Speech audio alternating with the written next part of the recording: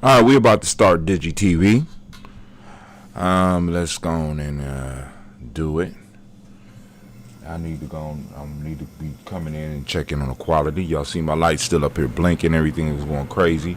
So I need to make sure that the family's getting what they need. So we need folk tales for grown folks. So let's go on and get y'all.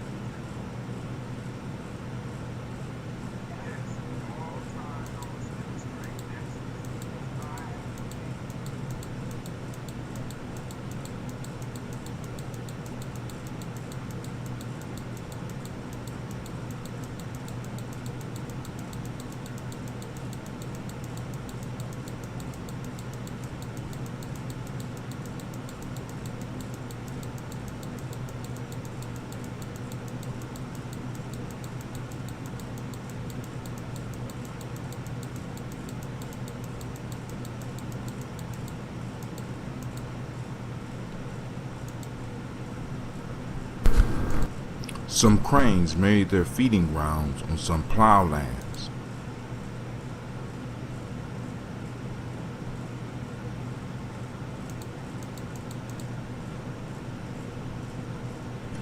Now that we're getting back on the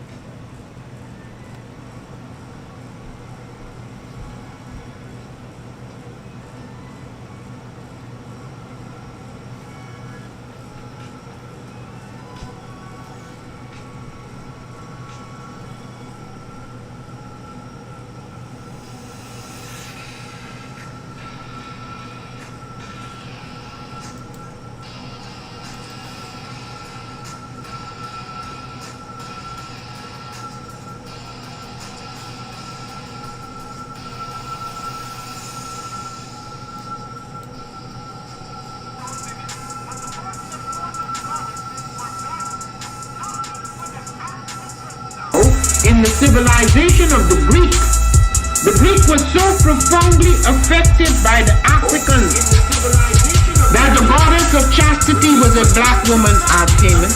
The goddess of wisdom was a black woman, Minerva. The goddess of beauty was a black woman, Diana. And many of their great mythological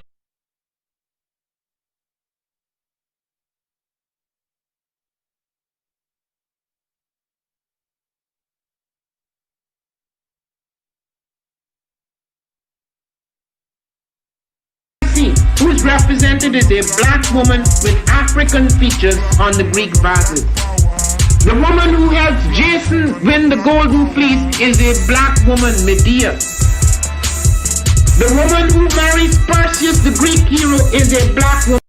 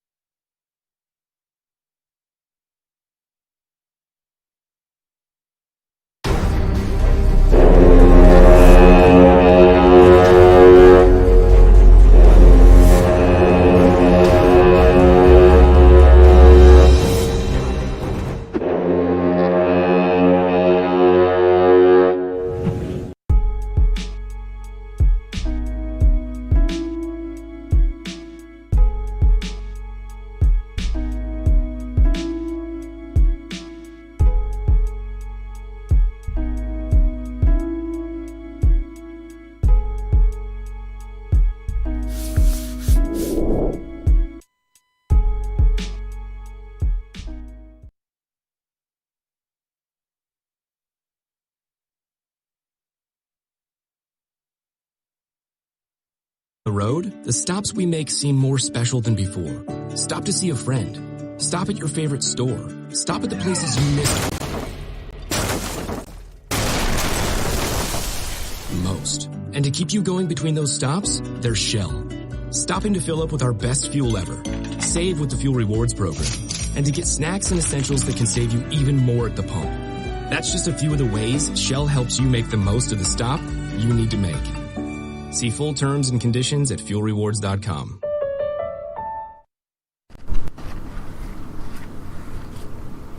A fox one day fell into a deep well and could find no means of escape. A goat, overcome with thirst, came to the same well and, seeing the fox, inquired if the water was good. Concealing his sad plight under a merry guise, the fox indulged in a lavish praise of the water, saying it was excellent beyond measure, and encouraging him to descend. The goat, mindful only of his thirst, thoughtlessly jumped down, but just as he drank, the fox informed him of the difficulty they were both in and suggested a scheme for their common escape. "If," said he, "you will place your 4 feet upon the wall and bend your head, I will run up your back and escape, and will help you out afterwards." The goat readily assented, and the fox leaped upon his back. Steadying himself with the goat's horns, he safely reached the mouth of the well and made off as fast as he could. When the goat upbraided him for breaking his promise, he turned around and cried out, "You foolish old fellow!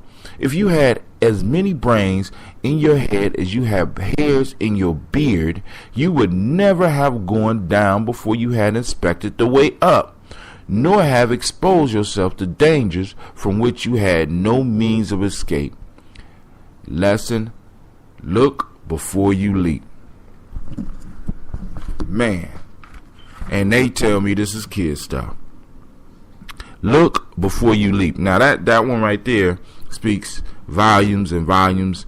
Many of us have learned that lesson. I mean, like I learned the lesson because I heard it in a different way. In one African proverb, they say, "Only a fool measures the depths of a river with both feet." I mean, it's these stories, man, the wisdom that comes from them. Now, let's look at this. We got a fox who represents cleverness. I mean, in every folktale we run into, each thing is symbolic. We got to become symbol literate. We have to learn to read the symbols. The fox, of course, is cleverness.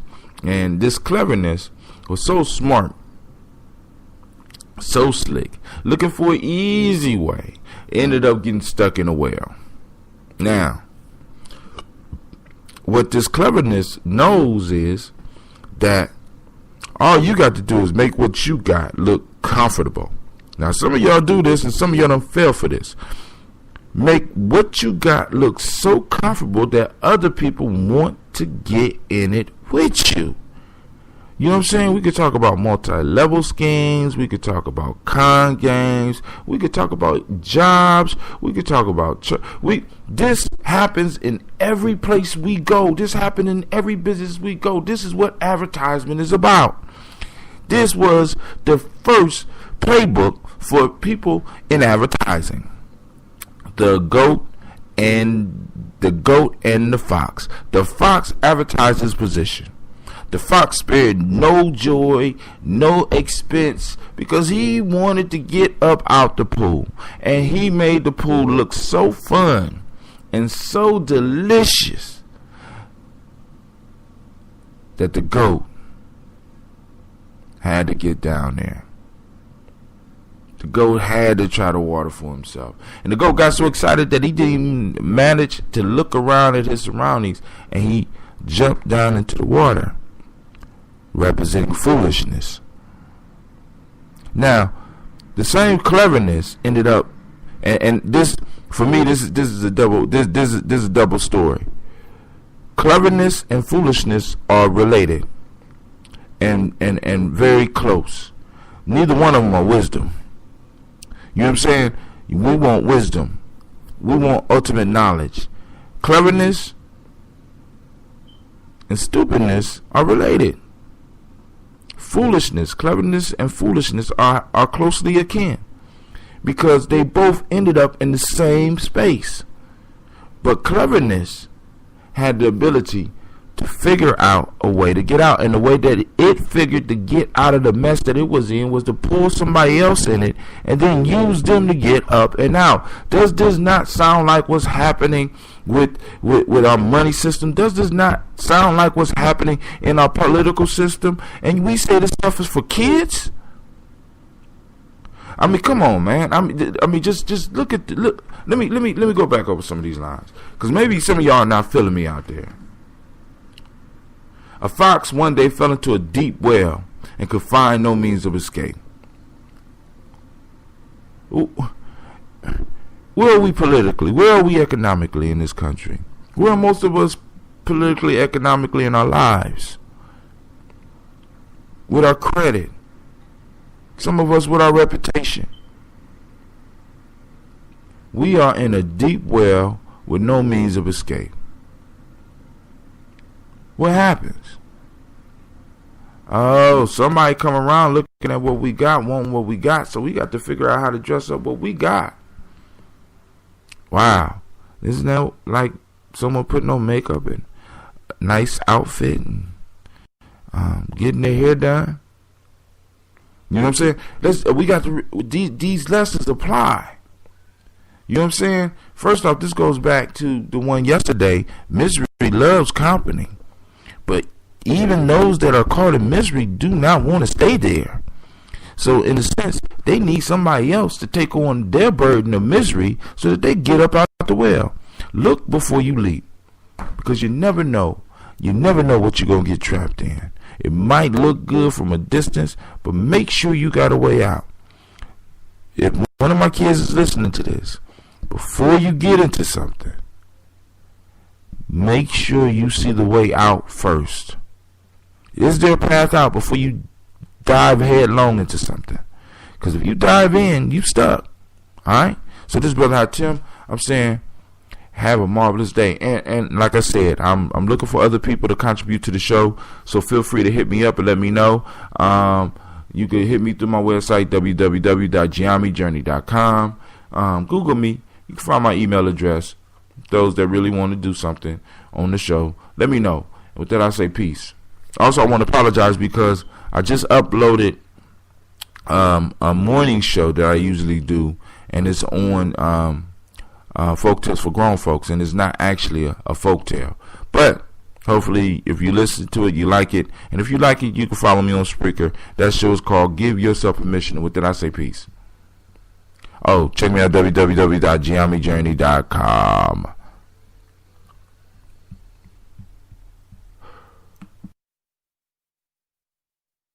Abercrombie & Fitch distribution centers are now hiring for all shifts. Earn up to $20 per hour and enjoy convenient schedules and overtime opportunities while working in a climate-controlled environment. Join the ANF team today. Apply online at anfcareers.com.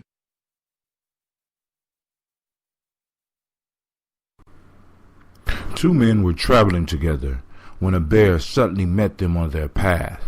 One of them climbed up quickly into a tree and concealed himself in the branches. The other, seeing that he must be attacked, fell flat on the ground, and when the bear came up and felt him with his snout and smelled him all over, he held his breath and feigned the appearance of death as much as he could. The bear soon left him, for it is said he will not touch a dead body. When he was quite gone, the other traveler descended from the tree and jokingly inquired of his friend what it was that the bear had whispered in his ear. He gave me this advice, his companion replied. Never travel with a friend who deserts you at the approach of danger. And the lesson is misfortune tests the sincerity of friends. Man, I keep telling y'all, these fables are not child's play. They can be read for children, but the lessons in them affect each and every one of us. Listen, that was dope. Listen, oh my God. Oh, my fault.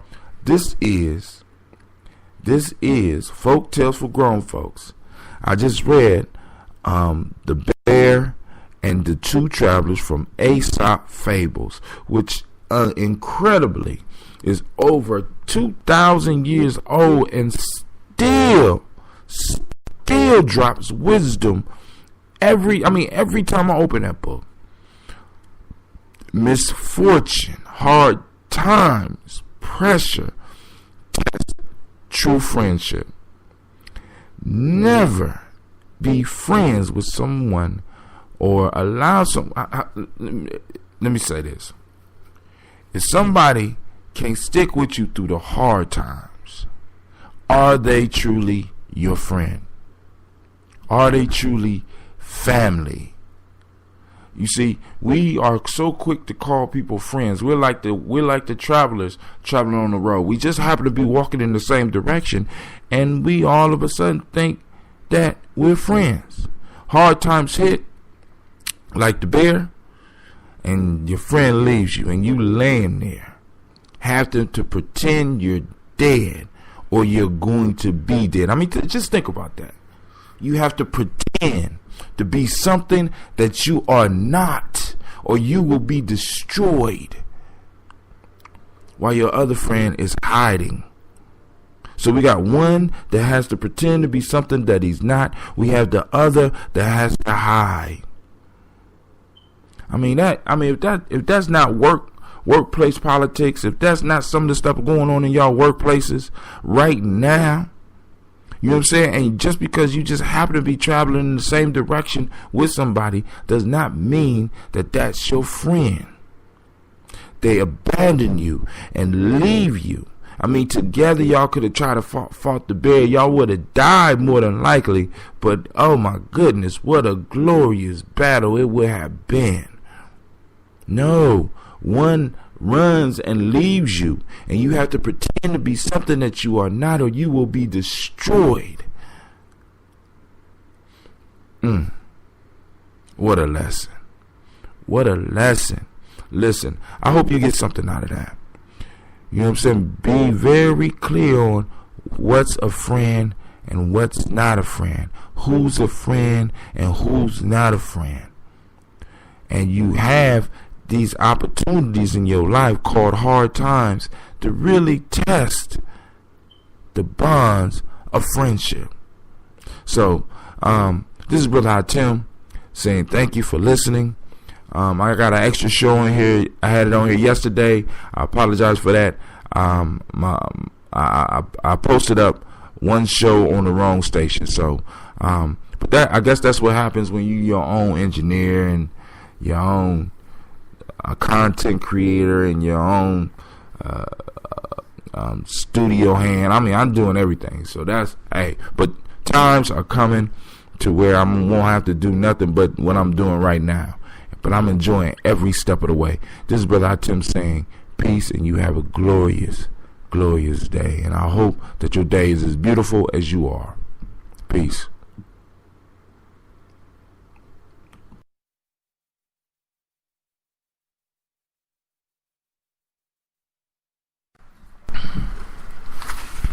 A heavy wagon was being dragged along a country lane by a team of oxen. The axle trees groaned and creaked terribly, whereupon the oxen, turning round, thus addressed the wheels. "Hello there! Why do you make so much noise? We bear all the labor, and we, not you, ought to cry out." Moral: those who suffer most cry out the least. Those who suffer most cry out the least. You know why? Because they're too busy. Those people that out there suffering are too busy suffering to cry out. They're too busy doing what it is they need to do. Now, Some people suffer in a good way and some people suffer in a bad way. Let's start with the bad way. Some people suffer for suffering's sake.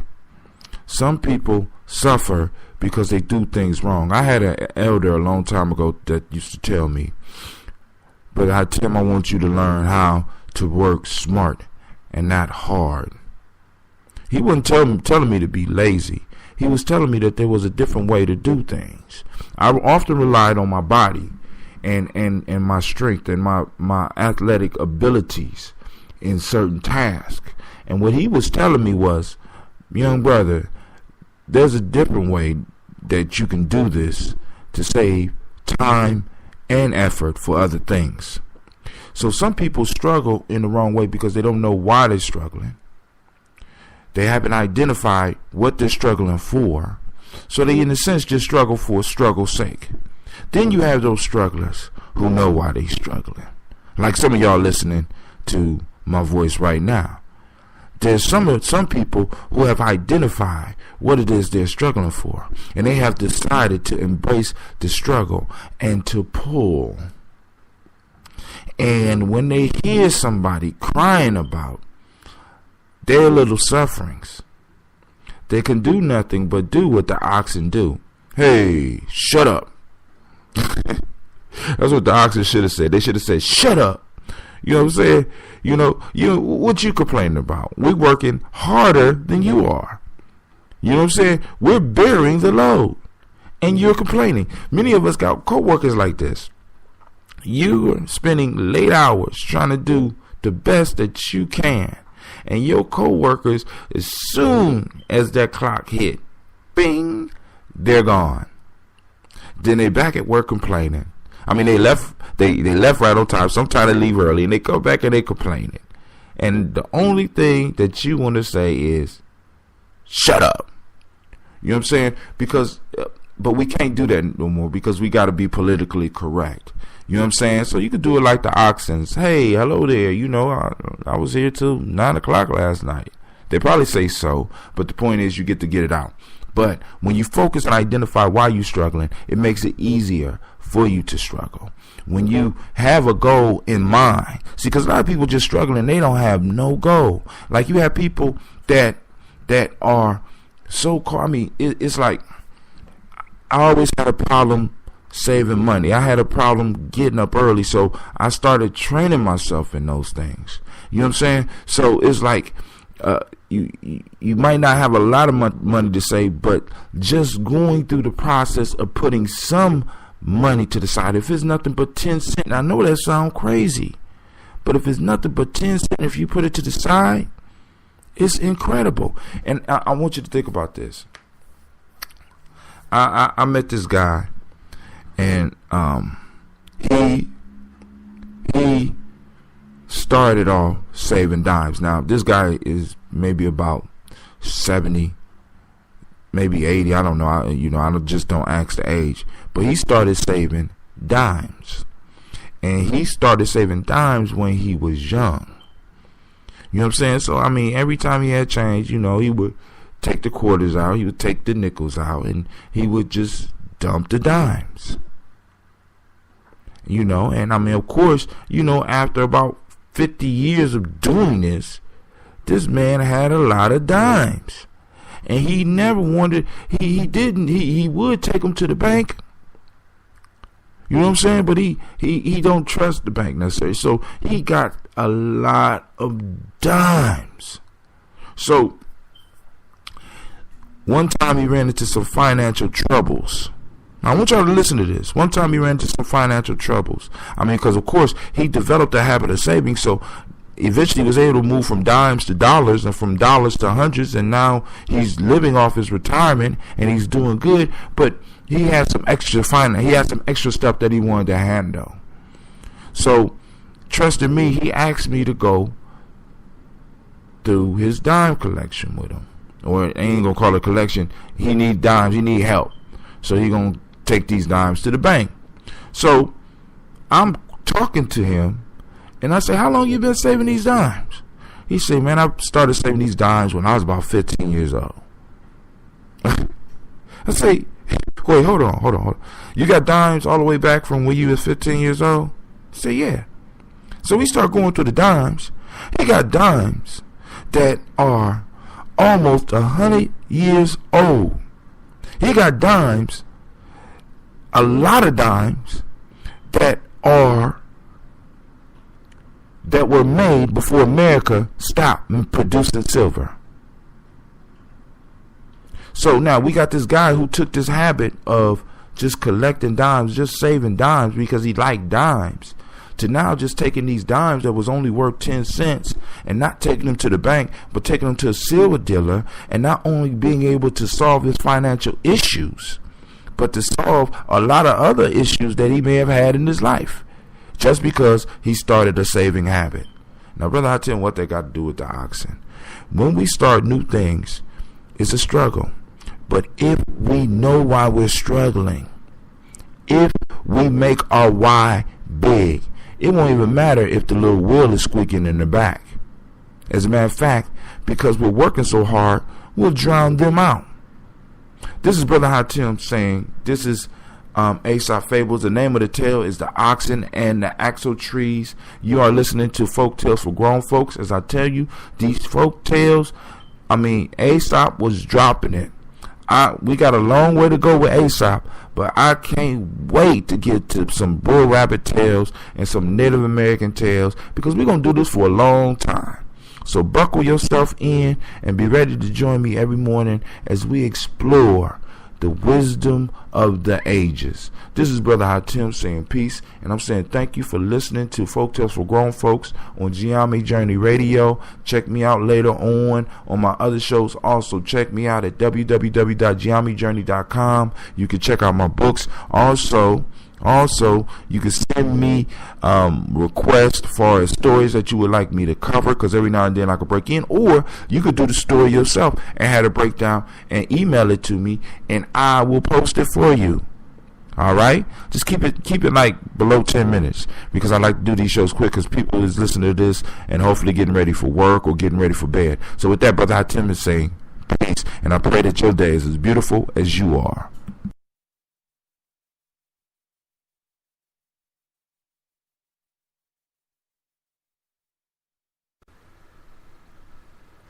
A pigeon oppressed by excessive thirst saw a goblet of water painted on a signboard, not supposing to be only a pitcher. She flew towards it with a loud whir and unwittingly dashed against the signboard, jarring herself terribly, having broken her wings. By the blow, she fell onto the ground and was caught by one of the bystanders. The lesson is zeal should not outrun discretion. Give it up for Mr. Cleveland Brown. That's what I'm talking about.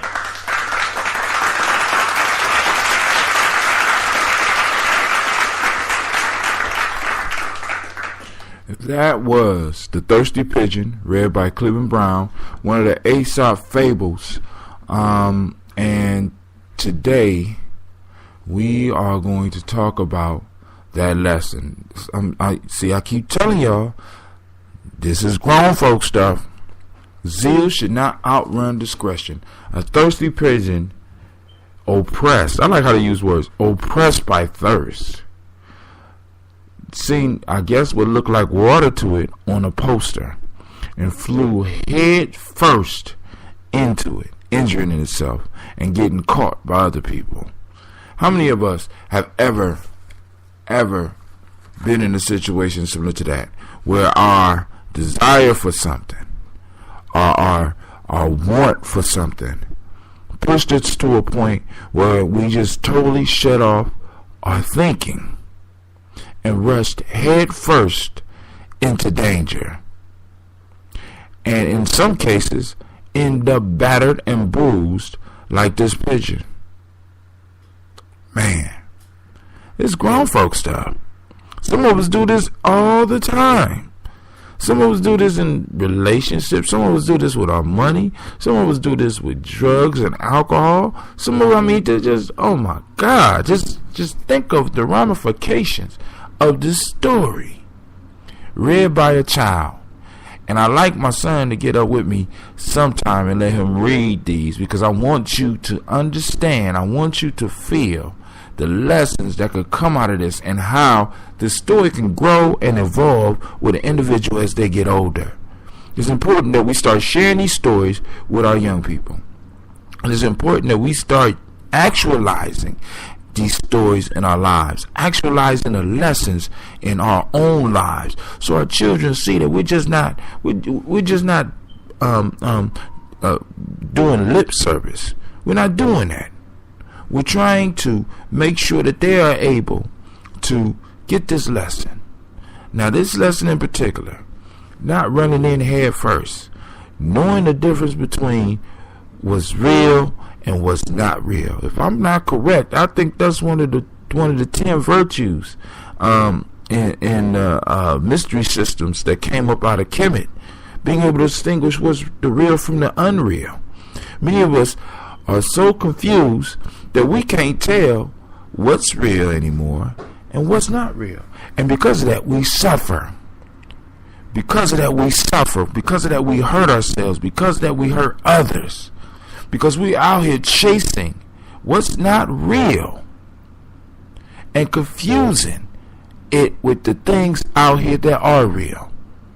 And we're leaving ourselves open, and we're doing more harm to ourselves than good. This is Brother Hatim. This is Folk Tales for Grown Folks. Right now, we're reading from Aesop Fables. The story today was The Thirsty Pigeon. Be sure to check me out on my site at www.GNJMedia.com. You can purchase this version that I'm using from ForgottenBooks.org, and it's translated by George Fowler Townsend. And this is Brother Tim, and I'm saying peace. Have a great day. I pray that your day will be as beautiful as you are.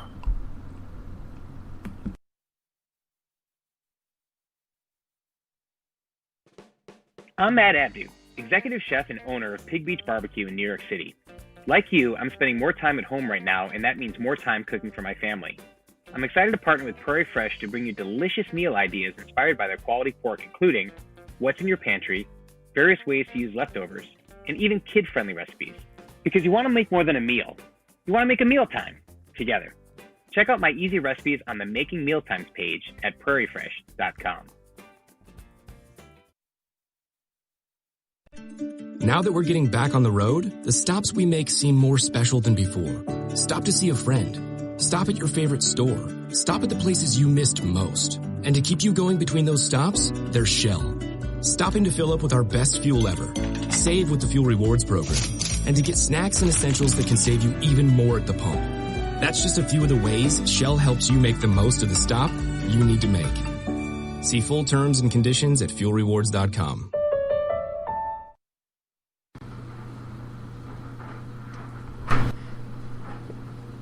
A raven saw a swan and decided to secure for himself the same beautiful plumage, supposing that the swans in which he swam, that the swan's splendid white color arose from the washing in the water in which he swam. The raven left the altars in the neighborhood, where he picked up the living and took up the residence in the lakes and pools. But he's cleansing his feathers, and often as he would, he could not change their color. While through he want of food and he perished. Change of habit cannot alter nature.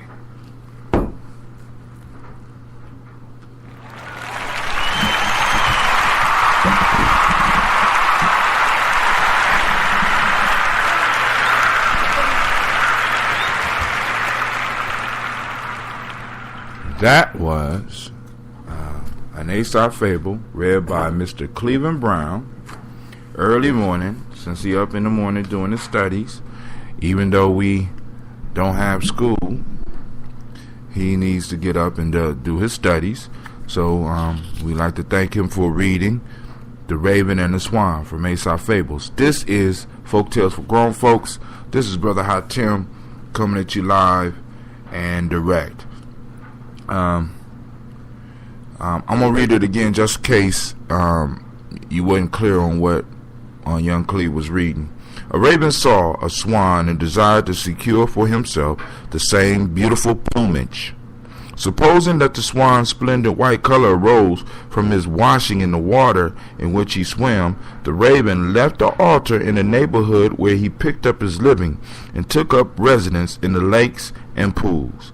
But cleansing his feathers as often as he would, he could not change their color, while through want of food he perished. Change of habit cannot alter nature. Man, I thought that, I keep telling y'all, this is not kid stuff. This is something we deal with as adults. Think about this. I personally thought that this was the issue of the 20th century. We have a black raven trying to look like a white swan. Dang, that sounds so familiar, it hurts. Look, I'm just gonna say, hey,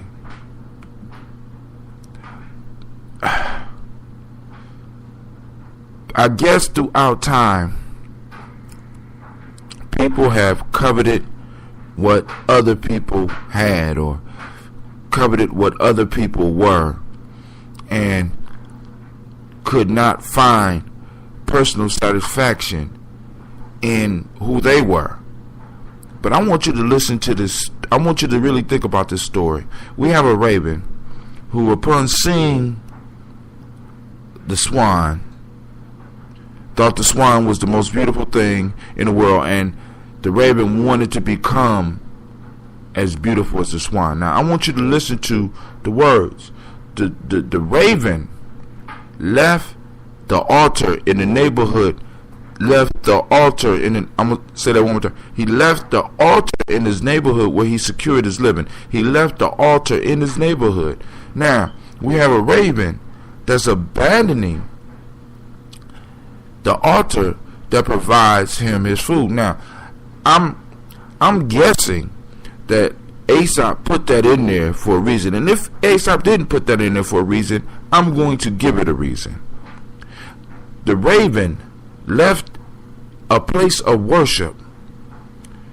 Not only was it a place of worship, it was a place of worship that provided for him.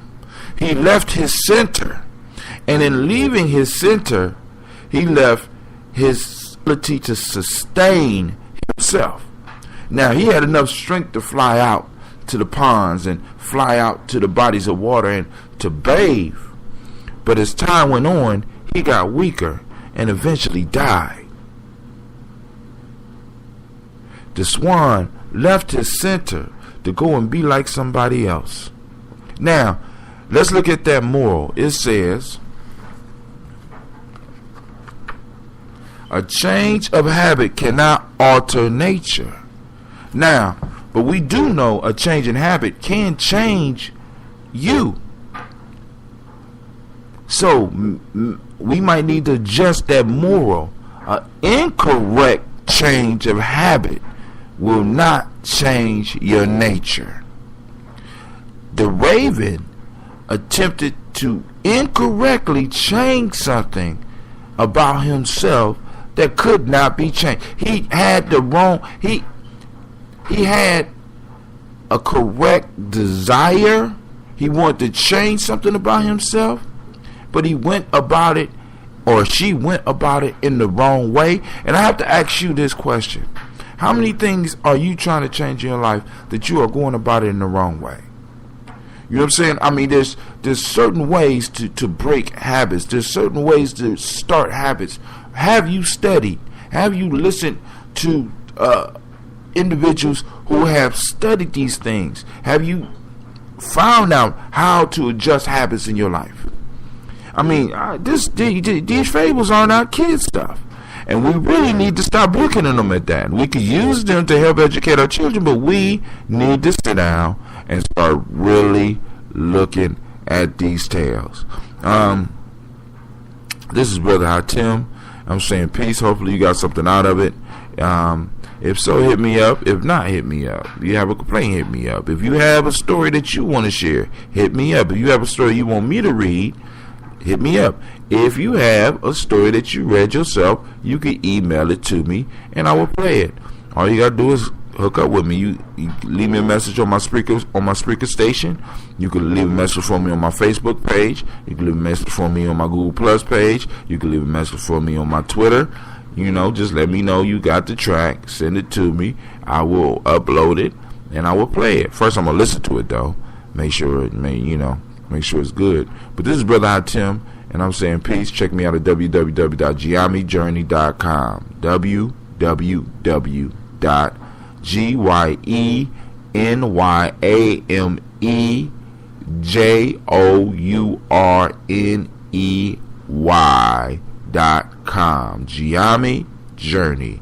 This is Brother Hatim, and I'm saying peace. You have a great day, and I pray that it is as beautiful as you are.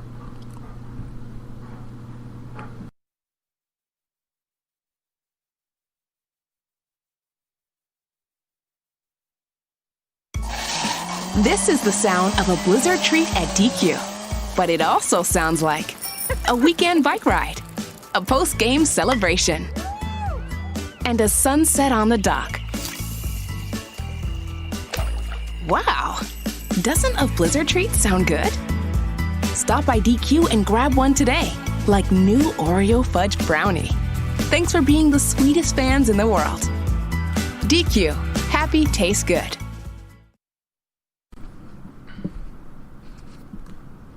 A goatherd had sought to bring back a stray goat to his flock.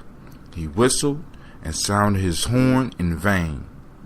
The straggler paid no attention to the summons. At last the goatherd threw a stone, and breaking his horn, begged the goat not to tell his master. The goat replied, "Why, you silly fellow, the horn will speak though I be silent. Do not attempt to hide things which cannot be hid."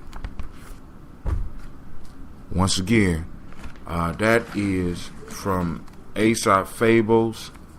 This is folk tales for grown folks. And the version that I'm reading from is a translation by George Filer Townsend, and it can be found at forgottenbooks.org. Go on and support them because they have, I'm thinking about 300,000 books. And for less than $2.99 a month, you could download 10 of them a month. I want you to really think about that. You got all these books at your disposal. I found books that I used to go to rare bookstores to find. Well, anyway, let's get into the story, The Goat and the Goatherd. So, we have somebody that's overcome with frustration, upset with this goat because this goat will not respond to them in the way that they would like. And I know this is a situation that many of us have been in before. Now, I want you, I have to stress almost every time I talk about these that these stories are not children's stories. They are veiled as children's stories. These are success tales for those who are wise enough to see. Let those who have ears hear. Let those who have eyes see. Listen. These fables are like the 48 laws of power of their time. I cannot stress how popular Aesop fables were, and in many cases still are, and how much wealth people who have used these tales have accumulated, how much happiness and how much safety they have brought into their lives. Now, we all, like this goatherd, has been frustrated before, and many of us have acted in ways as the goat herder. We whistle, get over here, goat, get over here. We blow the horn, come on over here. And finally we get upset and we do something not really thinking. He picks up a rock and he throws and he damages one of the goats. He damages somebody else's property. He's just a goat herder. He don't even own the flock. He damages somebody else's property, and the first thing he does is he asks the goat not to tell his master what he has done. And the goat,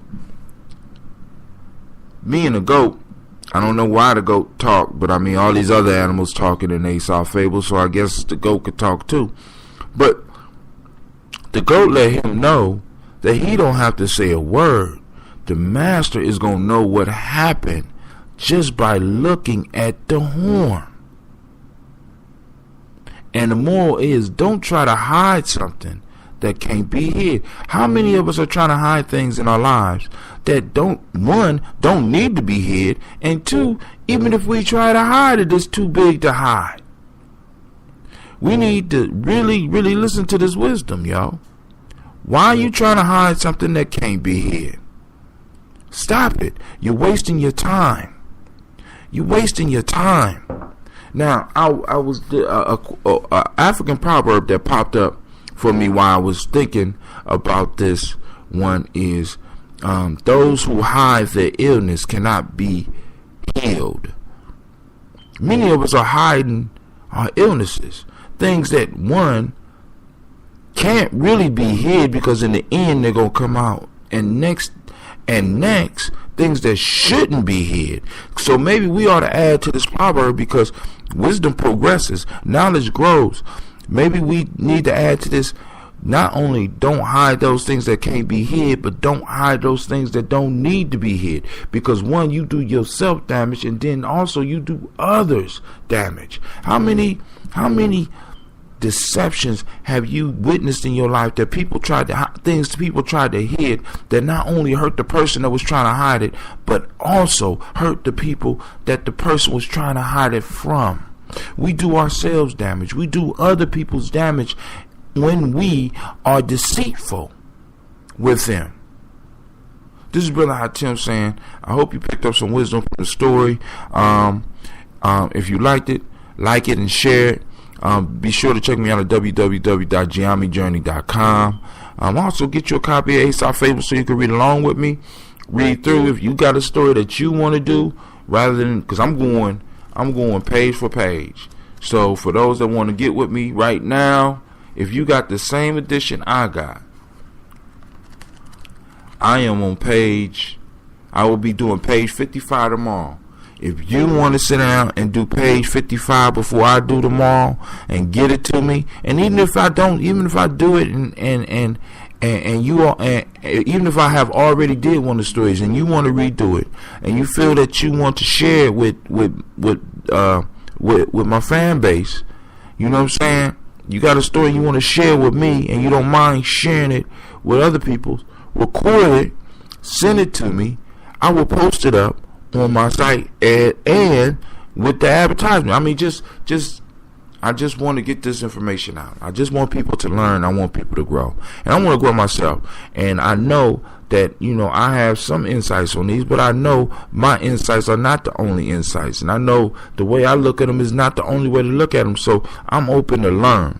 So if you have something to teach, please, by all means, share. This is Brother Hatim saying, you have a beautiful day, and as I usually say, I pray that your day is as beautiful as you are. With that, I say peace.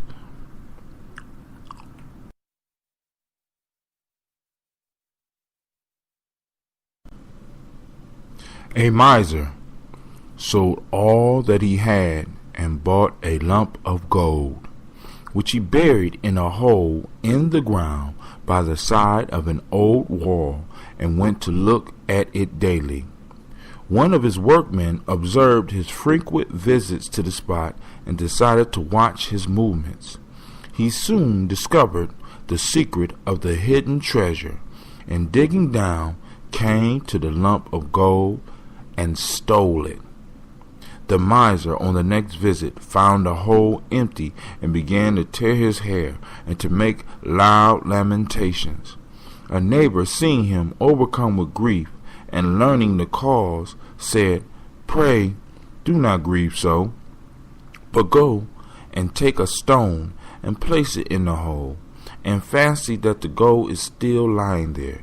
It would do you quite the same service, for when the gold was there, you had it not, as you did not make the slightest use of it." Man, I keep telling y'all, this grown folk stuff. This is grown folk stuff. Now, I put in describing this session, misers are dangerous to the community. A miser, when we look at the concept of a miser is someone that just hoards things. This is like in a lot of old fairy tales now, because I want y'all to think about this, because I keep on telling y'all these stories are not just for kids. In a lot of these old fairy tales, you would see a dragon who would take all the gold from an area and cause all types of poverty. He would take all the food, and he would take all the pretty women, and he would hide them in the cave, and he would die to protect all these things. But you know, it wasn't until I was grown that I really realized that the dragon had absolutely no use for the gold. Dragons eat meat, so they didn't need the crops, and dragons definitely didn't need the women. And in a lot of ways, what that illustrates for us is the mind state of a miser. The dragon was just hoarding things for absolutely no purpose, or better yet, for the purpose of hurting everyone else around him. A dragon is just so mean that he don't want nobody else to have nothing. And in most cases, misers focus on what they want and want to take it all. They want to have all the gold. They want to have all the silver. They want to have all the platinum. They want to have all the money. And if you even have just a little bit, they want to try to take that from you. And they're going to take it just like the dragon and put it in a place where it serves absolutely nobody. But this is what's amazing about economics to me. Economics, or money, is like the blood of a community. And I don't think my community in general gets this. Money is like the blood of the community. This is why money is only strong when it circulates within that community, within that city, within that nation. Because as the money flow, more hands touch it and more people get benefits from the money.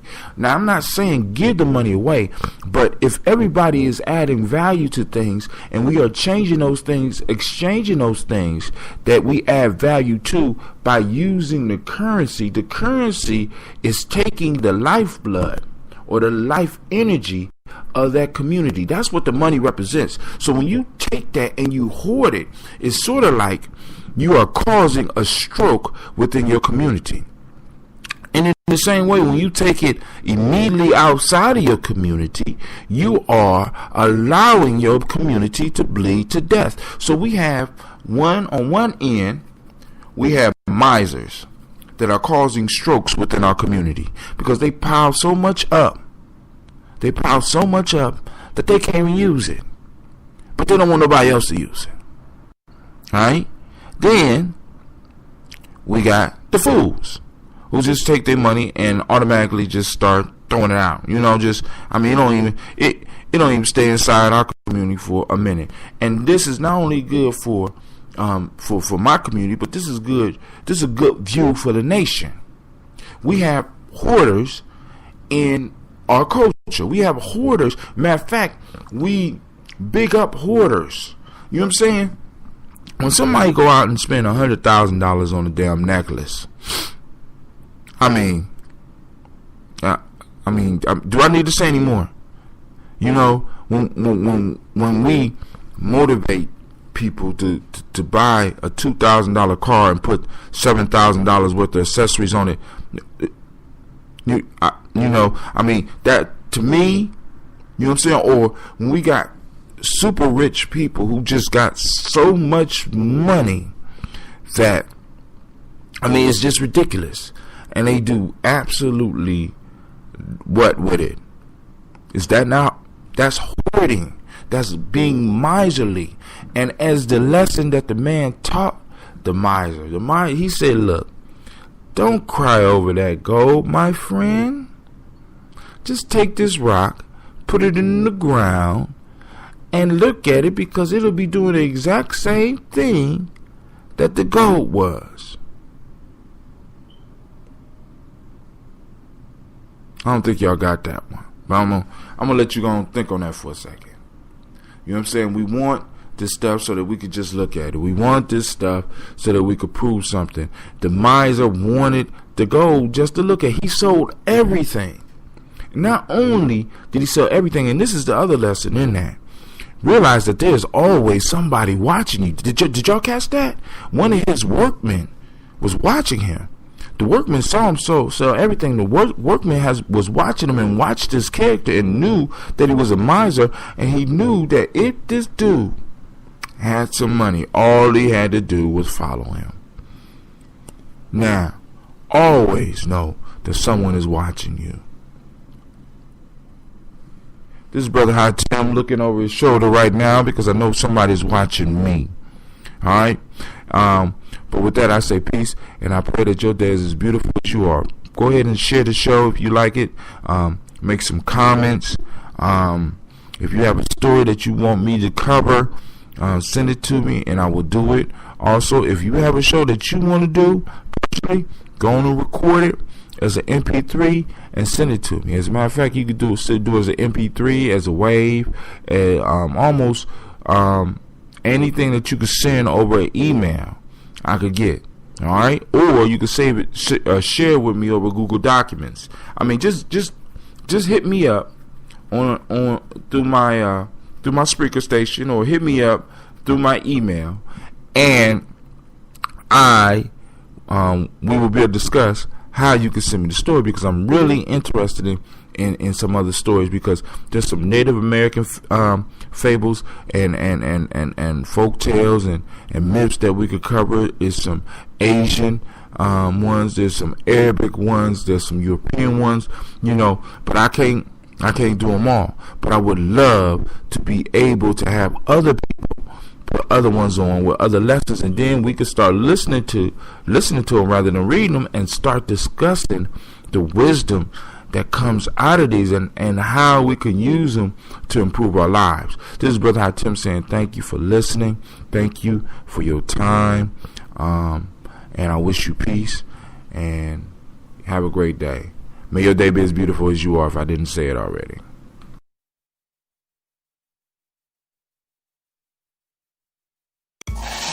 This is the sound of a blizzard treat at DQ. But it also sounds like a weekend bike ride, a post-game celebration, and a sunset on the dock. Wow! Doesn't a blizzard treat sound good? Stop by DQ and grab one today, like new Oreo fudge brownie. Thanks for being the sweetest fans in the world. DQ, happy tastes good.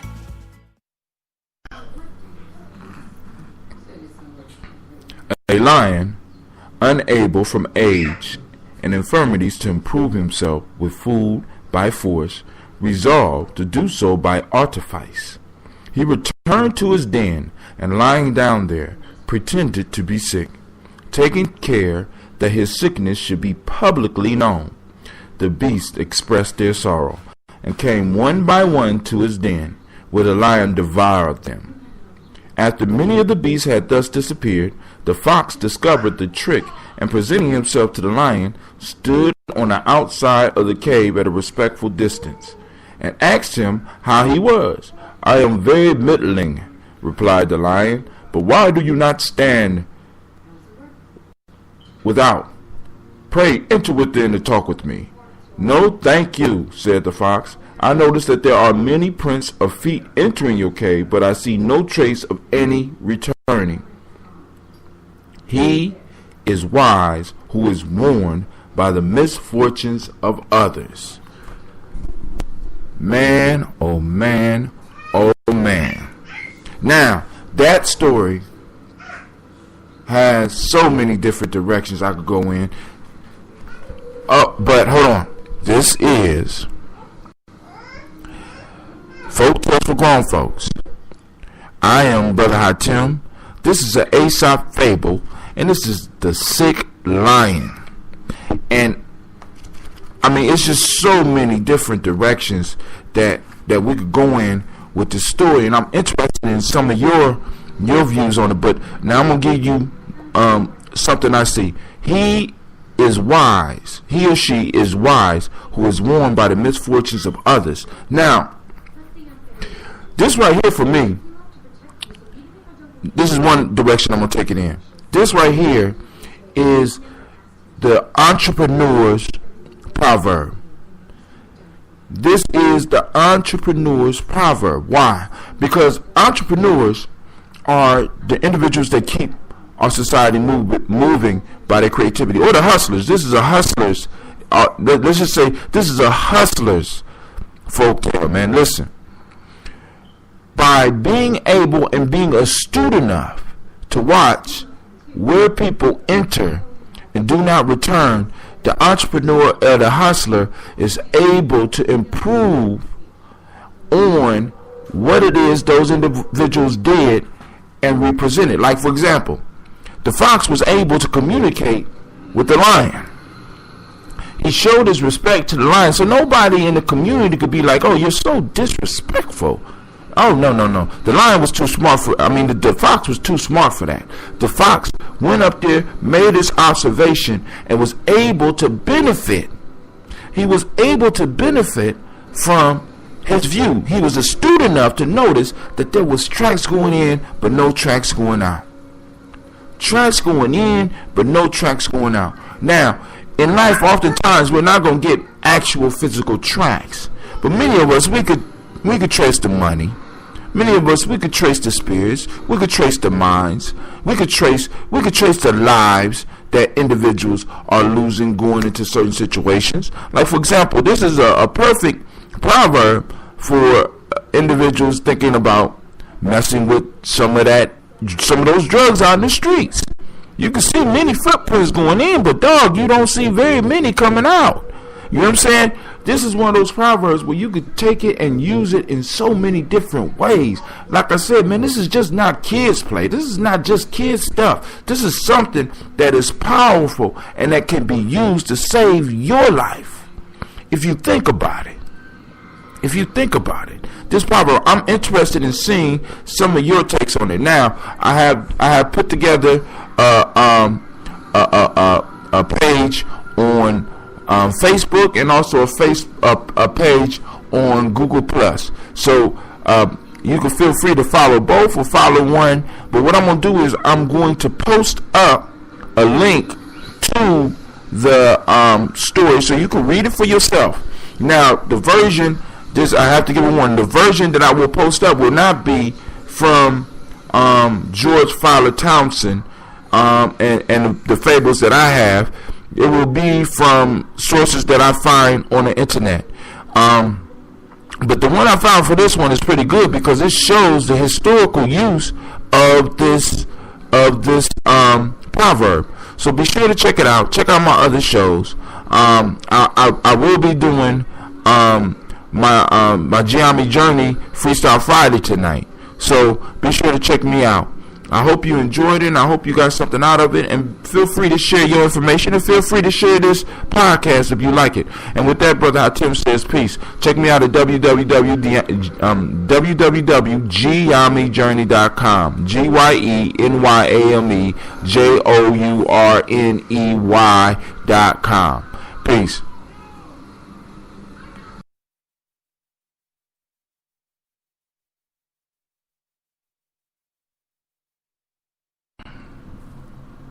A groom used to spend whole days in curry combing and rubbing down his horse, but at the same time stole his oats and sold them for his own profit.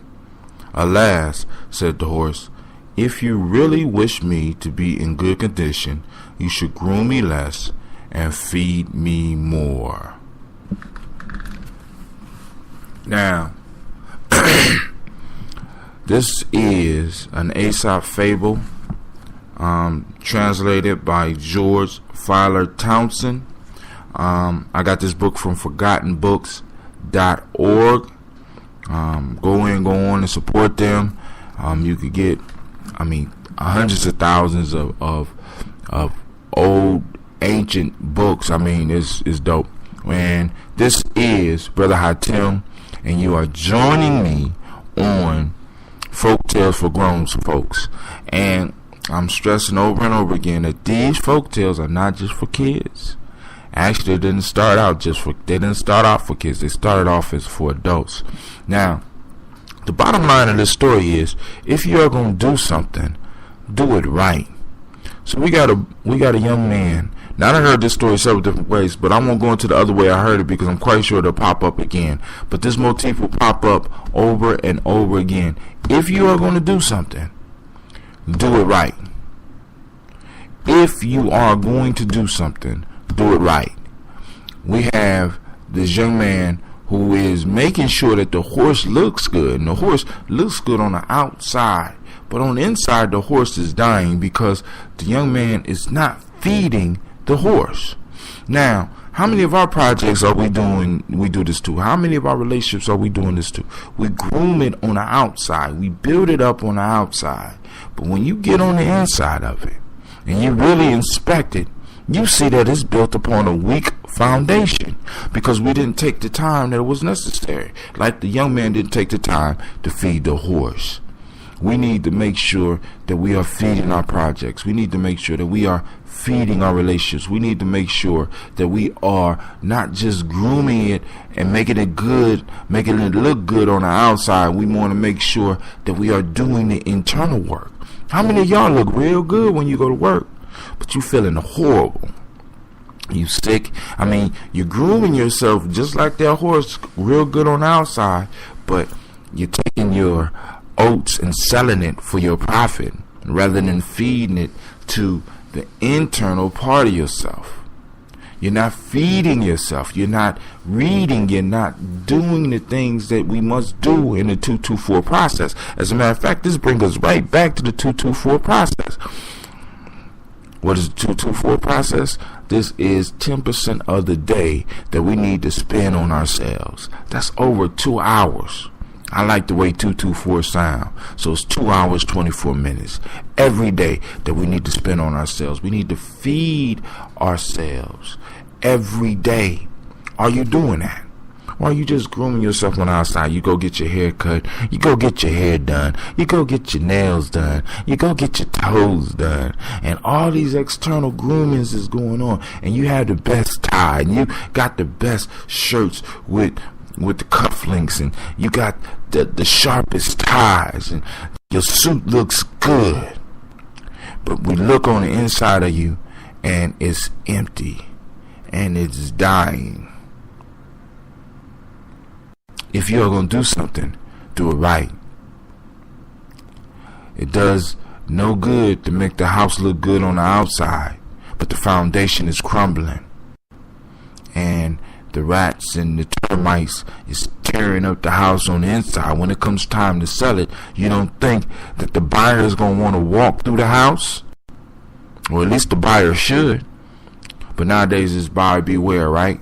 Alright, this is Brother Tim. I'm saying I hope you get the lesson out of it. I'm looking forward to listening to some of y'all comments. Let me know what you think. Also, I'm making an offer. I make this offer over and over again. Those of you that have a story that you want me to read, don't have to be just Aesop. I mean, because there's many stories that have adult motifs or have lessons that can be distilled for adults. Also, if you have a story that you want to share, just email it to me. You know what I'm saying? Or at least hit me up with a link or something on my Spreaker page. You can follow me on Google. I got Folk Tales for Grown Folks on Google as well as on Facebook. You can join the group and you can upload your own. You know what I'm saying? And I will be able to download it, and I will, if it's good, I'll put it on my show and hopefully get some more comments. But this is Brother Tim. I'm wishing you a beautiful, beautiful day. And as I usually say, I pray that your day will be as beautiful as you are. And with that, I say peace.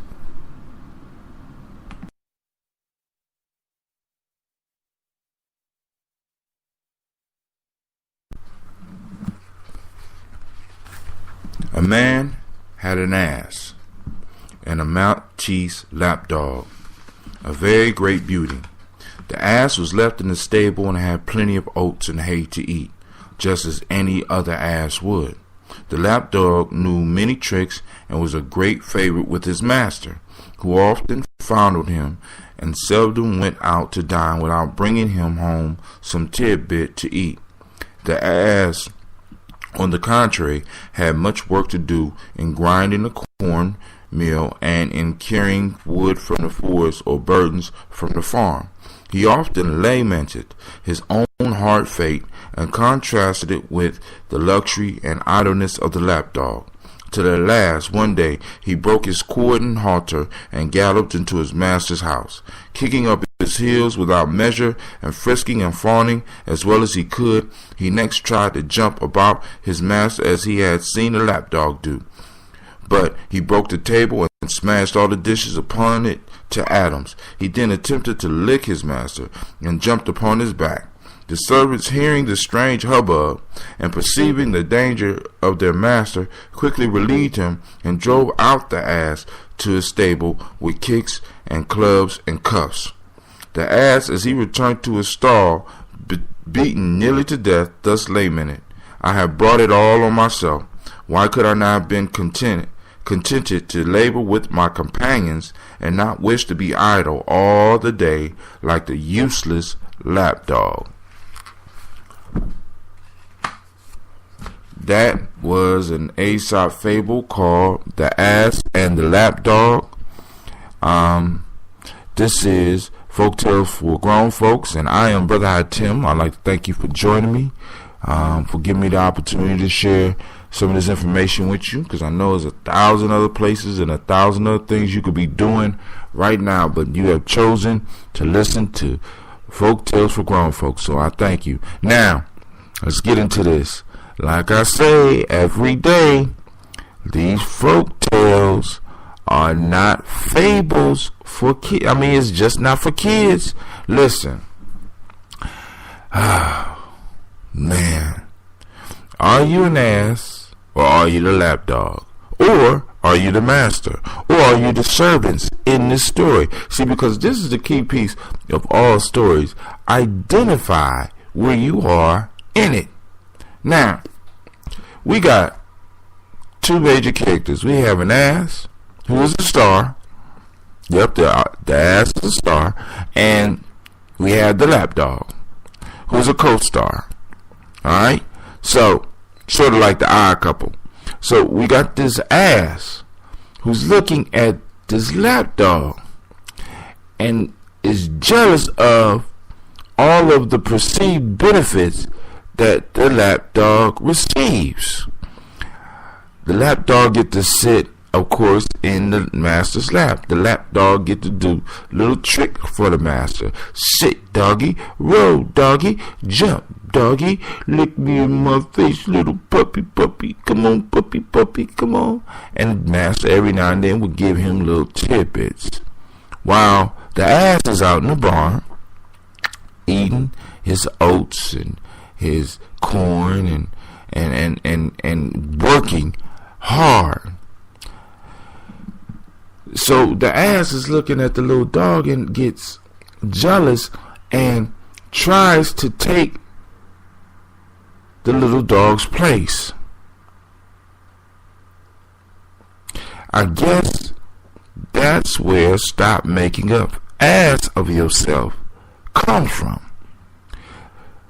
The ass went inside and tried to do all the things that the little dog would do, not realizing because of his size that he would hurt everyone that he tried to sit. If he tried to sit on his master's lap, he would break it. Not the chair, the master's lap. When he tried to lick the master, his tongue was too big and it was just uncomfortable. He jumped on his master's back, and he would have eventually ended up killing his master, trying to be what he was not. Those of you that are asses, stop trying to be lap dogs, because a lap dog ain't trying to be you. Sometimes it's better for us to face what we were born to do rather than to pretend to do something and be something that we're not. Be who you are. Be who you are. Because when you be who you are the best at that. And when you are the best at it, that's when you really start getting the rewards of life. I ain't gonna just say get paid, because a lot of us just looking for money. So of course you're gonna go on and find some little gig that you're gonna be unhappy with, and eventually it's gonna kill you. But I'm talking about those of you that's on the journey with me, those of you that's involved with the 224 process. Listen, do you to the best of your ability, and the rewards of life will follow. But of course you got to find out who you are. Are you the ass, or are you the lap dog? You know what I'm saying? Are you the master? Or are you the servants in this story? And which one of those are you in the story of your life? This is Brother Hatim, and I'm saying peace. Thank you for listening. Check me out at www.GNJMedia.com. GYENYAME journey.com. And with that, I say peace. This is the sound of a blizzard treat at DQ. But it also sounds like a weekend bike ride, a post-game celebration, and a sunset on the dock.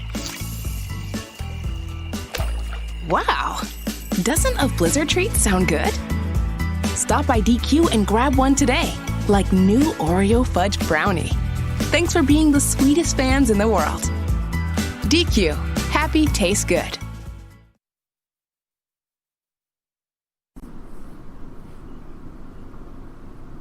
A controversy prevailed among the beasts of the field as to which of the animals deserved the most credit for producing the greatest number of whelps at a birth. They rushed clamorously into the presence of the lioness and demanded of her the settlement of the dispute. "And you," they said, "how many sons have you at birth?" The lioness laughed at them and said, "Why, I have only one, but that one is altogether a thoroughbred lion. The value is in the worth, not the number." Man, alright. That was the lioness. That is an Aesop fable. From the translated version, translated from Greek by George Fowler Thompson. I purchased that book off of ForgottenBooks.com. This is Brother Hatim. This is Folk Tales for Grown Folks. And as I say every morning, these fables are not just for kids. Listen to the story. We have a lioness is approached by a bunch of people arguing about how many things they've done, how much they have done. And basically, they're counting numbers. They're looking for quantities. And when they approached the lioness about her stuff, which was her cub, Well, how many you have at birth? I have one, but that one is altogether a thoroughbred lion. Now, I just want you to think about that. Think about that in your job. Think about that in your life. You know what I'm saying? Are you producing thorough quality rather than a whole lot of quantity? Are you doing quality work? Are you producing quality kids? Are you spending quality time? You know what I'm saying? Looking for quality rather than quantity. Alright? Man, listen. Woo, these folk tales, man. I mean, it's like, you can't help but to reflect on the things that you do and the things that you're not doing when you really sit down and listen to these. This is why I had to have this show and call it Folk Tales for Grown Folks, because this is how we used to educate ourselves. Quality over quantity in your job. Quality over quantity in your life. Quality over quantity in your relationship. Quality over quantity in your bank account. You say, what? I want more. I want more. You know what I'm saying? More of what? You want quality. And quality, when you spend your time in something, are you producing value, or are you adding quality to something? Are you adding something to it? You know what I'm saying? That's the most important piece. But this is Brother Hatim. I'm going to break off early this morning. You have a great day, and I pray that your day is as beautiful as you are. Check out my site at www.GNJMedia.com. Leave some comments. I would love to hear some of the wisdom that you got from this tale. And with that, I say peace.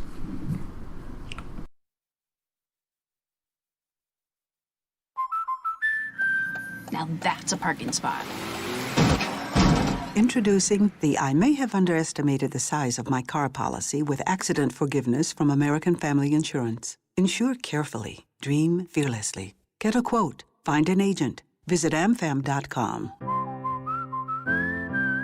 Optional policy features not included in base policies. Review policy for coverages and exclusions. American Family Mutual Insurance Company, SI, and its operating company, 6000 American Parkway, Madison, Wisconsin.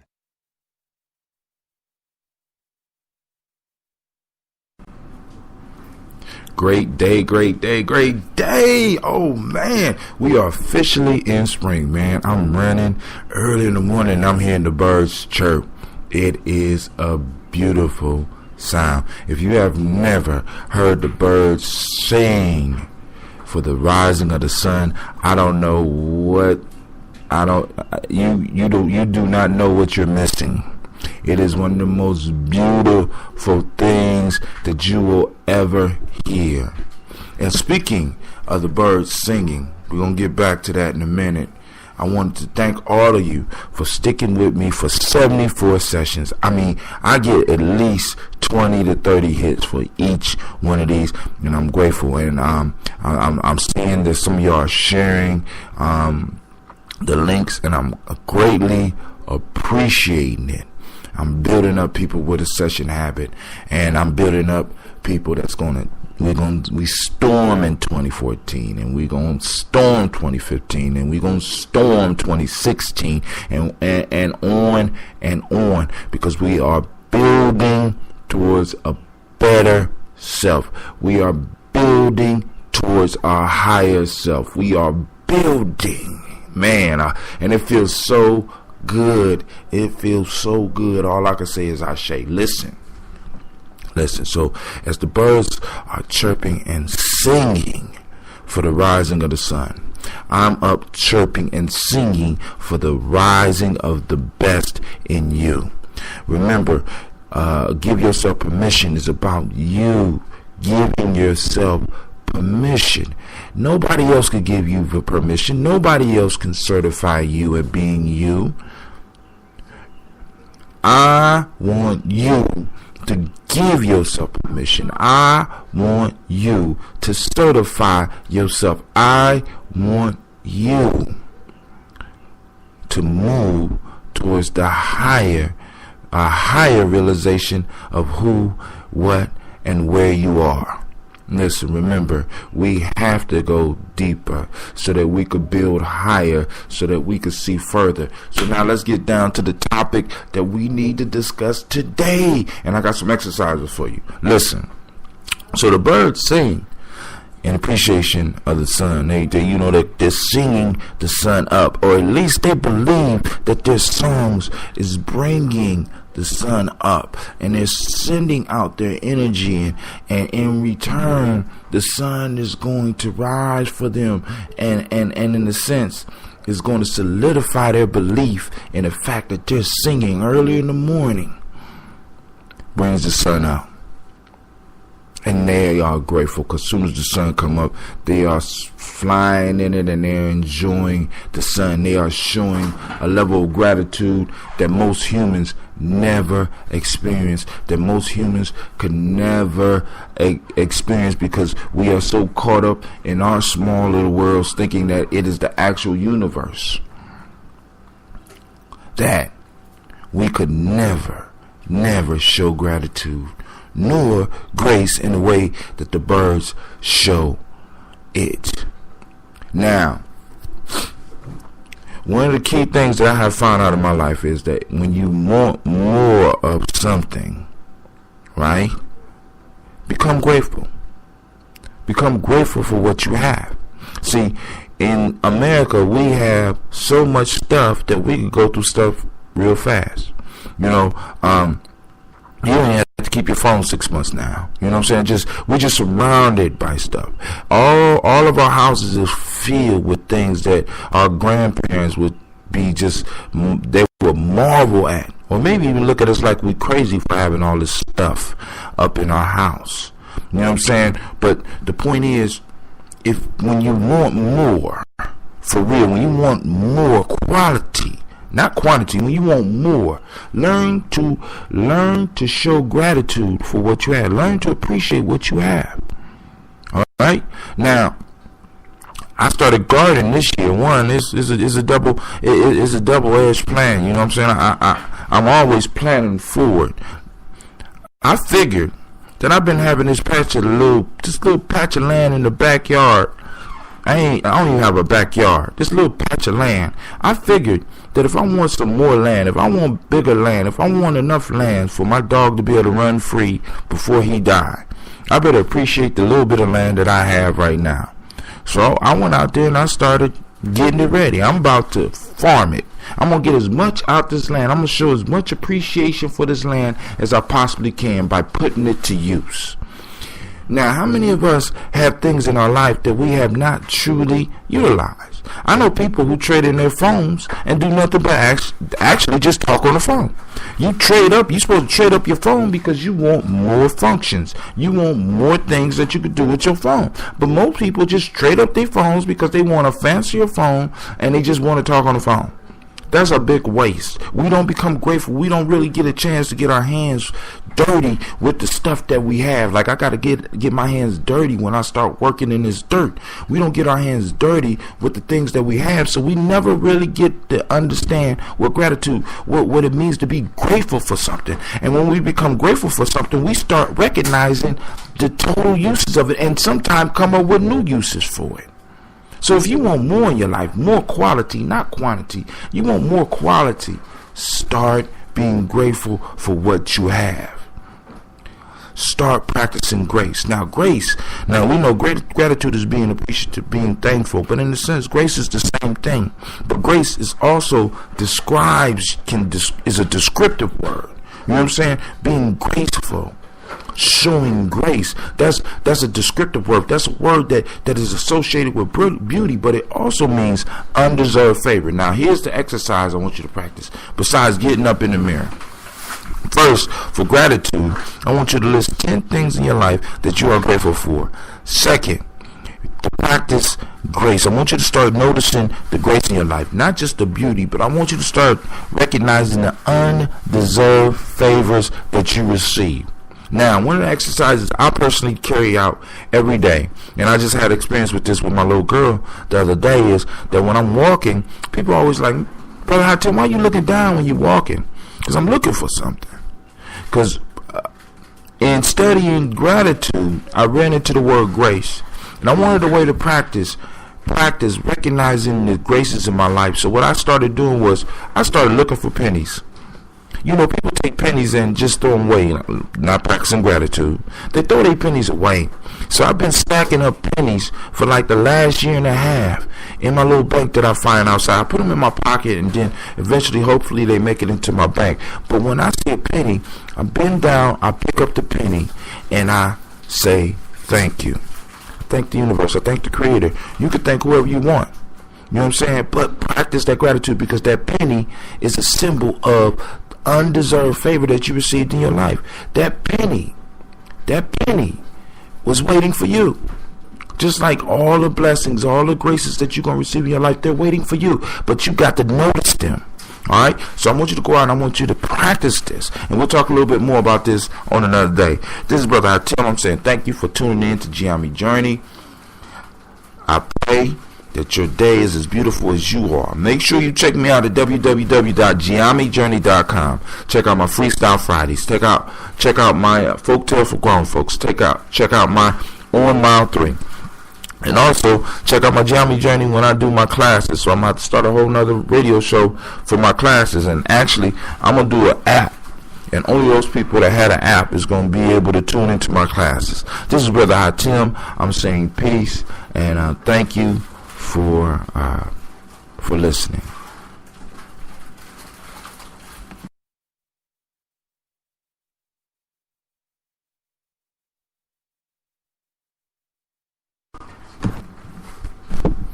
A man who had traveled in foreign lands boasted very much, on returning to his own country, of the many wonderful and heroic feats he had performed in the different places he had visited. Among other things, he said that when he was at Rhodes, he had leaped to such a distance that no man of his day could leap anywhere near him as to that. There were in Rhodes many people who saw him do it and whom he could call as witness. One of the bystanders interrupted him, saying, "Now, my man, if this all be true, there's no need of a witness. Suppose this to be Rhodes, and leap for us now."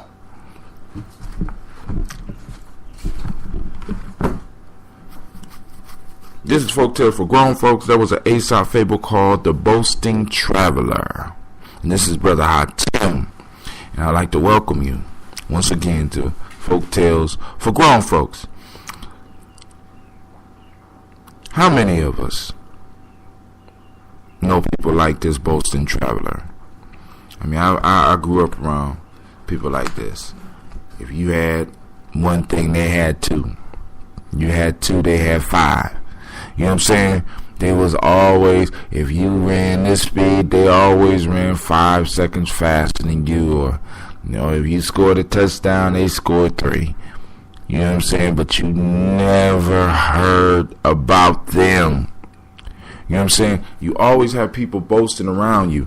And it's always good to have those people around that listen to boasting and come up with things like this one person did. Pretend this is Rhodes and jump now. See, sometimes when people are boasting, especially when they're coming to us saying that they could do A, B, and C, sometimes we need to challenge them to do it. Show us what you can do. If you did all these things over there, show us what. Not tomorrow. Now, show us what you can do. I mean, I done been in situations where I done seen individuals come in with these great resumes and they're able to do all this stuff, but when it comes down to the rubber meeting the road, the car don't even have an engine. Listen. These folktales are not. Listen, these fables are not for kids. They're not just for kids, because all of us run into this same thing, and a lot of times some of us let it slide. You hear people boasting all the time, and we don't bust their bubble. Sometimes we got to challenge people, because I want to see some incredible stuff. I actually like seeing. I used to couldn't wait when I was little for That's Incredible to come on so I could see somebody do an amazing feat. So what I'm gonna start doing is when I'm hearing people talk about all the incredible things they could do, I'm gonna ask them to perform it right now.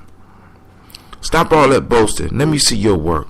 When you good at something, you don't have to boast. When you good at something, you don't have to brag. People can look at you and see it. So if you are a boaster, stop. Stop. Show and prove. This is Brother Tim saying, thank you for listening to Folk Tales for Grown Folks.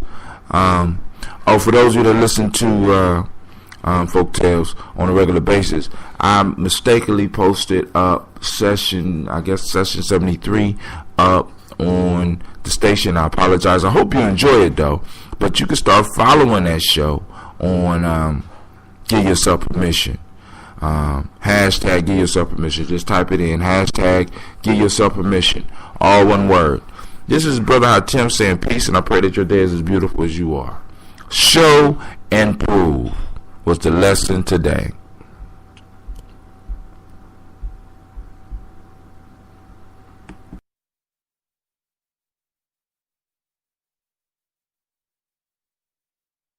When your furnace or air conditioner stops working, you can always rely on Atlas Butler to get it up and running the same day. So why not depend on Atlas Butler for all your plumbing needs? One call does it all. Call 1-800-FURNACE.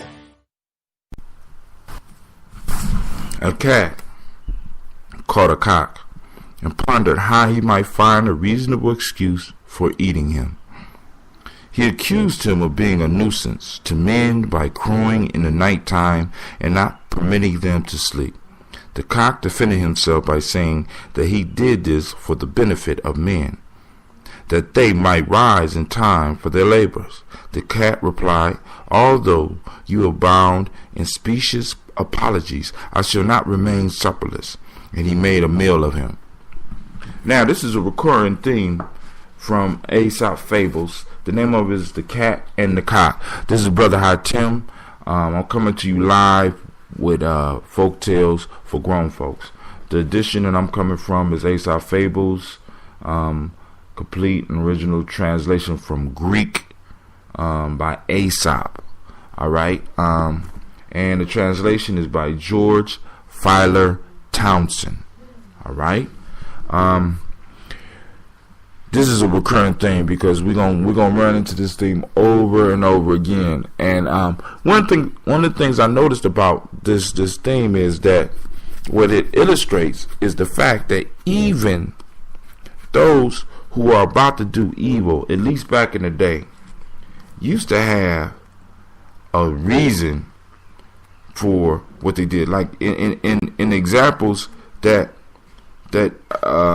Aesop has given us, like with the wolf and the sheep, and also this story, the cat and the cock. We see the villain, or the so-called villain in this, having to find a plausible reason to eat the animal. And I don't know what happened to that, or maybe it still exists. Maybe people justify. So I think one of the lessons in this is that even those that are doing wrong to us don't necessarily think they're doing wrong to us. They're doing the best they can for themselves. Because in both incidences, like when I read you the story about the wolf and the sheep, or the lamb, the wolf and the lamb, and the lamb was in the same situation that the cock was in. The wolf needed to eat the sheep. He needed to eat the sheep, just like the cat needs to eat the chicken or the cock. And so he finds a way to try to get the victim to agree with him. And this is a recurrent. Some of y'all might have experienced this, where you've been in situations where those people who were trying to put you in a compromising situation wanted you to play into the situation, wanted you to participate in the situation. And this is often a ploy of those that are in power a lot of times. They want you to participate in your oppression or even your own destruction.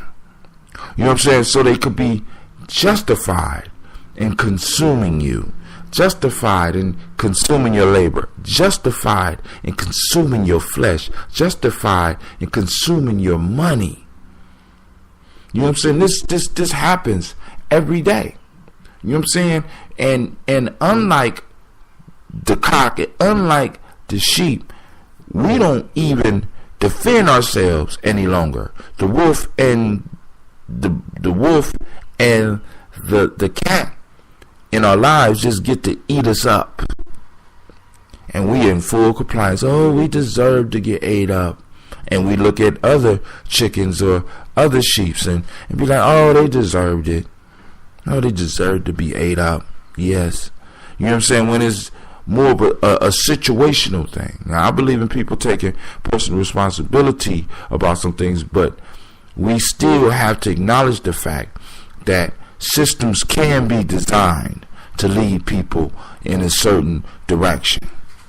And in leading them in that direction, they participate in their own destruction.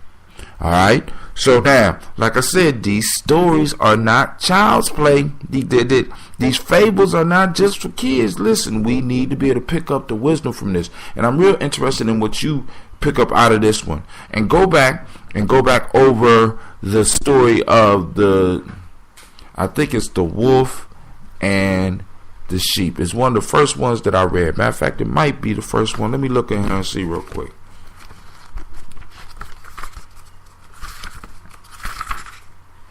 The Wolf and the Lamb. Yep, it's the very first one that I read. For at least for folk tales for grown folks. And 61 stories later, let's say 61 pages later, which is basically 61 stories later, we have a recurring theme. Now, we need to be really mindful when we run across these recurring things, because if they were a problem in his time, more than likely they are a problem in our time and will be a problem for all time.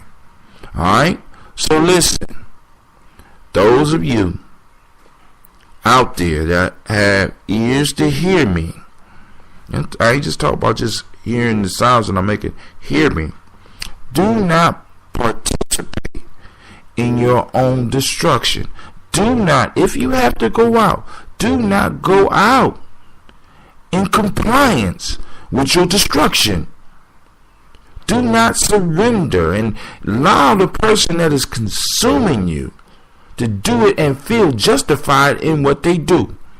Alright? If you go out, go out knowing that your passing will linger in this individual's psyche, because you wasn't going down, you wasn't agreeing with him, you was doing just like the chicken, just like the cock. Look, man, I crow, I help, man. What are you talking about? You can't throw that guilt. You can't make me feel guilty about what I do. I'm doing what I was born to do. That's a whole nother lesson, dude. You got to go out doing what you was born to do. Alright, this is Brother Tim, and I'm saying peace. You have a great day, and I pray that your day is beautiful as you are. Be sure to check me out at www.GNJMedia.com. I got my class coming up this weekend, so hopefully you'll catch it live, because if not, I'm putting it on private in the next coming weeks, because I will be putting up an app. This is Brother Tim, and I'm saying peace.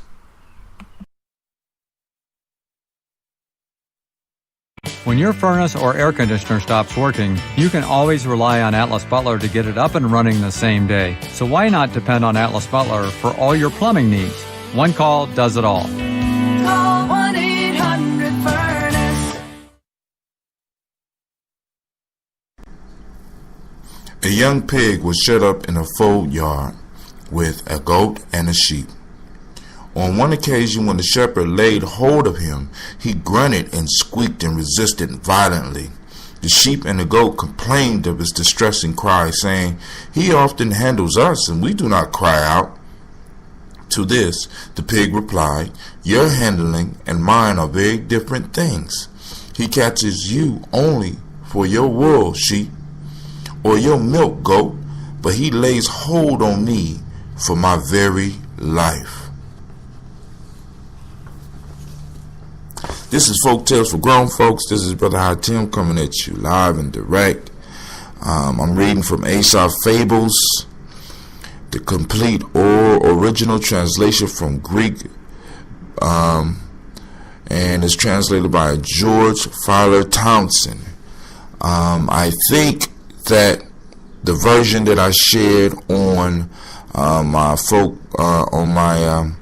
Facebook page and my Google page are both from George Fowler Townsend. But if not, I'm still interested in what you have to say. What I started this morning was I'm going to post for each one of these stories. I'm gonna search the internet and I'm gonna post the story that I'm reading, so that you can give your opinions and your ideas on it. Because some of us can listen to me read it and get the lesson, but some people need to read it themselves.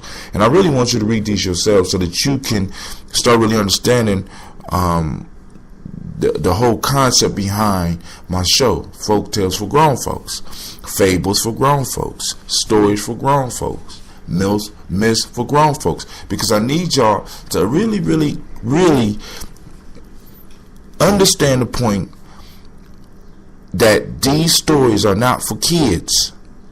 You know what I'm saying? Not just for kids. Yes, kids can get the lessons, but by us moving into our ego about being adults, we often miss some of the most potent and most powerful wisdom, because we shield ourselves from it in our ignorance. We ignore the wisdom that's coming at us, and I want us to get past that. So now let's look at this story here. We got a pig or a piglet, a sheep, and a goat. And every time the shepherd comes and grabs the sheep, argues a little bit, but he goes and he comes back and he's a little bit balder. He takes the goat and the goat argue a little bit, but when she comes back a little bit lighter. But when he comes to grab the pig, oh, lo and behold, the pig is screaming, the pig is fighting, the pig is biting, the pig is raising such a fuss that the sheep and the goat have to make a comment. Why you tripping like this, man? What's up, man? Come on now. He's just trying to take you. And this, for me, is what happens in life to all of us.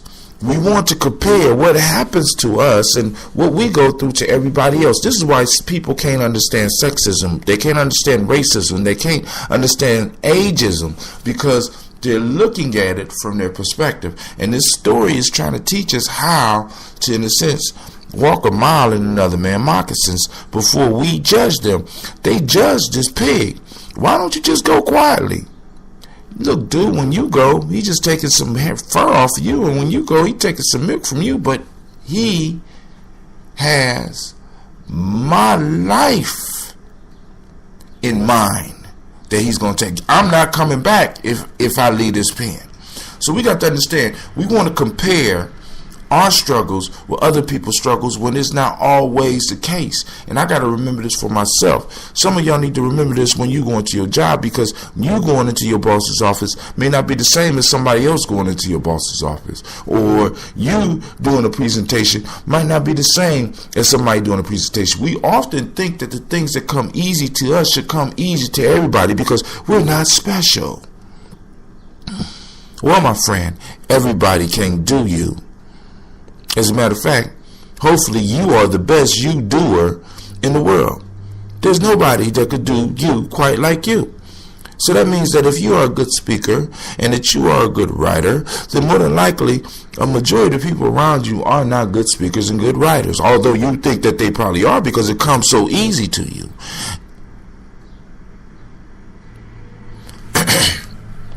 the moral of the story is, when we looking at other people, we can't place what we feel about an issue upon them. We have to explore and find out how they truly feel about the issue. And I'm telling you, these folk tales are not for kids only. You know, this is Brother Hatim, and I'd like to thank you for listening to Folk Tales for Grown Folks. I hope you get the lesson. Check out my page on Facebook.com. The page is Folk Tales for Grown Folks. On Facebook, it is also Folk Tales for Grown Folks on Google Plus. I'm having some problems with the Google Plus page, but I'll get it back up. I'd like to thank you for listening. Check me out at www.GNJMedia.com. And we're about to move this whole piece into a whole nother level. So I hope that y'all prepared. Please share some of your comments. And I even still invite you to some of you to do your own show and send it in. And if I like it, I will post it up. This is Brother Hatim saying, I pray that your day is as beautiful as you are. And with that, I say peace.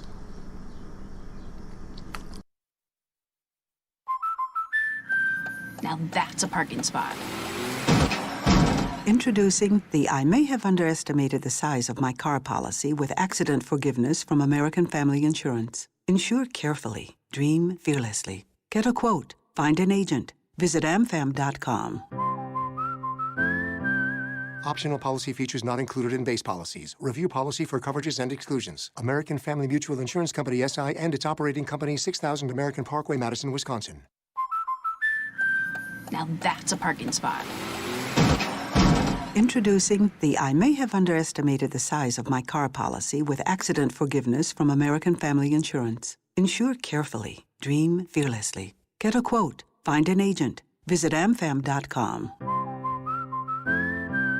Optional policy features not included in base policies. Review policy for coverages and exclusions. American Family Mutual Insurance Company, SI, and its operating company, 6000 American Parkway, Madison, Wisconsin. It's Honda's summer clearance, and every new Honda is on clearance. Well-qualified buyers can lease the 2020 Honda Accord today for $239 a month for 36 months with $25.99 due at lease signing. Accord, a car and driver 10 best a record 34 times for just $239 a month. Don't miss Honda's summer clearance event going on now at your Central Ohio Honda dealers. Call 877-41-HONDA for details. Offer ends August 31st, 2020. A boy put his hands into a pitcher full of filberts. He grasped as many as he could possibly hold, but when he tried to pull out his hand, he was prevented from doing so by the neck of the pitcher. Unwilling to lose his filberts, yet unable to withdraw his hand, he burst out into tears and bitterly lamented his disappointment. A bystander said to him, "Be satisfied with half the quantity, and you will readily draw out your hand. Do not attempt too much at once." This is Folk Tales for Grown Folks. And I am Brother Hatim, and that is one of Aesop fables, and it's called The Boy and the Filberts. And once again, these fables have powerful life lessons. Powerful life lessons. So we're looking at this young man who's just a little bit, too greedy. So greedy that he can't see that him trying to grab too much is what's causing the problem. He want to take all the filberts. He want to take as many filberts as he could put in his hands. And we're going to run across this motif, not only here with Aesop, but we're going to run across the same motif in other fables from around the world, where an individual is not content with what they're able to carry, but want to get much, much more. And many of us are like this in our careers. Or, for example, when we start processes, I just did a show about processes. We start processes, but we start too aggressively. We go in and we try to snatch too much. We try to do too much. And by trying to do too much, we end up hurting ourselves, and we are not able to complete the task that we originally had in mind. Because now we got to heal our body, we got to heal our mind, we got to heal our egos so that we can continue on. Just like this little boy. Sometimes it is good to be satisfied with half the amount of what you could get. Sometimes it's good to start with half. You know what I'm saying? Don't try to run 10 miles your first run. Why not try a quarter of a mile? Why not try a mile? Why not try 2 miles? Why you got to do 10? You know what I'm saying? Don't try working out for 2 hours at the gym. Try working out for 15 minutes. And allow the 15 minutes to grow. See, that's the whole piece about learning about these processes and really paying attention, because you start building up on the process rather than starting the process of where you want to be. You build up to where you want to be. Same thing with success. You don't start where you want to be. You start where you are, and you work a little bit every day to get to that final image. Long as you got the end in mind when you begin. Alright, so with this little boy didn't have the end in mind. Well, at least the end in mind that he had was him pulling his fist out of this tight-knit jar when it wasn't going to work like that. Physics was not going to allow it to work like that. And I know a lot of times we hear, you could do anything. You could do anything. You know what I'm saying? And I agree. The boy could have had all the fibers he wanted if he would have took small amounts out at a time. But he wanted to take out one big lump sum. Sound like your life? You want to take a big lump sum of somebody. You want to take a big lump sum of something. You know what I'm saying? Take your time. Take your time. And enjoy life. This is Brother Tim saying, this is Folk Tales for Grown Folks. We're using Aesop Fables, and this one is translated by George Filer Townsend. I'm going to post the story up on my my Google Plus page as well as my Facebook page. And with that, Brother Tim, this is Brother Tim, and I'm saying peace. I pray that your day is as beautiful as you are.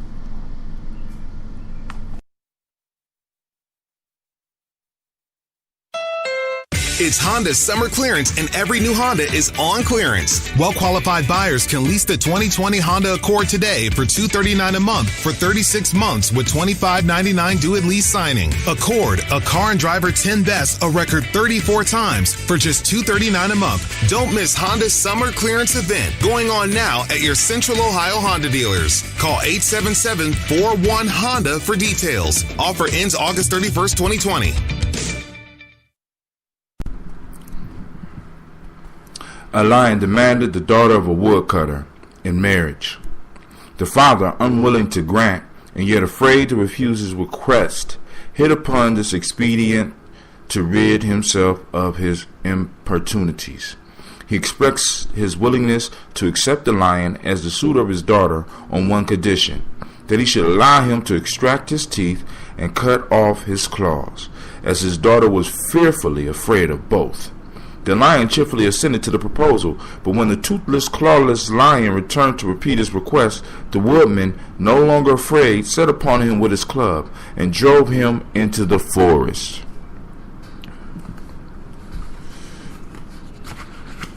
Wow. The whole time I was reading that, because, sometimes when I read these, it's the first time that I'm really experiencing it with you, and I just wanted to scream, don't do it, lion, don't do it! This is Brother Hatim, and this is a folk tale for grown folks. We just read from Aesop Fables, and the version that I have is translated from the original Greek by George Filer Townsend. I don't know if that is a translation that I posted up, but the challenge is not just to listen to what I say about it, but to pull the wisdom down for yourself and possibly share it on my page line or on my timeline or on my Spreaker station. But the wisdom in that one is crucial. Once again, I have to say, these folk tales aren't necessarily just for kids. Get the wisdom. The lion, out of love for something, sacrifice essential parts of itself. Now we do know that success and joy requires sacrifice, but when we sacrifice when we sacrifice things that make us who we are, when we sacrifice things that make us what we are, we fall victim to the world. We fall victim, and we go from being victorious and bold and present to becoming a past, disrespected, discarded being. We have to hold on to the essential parts of who we are, and we should never surrender those under any conditions, whether it's for love or whether it's for money or whatever you're thinking about, or if you're thinking about trading a part of you, make sure you don't trade the part of you that makes you who you are. The lion survives by being able to hunt, and for him to give up his claws and his teeth was not only putting his life at jeopardy, but if the farmer or the woodcutter was serious, he was putting to jeopardy the very survival of the one that he loved. How was he going to provide food for her?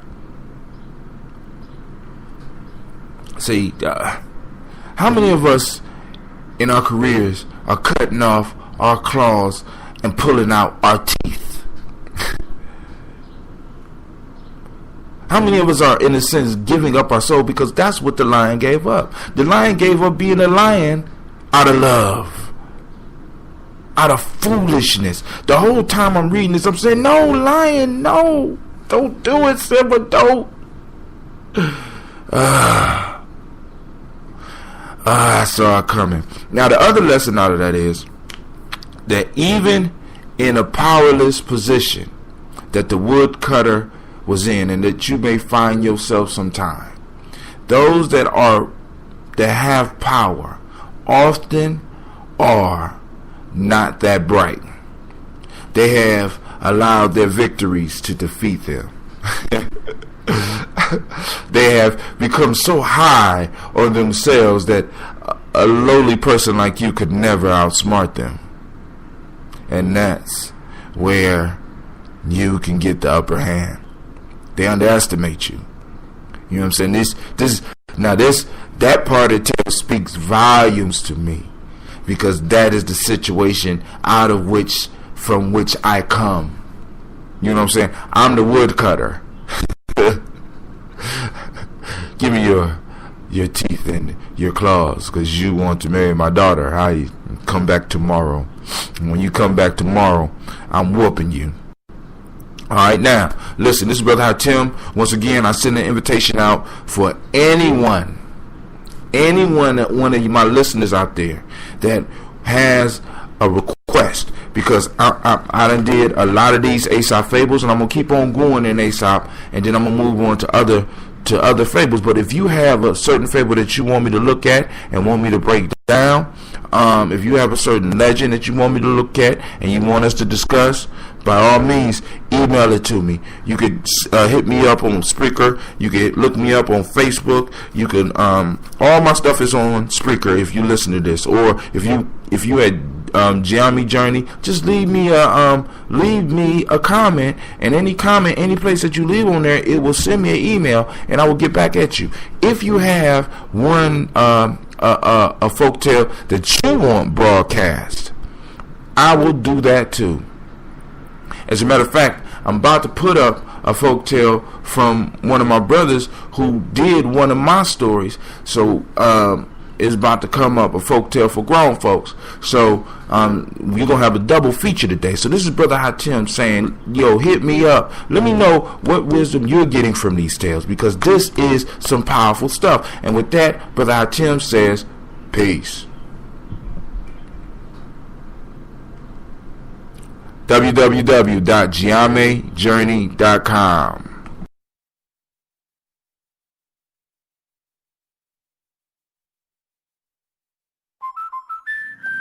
Now that's a parking spot. Introducing the I may have underestimated the size of my car policy with accident forgiveness from American Family Insurance. Insure carefully. Dream fearlessly. Get a quote. Find an agent. Visit amfam.com. Optional policy features not included in base policies. Review policy for coverages and exclusions. American Family Mutual Insurance Company, SI, and its operating company, 6000 American Parkway, Madison, Wisconsin. Make It Happen. Story by Hatem Jiname, read by Brother Devin Shaw. Stories have been used to teach people about life. Let's bring stories back. Once there was a master who was well known for his skill in helping his students become conscious. It was said that he gained his knowledge from a long-forgotten people, and before they left this world, they gave him the secrets of life and death. Some even said that he was immortal because his legend was known by the young and old. He was known to travel a certain road on a periodic journey from the mountains to the sea. He had only 7 rules that were known throughout the world as the 7 B's that his disciples were to adhere to. Number 1, be truth. Number 2, be just. Number 3, be righteous. Number 4, be mindful of reciprocity. Number 5, be in balance. Number 6, be in order. And number 7, be in harmony. Children all over were taught these 7 B's because their parents hoped that one day they would become the disciple of this master and maybe become a teacher, or better yet, a master themselves. While standing on the beach admiring the ocean, this master was approached by a wannabe disciple. The wannabe bowed and said, "Kind sir, please allow me to be your student." The master responded, "For what? I have nothing to teach you." The wannabe raised his head and told the master the stories he had heard about him and his famous students throughout time and begged the master to take him in. The master again refused and began to walk back to the mountains. The wannabe followed, pleading along the way. Every day the master told the wannabe, "Go away from me, I have nothing to teach you." And every day the wannabe responded with the stories of the master and his past students, and finally he would end by telling the master how he dreamed of this opportunity his whole life. After 3 months on the journey, and constant pleading from the wannabe, the master stopped and accepted him. The master asked the wannabe, did he know the 7 B's? And the wannabe recited them. The master then looked at the young man and said to him, "It's good that you know the 7 B's, but the true challenge is living them. Can you live them?" The wannabe fell to his knees and thanked the master and assured him that he could. The master then told him, "My training is hard and I accept no excuses. So when the training gets too hard for you, feel free to leave because I hold no hostages.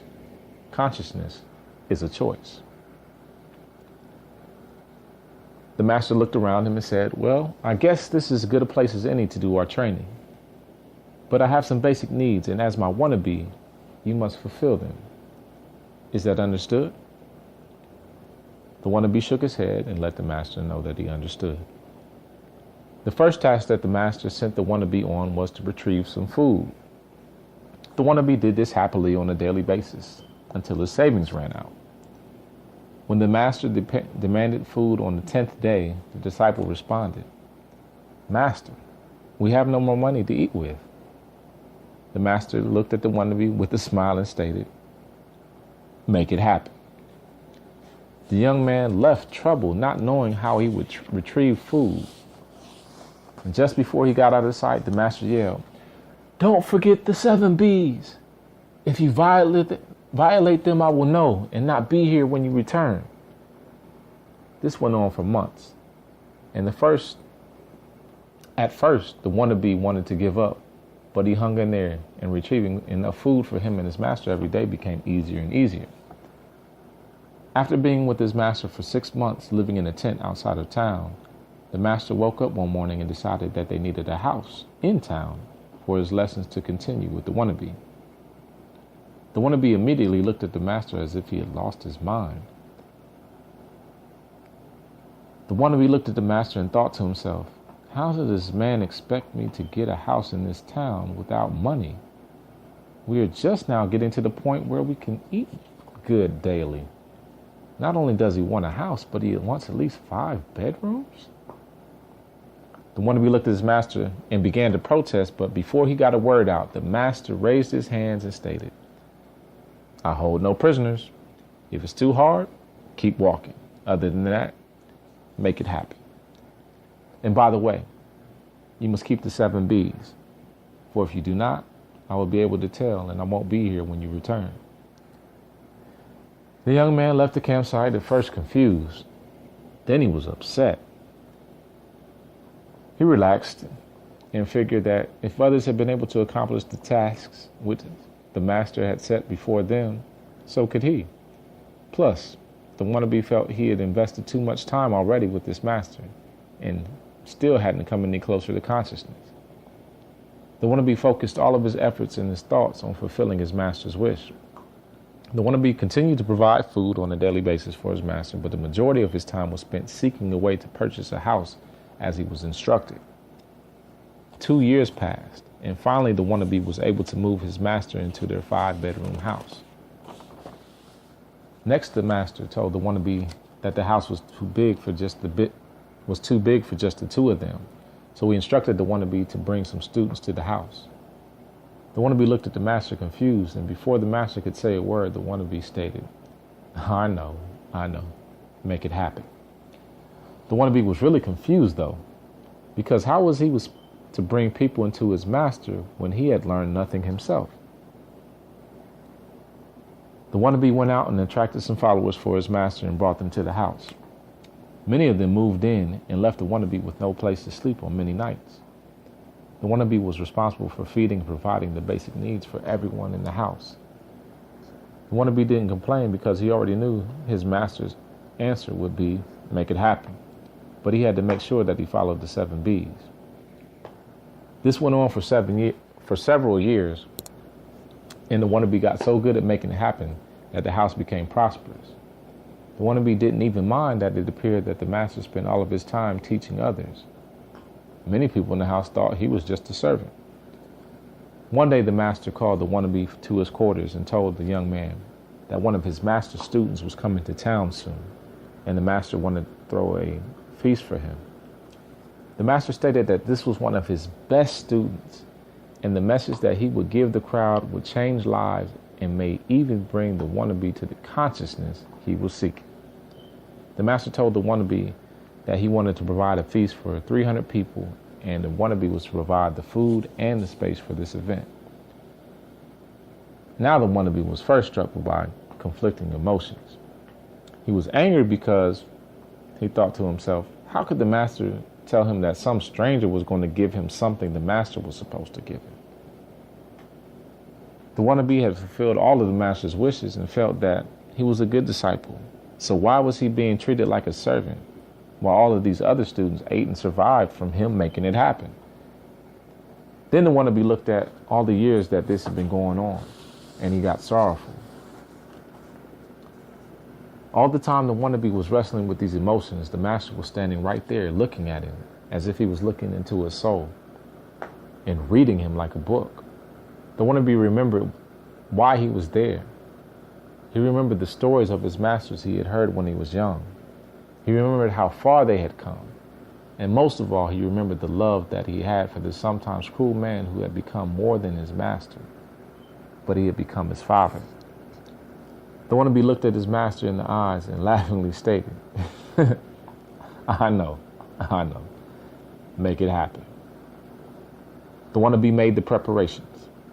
And finally the day had arrived, and the people came from near and far to hear from this master student that was to come and change their lives and possibly bring the gift of consciousness to some.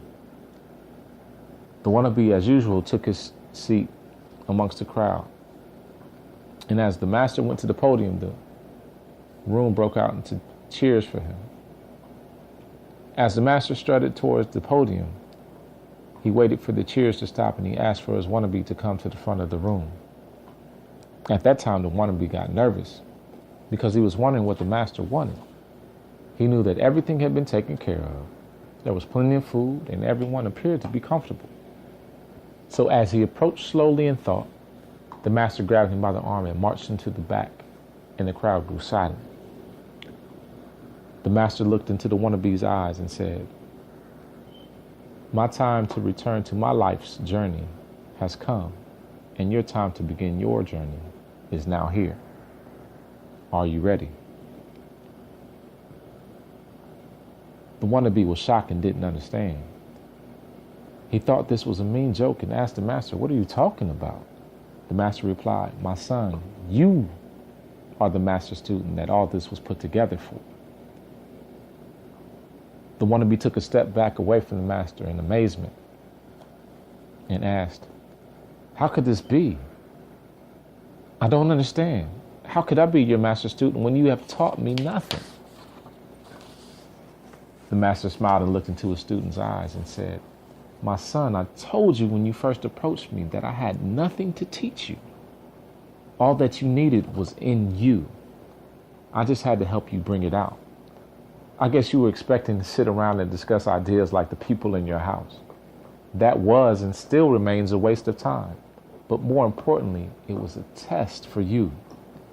While you were out making it happen, they lived and still live off of your kindness and love for the journey you're on. You learned how to control your emotions, focus your thoughts, and create something from nothing, all while you adhered to the 7 B's. My son, you had the ultimate lessons. You were my best and only student. The rest of the people in the house were just people interested in hearing themselves talk. They had nothing to learn because they felt they knew it all. Now it is time for you to share the lessons you gained from being involved with life and making it happen in the world. And it's time for me to leave." The wannabe's eyes filled up with tears, for he could not deny the truth of his master's words, and said, "But master, I'm not ready." The master began to laugh, and for the first time in all of the years they had been together, he said the words that the wannabe had always wanted to hear. "My beloved disciple, how could you ever believe that you're not ready when you have created all of this? You created the house in which we live and teach. You created the lifestyle in which we live. You make it possible for people to eat every day. And on top of that, you humbly serve all." The now disciple looked at his master and stated, "But master, I did all of this for you." And the master simply responded, "Now do it for yourself and the world." The master walked out to the podium and got everyone's attention and introduced his master student. The disciple walked to the podium and began to speak. The words just flowed through him, and the awakening that he had been waiting for happened. As the words flowed, the master student and the glow of consciousness flowed over him. The master left and completed his life journey, and his former student, now a former wannabe and now disciple and now master student, started his.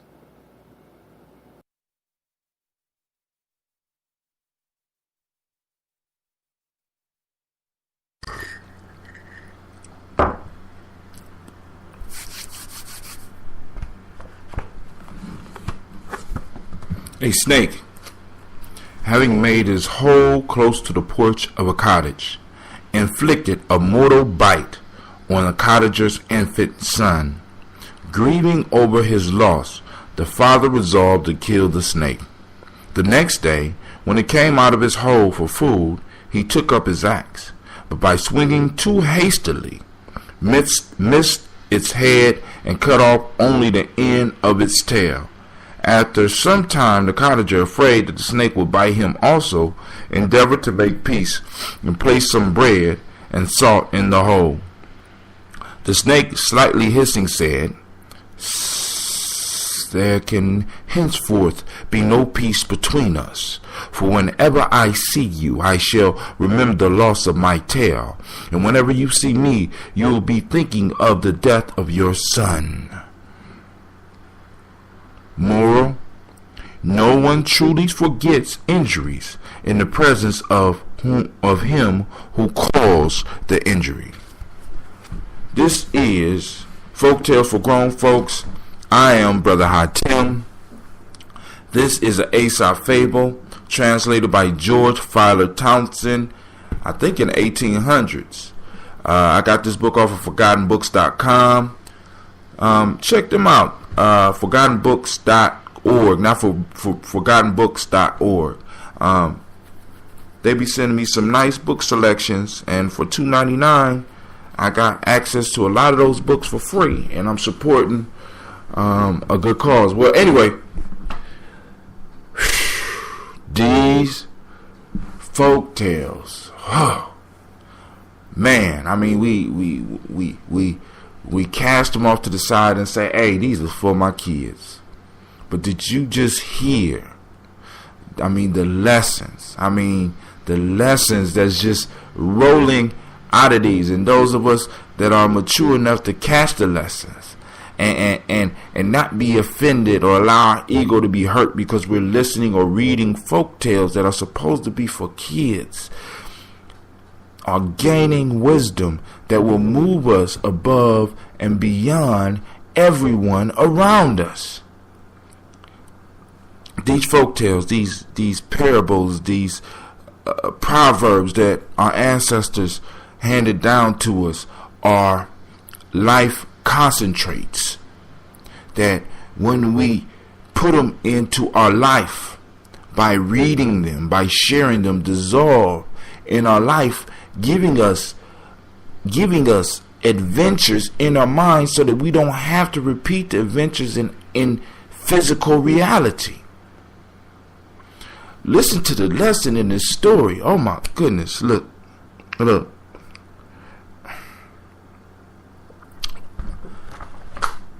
Let's just look at the moral first.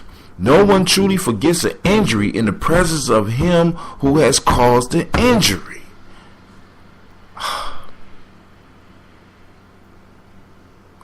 I mean, do I really need to go into that? I know we talk about forgiveness in this culture, but we all know that forgiveness is a rare quality in human beings.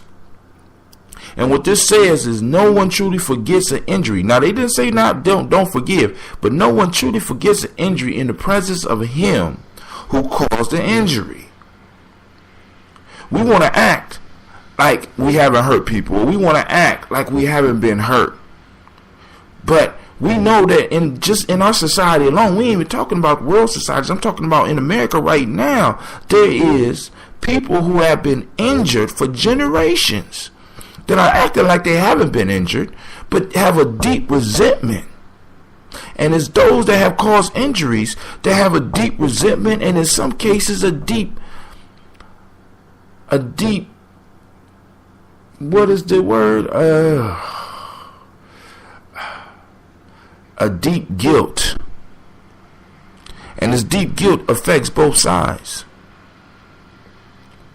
This deep pain affects both sides, and until we come to terms with this, and this ain't just African Americans and European Americans. It's a lot of wrongs that's been done, and because we act like they haven't been done does not mean that they go away, because that stuff is remembered for generations. Listen to the story. We got a snake that bites a man's son. This man's son has died. The man is grieving, and he tries to kill the snake. He can't kill the snake. As a matter of fact, he's so hasty in his anger that he messes up. Instead of waiting for the right moment, he struck too soon. And because he struck too soon, the snake was able to get away. But after he came to his senses, he wanted to make peace. But the snake brought the truth to him.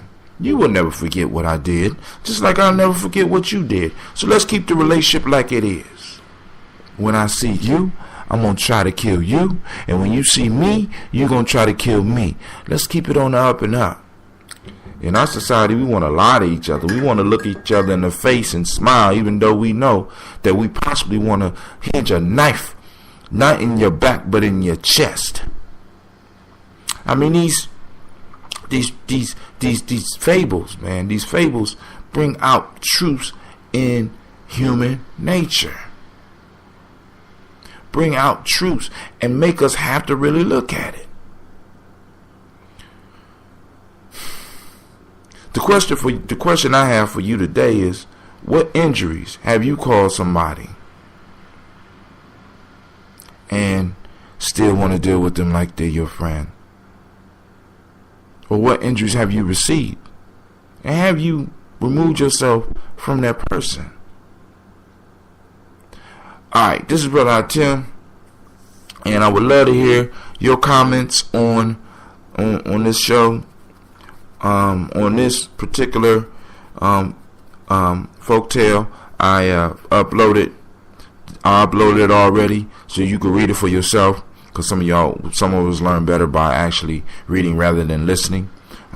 Give me your comments on this folktale. Let me know what you learned. Also, if you would please, some of you out there who like doing podcasting or want to try it, read a folktale for me. Share it. Share your comments on it. Just keep it below 10 minutes if you can, and just make it good. Send it to me, email it to me, or just hit me up on Spreaker or my Facebook page or whatever. Let me know that you have one, and I will get back with you, and I will broadcast your piece on my show. This is Brother Tim saying thank you for listening, and I pray that your day is as beautiful as you are. Peace.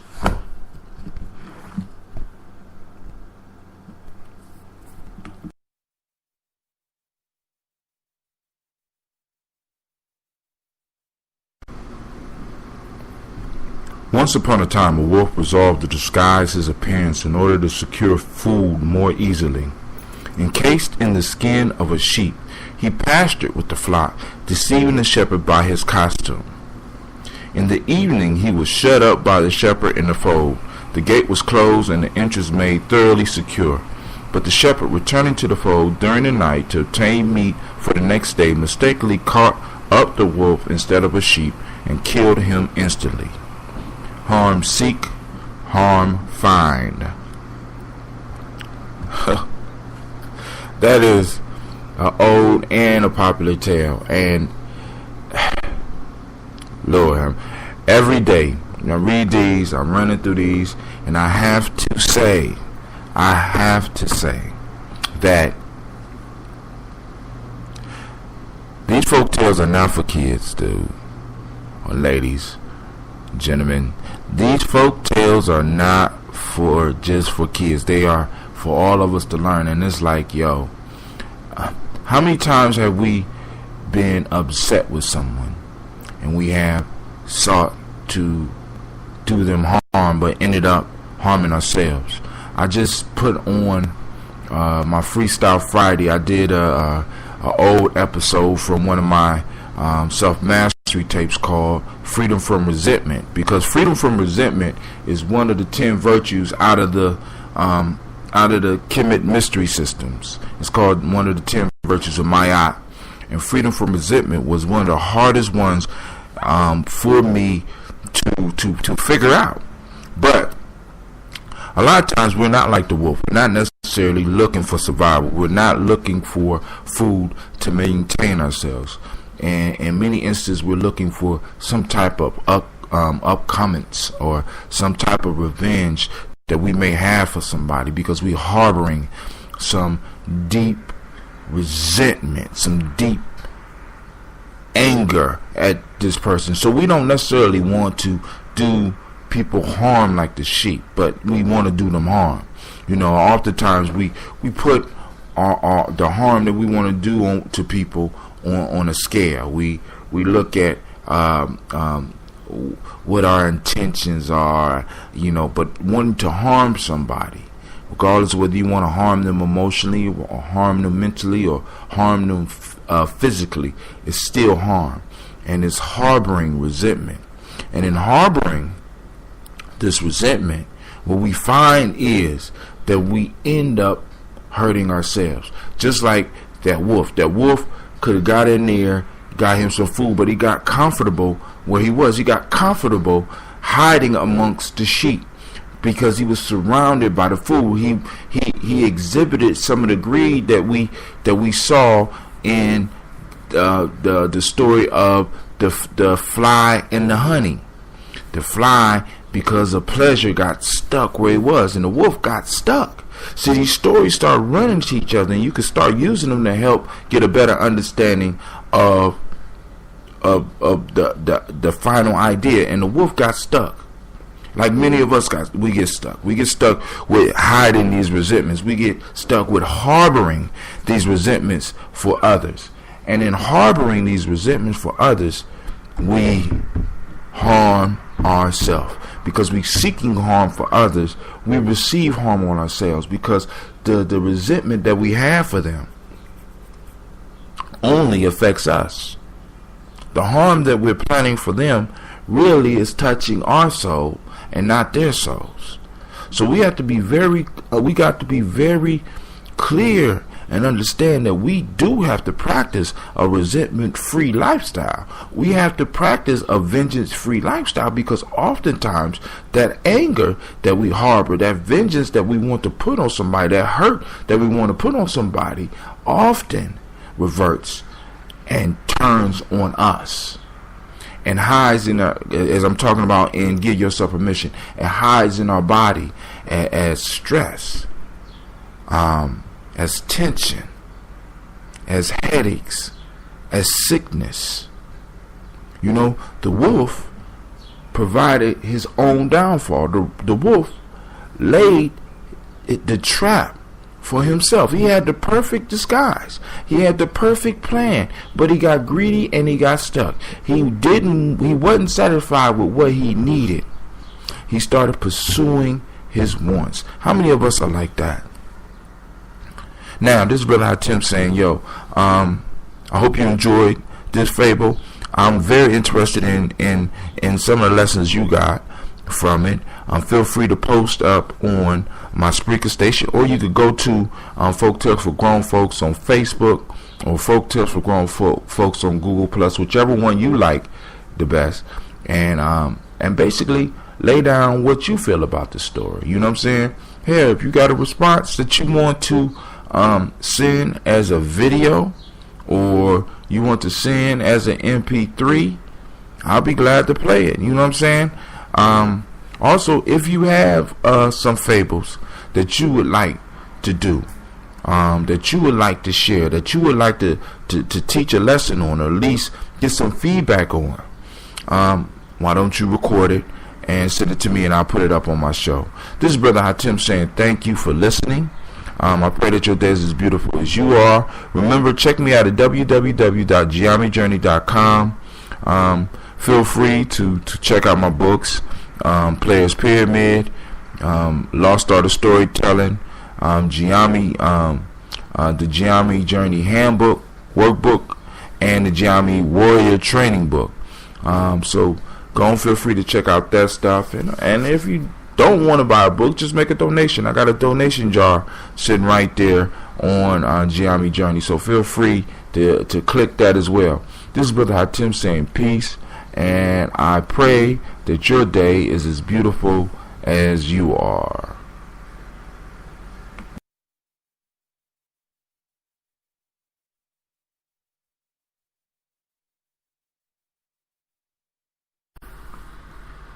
A muleteer set forth on a journey, driving before him an ass and a mule. Both were well laden. The ass, as long as he traveled along the plain, carried his load with ease, but when he began to ascend the steep path of the mountain, felt his load to be more than he could bear. He entreated his companion to relieve him of a small portion, that he might carry home the rest, but the mule paid no attention to the request. The ass shortly afterwards fell down dead under his burden. Not knowing what else to do in so wild a region, The muleteer placed upon the mule the load carried by the ass in addition to his own, and at the top of all placed the hide of the ass, after he had skinned him. The mule, groaning beneath his heavy burden, said to himself, I am treated according to my deserts. If I had only been willing to assist the ass a little in his need, I should not be bearing together with his burden himself as well. Man, oh man. Well, as I say every day, these fables are not just for kids. Now, first off, I learned something new every day. I didn't know that somebody who worked with mules was called a muleteer. I'm sorry, a muleteer. All right, okay, all right. But anyway, the lesson in that one. Now, I don't have to go back through the story. The story is very clear. And what the story warns us against is helping those closest to us. Now, not helping everybody, but helping those closest to us. This mule and his ass was pretty close together, and they was working together on a job. And the ass started complaining about the burden. He was cool at first, but then he started complaining about the burden. And rather than the mule helping the ass, the mule just kind of let him languish, let him suffer. And many of us do that in our communities. We do that in our workplaces. We just let people languish in their pain. We let them stew in their ignorance. We let them stew in up under their labors. And by doing this, what we do is we open up ourselves for harm. Because just like the mule, what we eventually find out is that when that ass, that if you would have just took a little bit of his burden, because sometimes, because I want y'all to think about this, especially at home or in the workplace, sometimes it's a symbolic gesture that ends up being enough to give somebody the impetus to keep moving forward. You don't always have to take on the person's whole burden, because remember what the mule said at the end. Let me read that. He said, I am treated according to my deserts. If I had only been willing to assist the ass a little in his need. It didn't say if I would have took all of the ass's burden. He said if I would have assisted him a little while he was in need, I should not now be bearing together with his burden himself as well. So often what happens is, because we let people languish up under their own burden, we end up, because we are in close quarters with them, we are working with them, we are walking the same path with them, we are going in the same direction, when all I got to do is take a little bit of this person's burden. By not taking a little bit of this person's burden, when this person falls, the master of the mission is going to pile everything up on you. Not only are they going to pile all of this individual's work on you, or you and the rest of the team, however you want to look at it, they're going to put this individual's carcass up on top of you. So this is extra weight. So now you got to not only carry this individual, you may have to carry that person as well. So it's better to assist a little while you can, rather than waiting and ending up having to carry that individual and his work. Wow. I'm telling you, these folk tales, man, I'm gonna do a t-shirt, and it's going to say, this folk tale saved my life. Listen, alright, and put the picture, but here we go. Be on the lookout for that. That'll be up in my store real soon. Alright, this is Brother Hatim, and I'm saying peace. Check me out at www.GNJMedia.com. Check out the rest of my radio shows. Check out my books. And please click on and go to my store. This is Brother Hatim, and I'm saying I pray that your day is as beautiful as you are. Peace.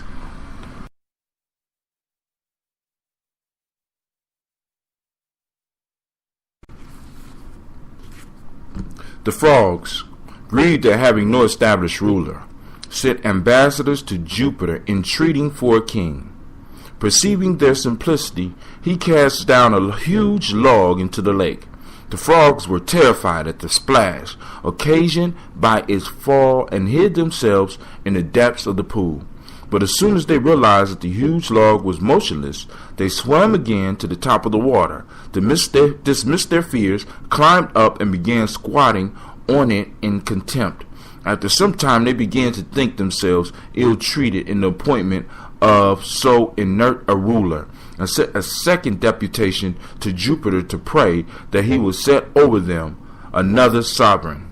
He then gave them an eel to govern them. When the frogs discovered his easy good nature, they sent out yet a third time to Jupiter to beg him to choose for them still another king. Jupiter, displeased with all their complaints, sent a heron, who preyed upon the frogs day by day till there was none left to croak upon the lake. Man. Looking for heroes, looking for saviors, looking for someone to give us guidance, often leads us into traps, leads us into dangerous situations, because we don't necessarily want to take personal responsibility for our lives or the courses that we are taking in our businesses. So what we look for are scapegoats. So in this instance, we have a group of frogs who obviously were doing well enough in a lake. They was doing well enough in a lake without any rulers, and they wanted to be like everybody else, I guess, and demanded that they receive a ruler. Now you see this motif often throughout history. As a matter of fact, I posted up on my page for Folk Tales for Grown Folks on Google Plus and Facebook, where you have historical, political events where this story can be related to, or this story was brought up, because people often look for individuals as leaders, and sometimes we got suckers on both ends here. We got suckers that want to give somebody total control over them so that they can end up getting somebody like the heron that will consume them. You know, the log wasn't enough, you know, so I'm gonna sit on the log. I ain't got no respect for this log, you know what I'm saying? Oh man, you gonna give me this eel. This eel is too nice, man. I don't want to work with no eel, man. He too nice. Oh my God, you give us a heron and he's consuming us. As a matter of fact, he done consumed us all, and now there's none left. This is what happens to many corporations. This is what happens to many companies. This is what happens to many families, because in many individuals, because we are looking for somebody to lead us rather than being bold enough to step up and be leaders ourselves. All right. So this is Brother Hatim, and I'm saying peace. You have a great day. I pray that your day is as beautiful as you are. And check me out at www.GNJMedia.com. And now it's time for me to move on with my day. And I hope that you move on with yours and is productive. And with that, Brother Hatim says peace.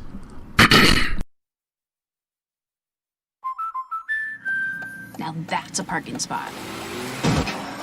Introducing the I may have underestimated the size of my car policy with accident forgiveness from American Family Insurance. Insure carefully. Dream fearlessly. Get a quote. Find an agent. Visit amfam.com.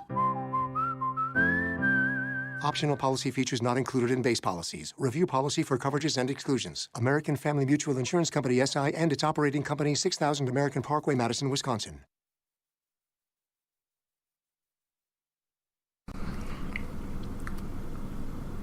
Some boys playing near a pond saw a number of frogs in the water and began to pelt them with stones. They killed several of them, when one of the frogs, lifting his head out of the water, cried out, "Pray, stop, my boys. What is sport to you is death to us." This is Folktales for Grown Folks. That was an Aesop fable called The Boys and the Frogs. And this is Brother High Tim. Now, of course, this show is about life lessons, life coaching, using these folktales that we have, or that many of us have relegated to children stories. But I'm finding profound wisdom in them, and I'm hoping those of you that are listening are doing the same.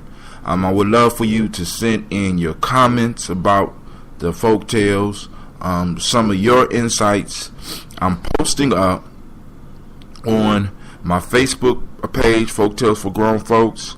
You can look up Folktales for Grown Folks.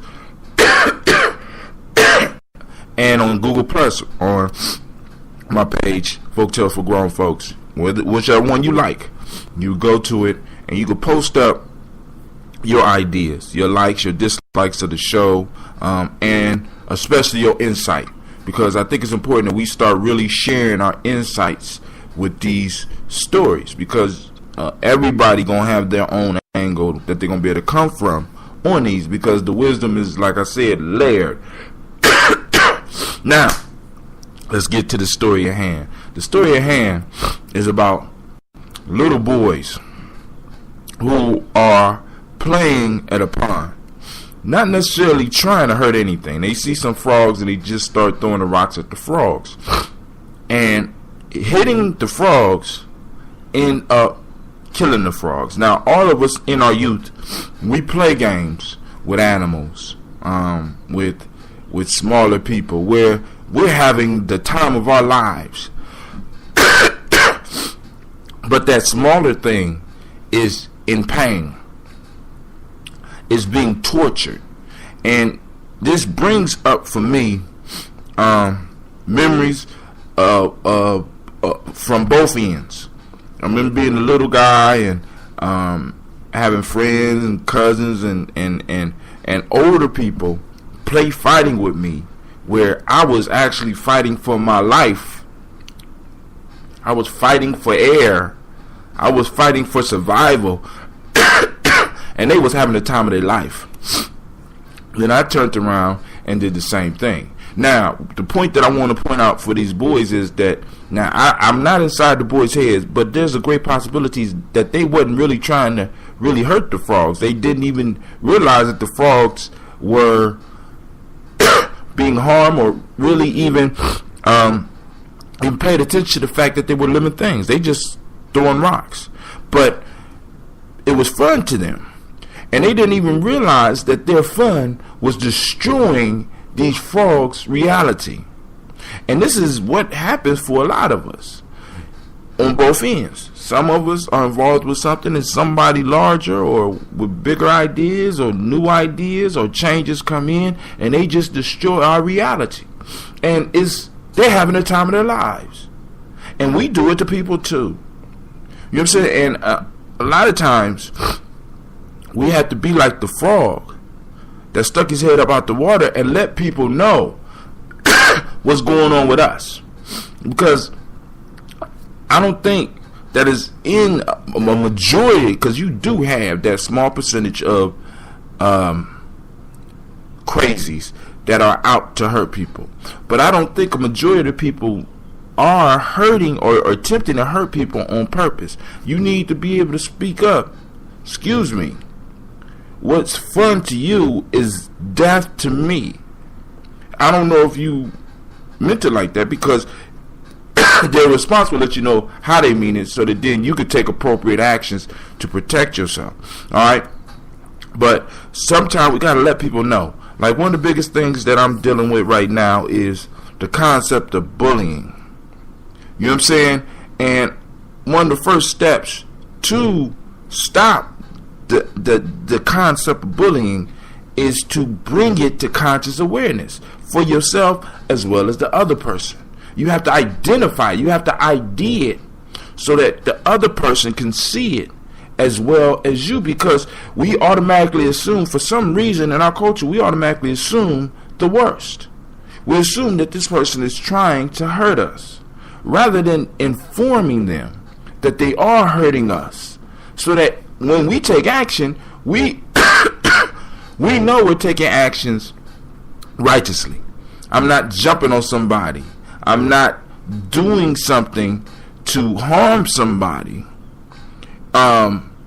because I'm retaliating against some crime that really wasn't a crime. It was just them not being consciously aware of what they're doing. So we have to be like that frog and let the people know, or let others know, or make others aware of what their actions are doing to us. All right? This is Brother Hatim. I can't wait to hear your insight. If you want to do your own folktale on my show, I ask you to record it and email it to me as an MP3. I'll check it out and I will broadcast it. It don't have to be Aesop Fables. As long as the folktale, the story is short and has a nice little lesson in it, and we could talk about perspectives, I would love to have it on the show. This is Brother Hatim saying, I pray that your day is as beautiful as you are. Check out my new show, Tribal Quotes, and it'll be coming up today, actually. I know some of y'all like, you said that yesterday. I know. But I'm about to get down right now, alright? So this is Brother Hatim, and with that I say peace.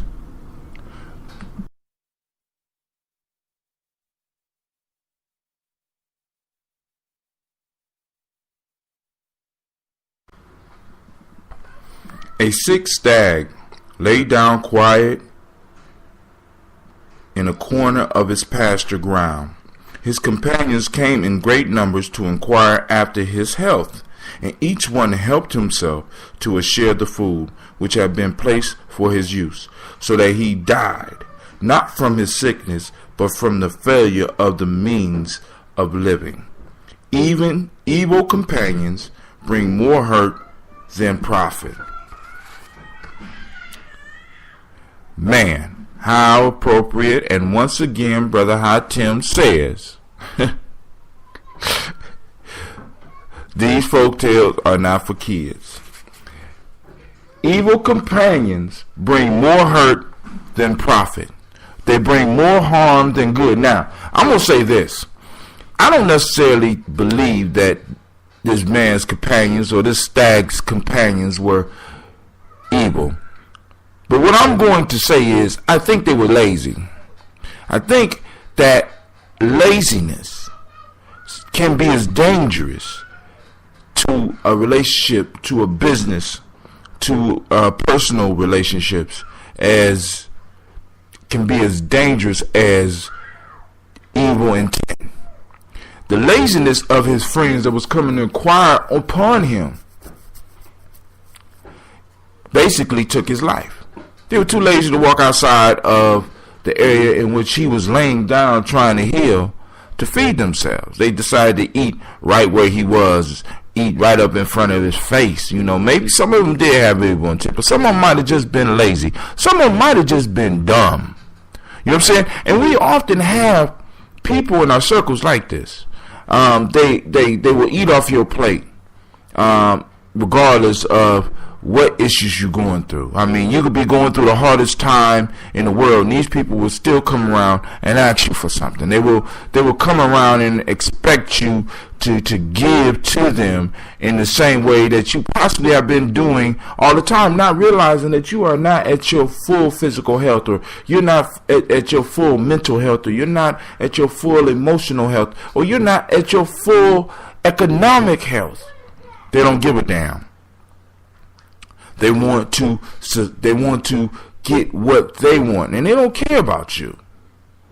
Now, it is good to find out who these friends are and start removing them from your circle, because just like this stag who didn't die from the sickness, he died from the failure of the means of living. He died because he couldn't get the means to continue living. He couldn't eat any food because all his friends ate it.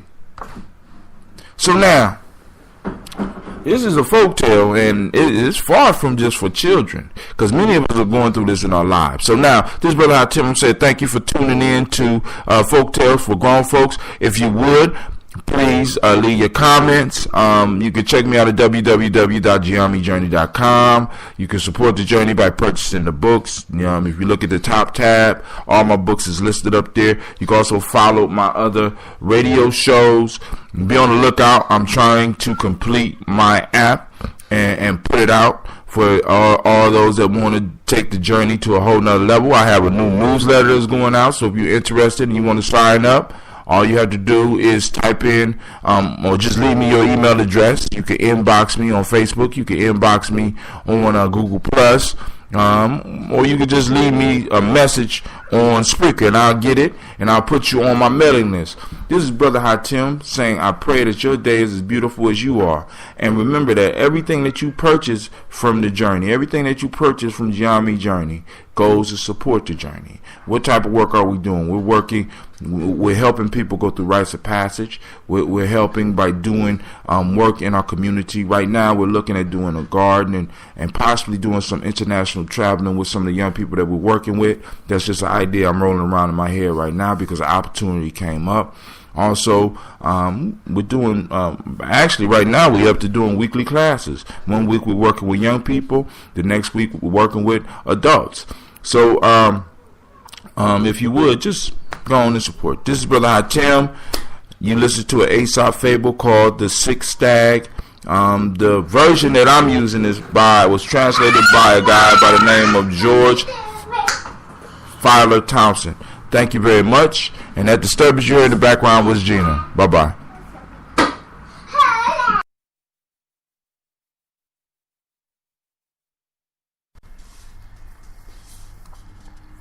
A peddler drove his ass to the seashore to buy salt.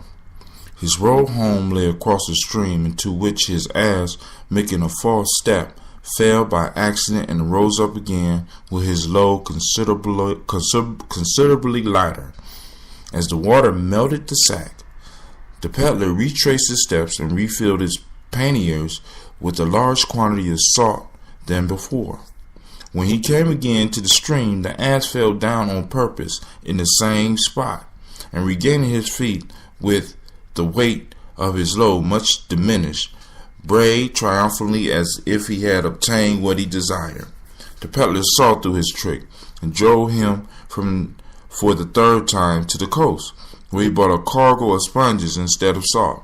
The ass, again playing the fool, fell down on purpose when he reached the stream, but the sponges became swollen with water, greatly increasing his load, and thus his trick recoiled on him, for he now carried on his back a double burden. This is Folktale for Grown Folks. This is Brother Hatim. I'm reading from Aesop Fables, translated by George Filer Townsend. And once again, I have to stress the point that I believe that these folk tales are not necessarily just for kids. Good grief. I mean, did you listen to the lesson? You can fool some of the people some of the time, but you can't keep using the same tricks. Listen, I mean, how many people do we know in our life like that ass? I mean, wow. Did I say that? Yeah, like that ass. Man, listen. How many of us act like that ass? We labor and we might stumble onto something that makes it easier for us, but it's not beneficial to the group in which we work for. And we stumble. Now, next time it happens, we don't stumble upon it like the ass. We do it on purpose. You know what I'm saying? I mean, we don't care how much it costs. We don't care who it hurts. It's just we want to lighten our load. How many of us is walking through life wanting to lighten our load at any cost? Now, needless to say that if we look at the framework of the whole story, because like I said, sometimes by just being stuck in the story, we kind of miss the whole lesson. Listen. This ass worked for this man. this salt merchant who made his money to feed his family, himself, and the ass by salt. So this man needed this ass to carry the salt. And the ass kind of at first made a mistake, but then next thing you know, he's doing it on purpose. He's falling and rolling around in the water, hoping to lighten his load without any concern for his responsibility or the responsibility of the salt merchant or the family that need to be fed, or even himself in eating. And many of us get selfish like this. We know people like this. We know people who say things to make their burden lighter. We know people that do certain things to make their burden lighter, regardless of how it affects other people.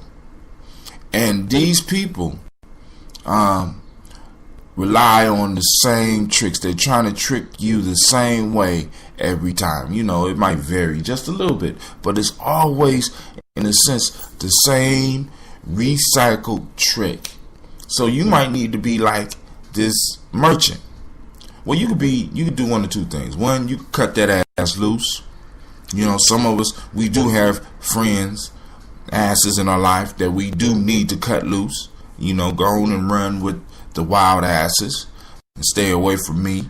Or you could be like this merchant, because he might not have been able to afford to let this ass go. He buy a bundle. He had enough money to go and buy a whole bunch of sponges to teach this ass a lesson. And sometimes we can help mold and shape the asses in our lives by giving them hard-earned lessons. Sometimes we gotta let people experience consequences.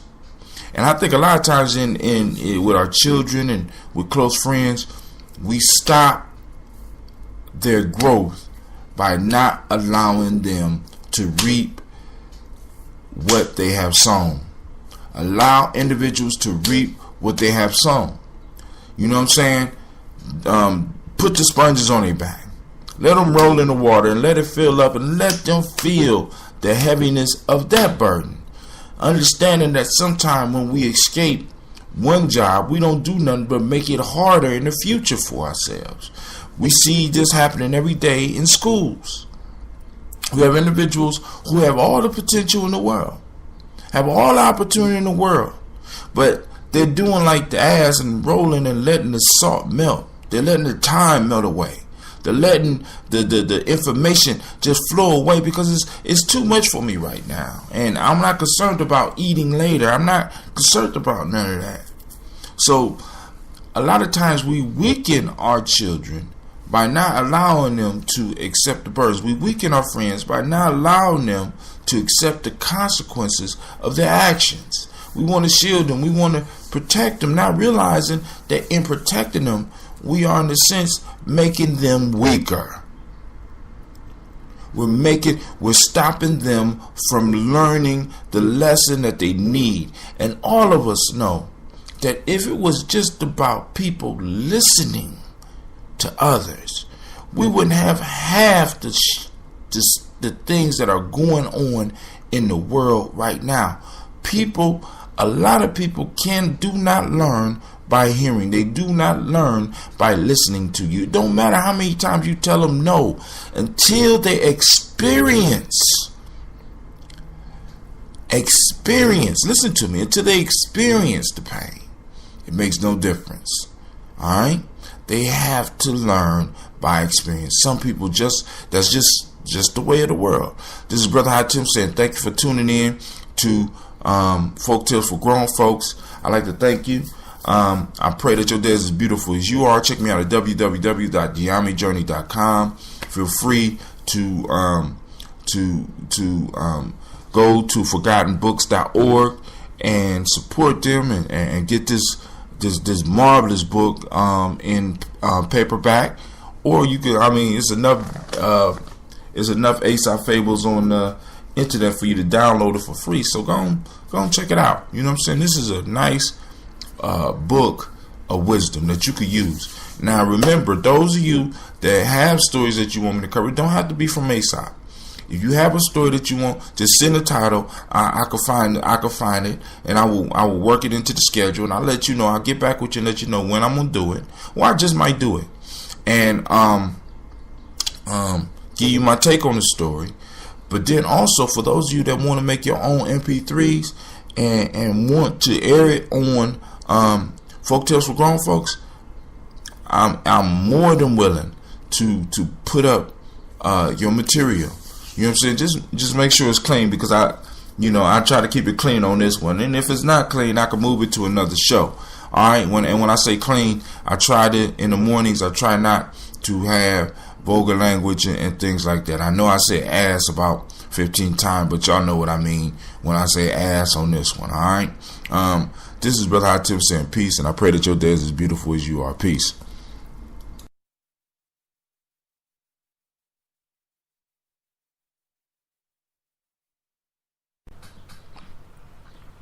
The oxen once upon a time sought to destroy the butchers, who practiced a trade destructive to their race.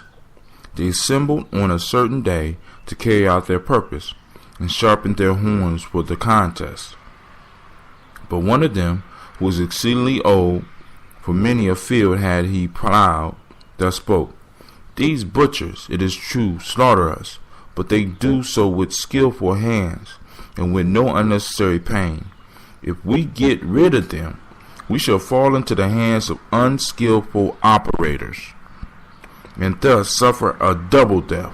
For you may be assured that though all the butchers should perish, yet will men never want beef. Do not be in a hurry to change one evil for another.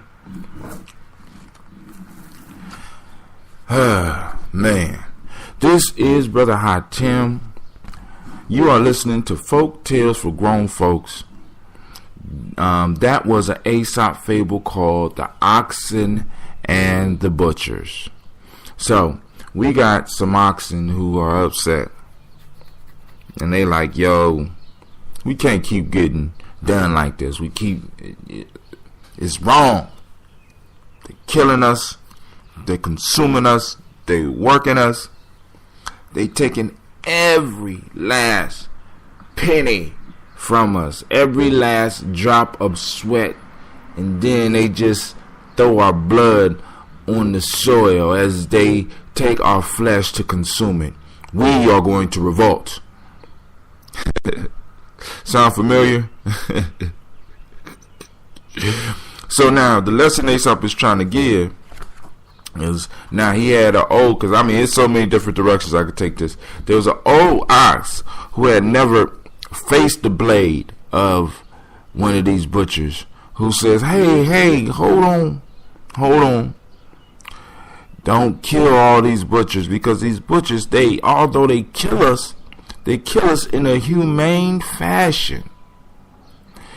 Now we need to be sure, and we need to know that just because we get rid of this butcher, it does not mean that men will not want to eat beef anymore. So now the lesson there, the moral is, don't be so quick to change one evil for another evil. Alright, so now that's cool. Alright, so now the old bull is saying, listen, y'all gonna take this to a point to where eventually you're gonna kill off all these butchers, and that's good. But we need to be aware that somebody's still gonna want beef, and men are going to find somebody that's gonna cut us up for beef, and those individuals who are unskilled at cutting us up will make us feel like we're dying twice, because not only will they still consume our flesh, they will consume it in the most painful way possible, because the butchering is a process where the butcher has the skill to humanely kill the animal, which means that he slits the animal's throat in a way, supposedly, that the animal does not feel as much pain. Alright, now let's look at it from another angle. We also could look at the bull being just an old sellout bull who has spent his life content, living on the farms and plowing the fields and never having to face the knife, became comfortable and wants the other young oxen to be comfortable with him. Hey. Now be aware that if y'all go out and kill all these butchers, something else is going to happen. Now, like I said, all these stories have several messages depending on how you look at them. That's why I offer for people to make comments on the story. But listen, I want you to just think about this. Now, so we got an old oxen that's holding the young oxen at bay out of fear. You know, because if we kill these butchers, then who's going to come and take their place? Maybe the old oxen is asking the wrong question. That's another angle of the story. All right? So there's several different ways we could look at this story. There's several different lessons. Don't be so quick to change one evil for another. You know what I'm saying? But then don't be so quick to accept evil either. Don't be so quick to accept evil because you fear possibly what will come next. Why can't you be next? Many of us in our workspace, because like I said, these proverbs and these folk tales are not just for, these fables are not just for kids. They were designed to teach adults as well as children lessons, and they're veiled so that at each level of your growth you will be able to get a different message from these. Now, look, let's look at this ox, this whole ox story, and let's look at some of y'all workplaces. Man, some of y'all are being slaughtered. Some of you are being slaughtered in some of the most painful ways, but you refuse to move on. You refuse to do something new because of fear. See, it was fear. In the second part of the way I looked at the story, it's fear that kept the old oxen talking the way he did. It's fear that kept the ox in a position, all of the oxes in a position where they could be slaughtered. If they had the strength to overtake their oppressors, why wouldn't they do it? Why wouldn't they do it? Fear. Now, what's holding you in a position in your life right now that you may not be happy with? Fear. What's keeping you going to a place that you don't like every day? Fear. You listening to the first part of the tale. You're only listening to that angle of the tale. Don't be so quick to exchange one evil for another evil. Or better yet, it would be better stated, don't be so quick to exchange one evil for an unknown evil. Or better yet, don't be so quick to exchange a known evil for just simply an unknown. We fear the unknown. It stops us from growing. It stops us from receiving our personal power. It stops us from moving forward in our lives. Oh, man. Hold on. I'm sorry. This is Brother High Tim. I'm real interested in your take on this proverb, on my fault, on this quote. I'm saying proverbs because I'm moving on to my next show. I'm real interested in your take on this fable. I'm reading from Aesop Fables, and it's translated by George Filer Townsend. The name of the story is The Oxen and the Butcher. Go ahead and send in your comments so that I can hear what you have to say or read what you have to say. This is Brother High Tim saying peace. I pray that your day is as beautiful as you are. Be sure to check me out at www.GNJMedia.com. Peace.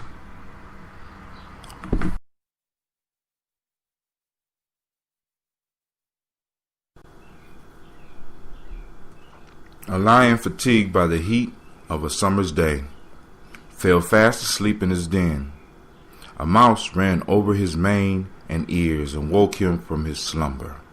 He rose up and shook himself in great wrath and searched every corner of his den to find the mouse. A fox, seeing him, said, "A fine lion you are, to be frightened of a mouse." "'Tis not the mouse I fear," said the lion. "I resent his familiarity and ill breeding." Little liberties are great offenses. This is Brother Hatim. I was reading from Aesop Fables. The name of the fable was The Lion, the Mouse, and the Fox.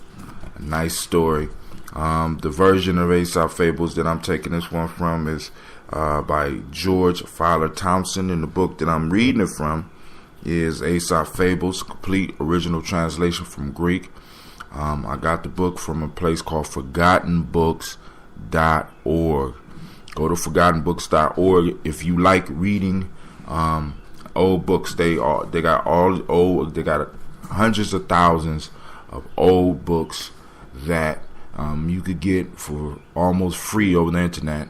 For simple like $2.99 per month, you get access to almost as many books as you want to read, and you get to download 10 of them per month.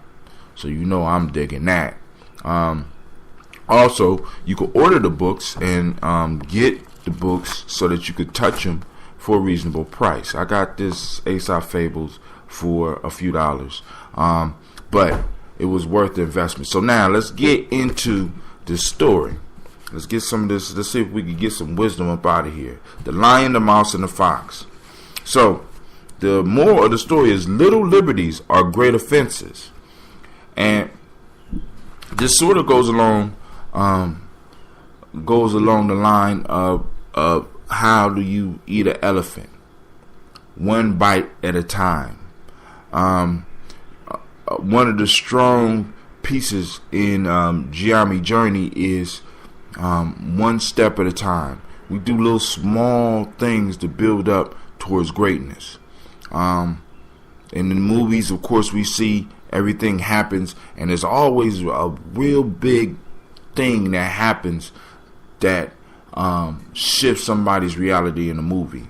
But in real life, we know that it's like cutting down a tree one chop at a time. So the story takes that whole concept and flips it, because now is not the greatness that we're moving towards, is the degradation that we're moving towards.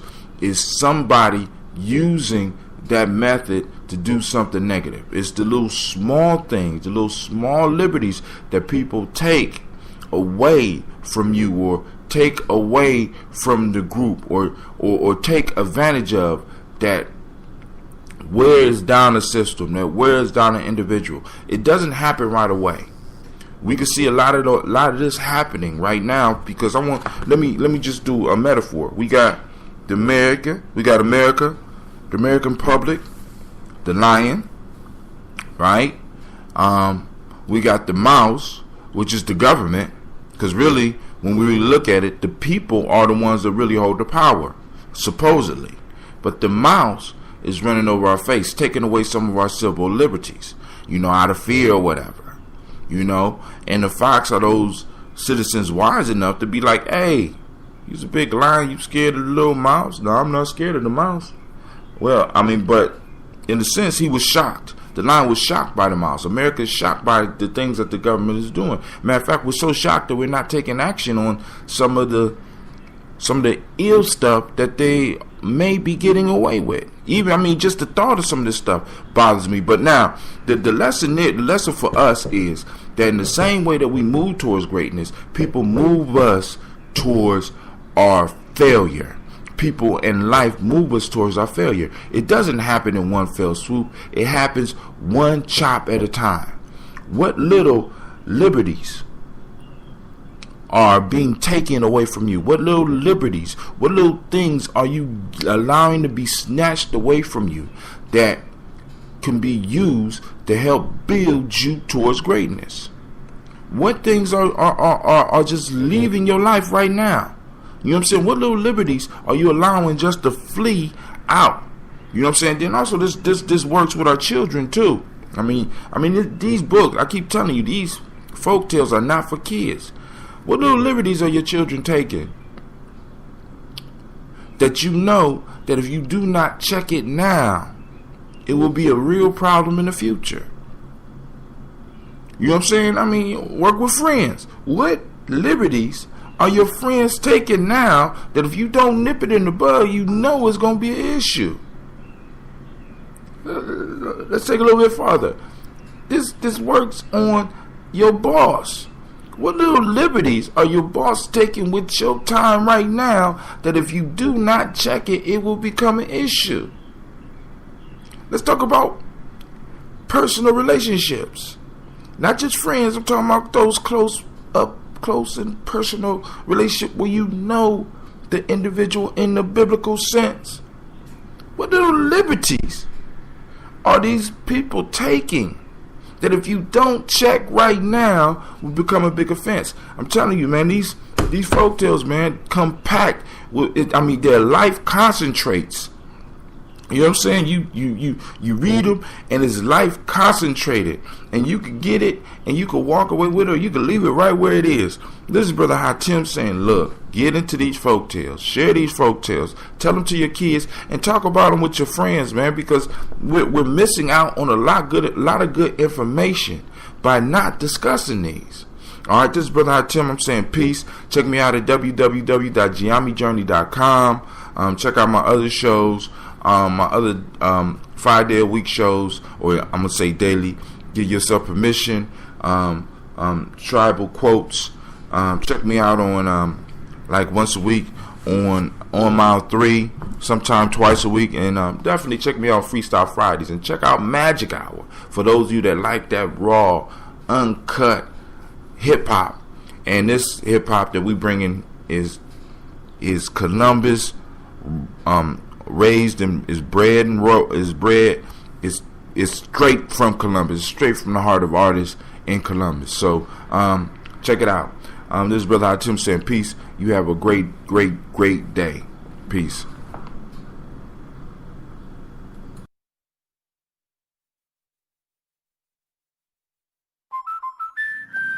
Now that's a parking spot.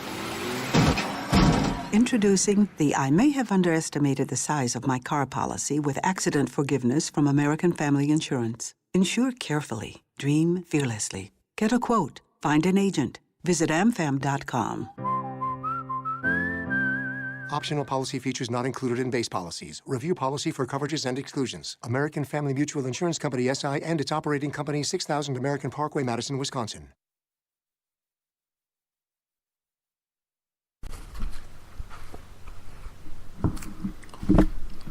Jupiter determined, it is said, to create a sovereign over the birds, and made proclamations that on a certain day they should all present themselves before him, when he would himself choose the most beautiful among them to be king.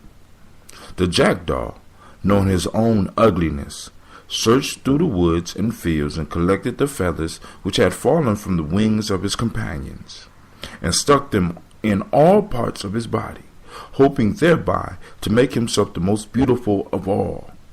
When the appointed day arrived, and the birds had assembled before Jupiter, the jackdaw also made his appearance in his many feathered finery.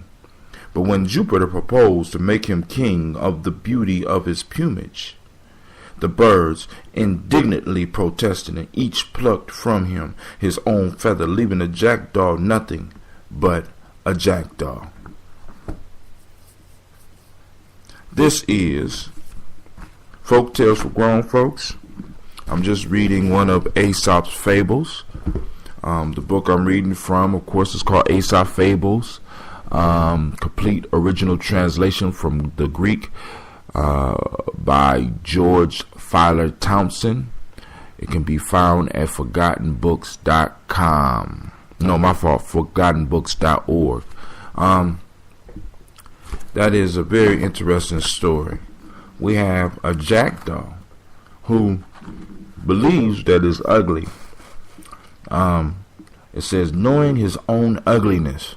Now, for those of us on the journey, we know that that is a choice. This bird has determined that it's ugly, so it's not enough. So what it does, it goes out to find other birds, pieces of other birds, to disguise itself, because it wants to be king. It feels that it's ugly, but it wants to be king. Now, I don't know how that works. You know what I'm saying? You feel you ugly. You know you got a knowledge that you ugly, but yet you want to be king. So this bird got serious conflicting issues. I'm telling you, these folk tales ain't just for kids. This bird has some serious clashing internal problems, like many people that we work with. They feel that they're ugly, but they want to be on top. You know what I'm saying? They don't feel good, but they want to be on top because they feel that if they're in charge, they can make things better, not knowing that they can make things better just by being better. No, everybody else got to change. So this jackdaw decides to grab all these feathers, all these fallen feathers from all these other birds, and made a beautiful plumage and went before Jupiter and was chosen, singled out to become king of the birds. When all the other birds all of a sudden start hating, they got upset that this bird had the audacity to come up there and try to be the king of the birds with pieces of them on them. So they each took one of their feathers. Now, by the time they got done stripping down, the only thing that was left was the jackdaw. But what the jackdaw didn't know was that he was enough. Many of us are like that jackdaw. We go, we put on the makeup, we get the haircuts, we get the beards trimmed, we cover up the gray hairs, we buy the best clothes, we shoot for the best cars, we shoot for the best houses. We're grabbing the feathers of the world to put the plumage on ourselves, to hide the true personality, to hide to hide the ugliness, as the jackdaw would say. We're trying to hide this ugliness so that when Jupiter makes a decision, when life makes a decision, when God makes a decision, I will shine above them all. Not knowing that the only thing that really belongs to you is you. Somebody will come and pluck the car away from you. Life will make it possible to pluck the house away from you. And we'll pluck the barber that cuts your hair so nice, and we'll even pluck the hair away from you. We'll pluck the clothes that you have right off your back, or better yet, allow them to age, and pluck the money out your pocket so that you can't spend on frivolous things like that, and pluck the feathers away from you, to eventually there will be nothing standing there in judgment but you.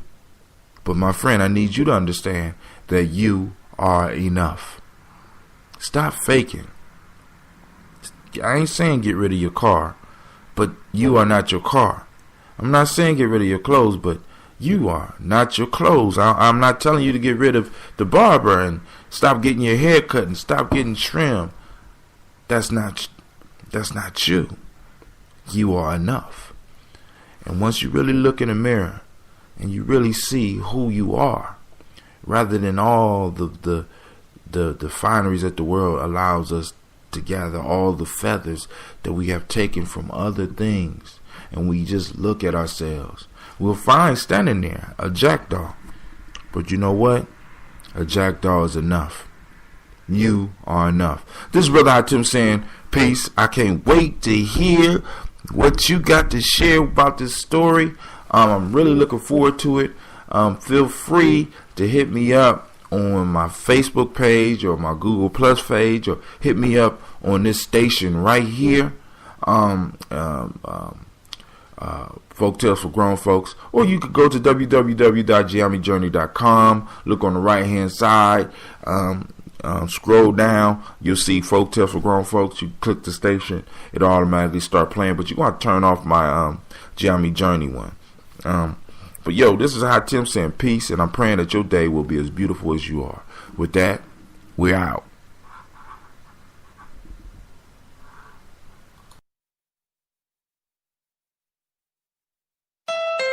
It's Honda's summer clearance, and every new Honda is on clearance. Well-qualified buyers can lease the 2020 Honda Accord today for $239 a month for 36 months with $25.99 due at lease signing. Accord, a car and driver 10 best a record 34 times for just $239 a month. Don't miss Honda's summer clearance event going on now at your Central Ohio Honda dealers. Call 877-41-HONDA for details. Offer ends August 31st, 2020.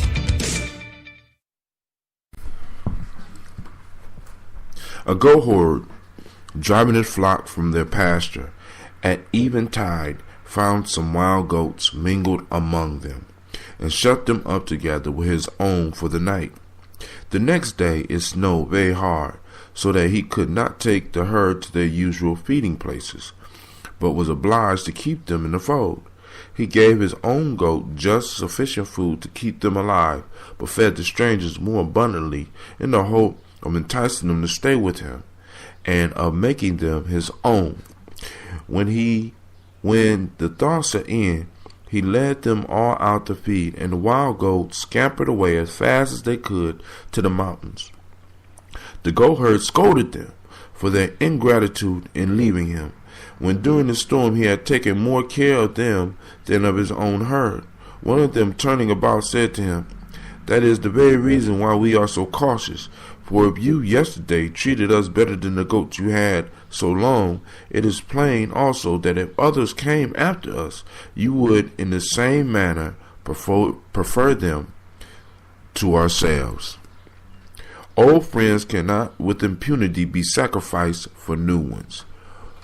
Oh my God.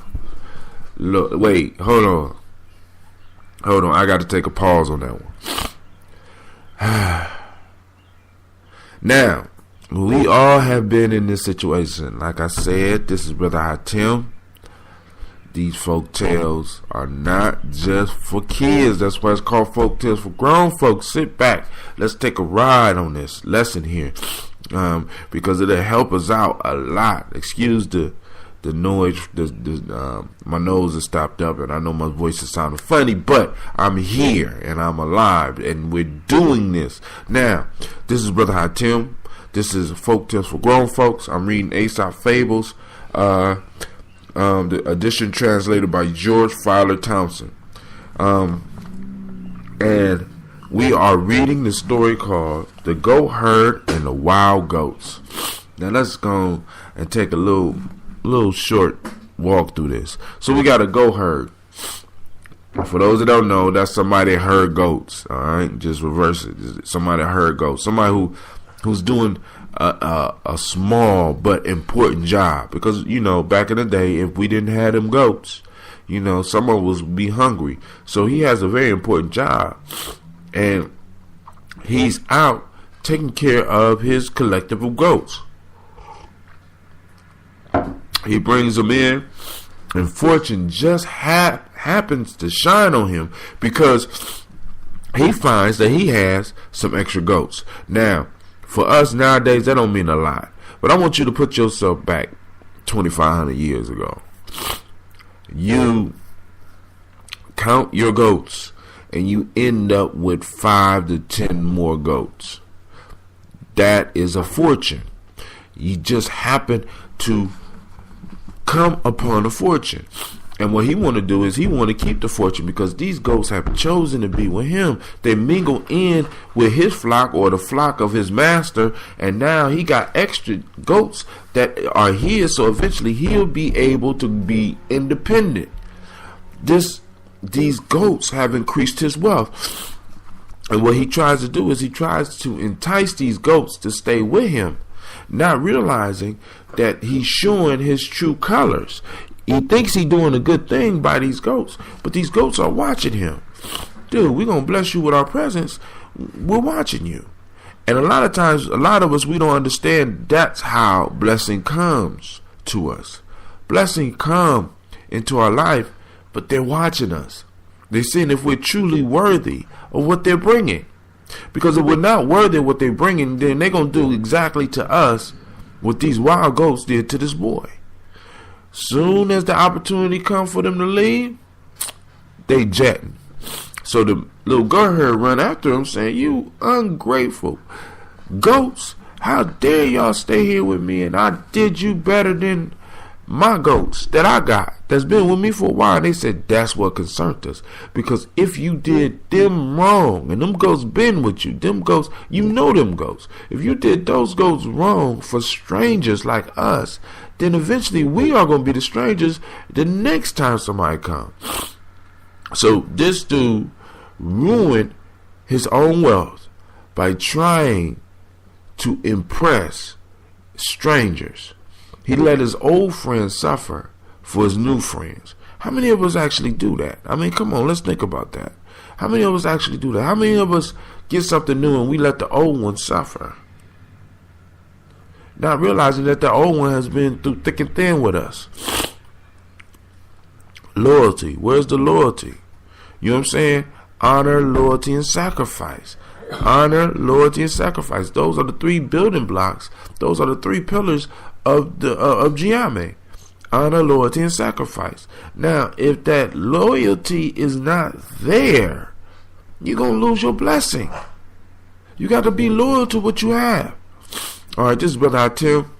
I just went through the goat herd and the wild goats. I can't wait to hear some of your comments on the story and some of your perspectives, because all of us got perspectives, and I don't want you to hide your wisdom, because you never know who is going to help.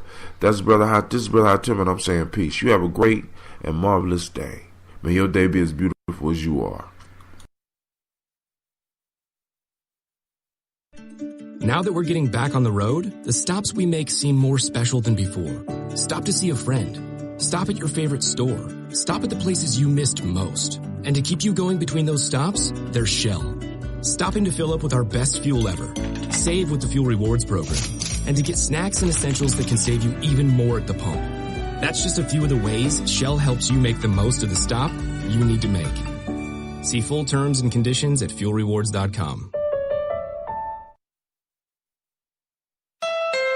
It's Honda's summer clearance, and every new Honda is on clearance. Well-qualified buyers can lease the 2020 Honda CR-V today for $229 a month for 36 months with $3,099 due at lease signing. CR-V, the best-selling crossover utility vehicle over the past decade, for just $229 a month. Don't miss Honda's summer clearance event going on now at your Central Ohio Honda dealers. Call 877-41-HONDA for details. Offer ends August 31st, 2020.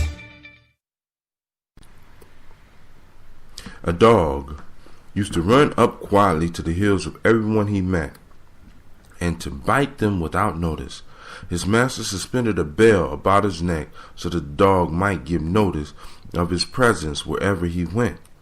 Thinking it a mark of distinction, the dog grew proud of his bell and went tinkling it all over the marketplace.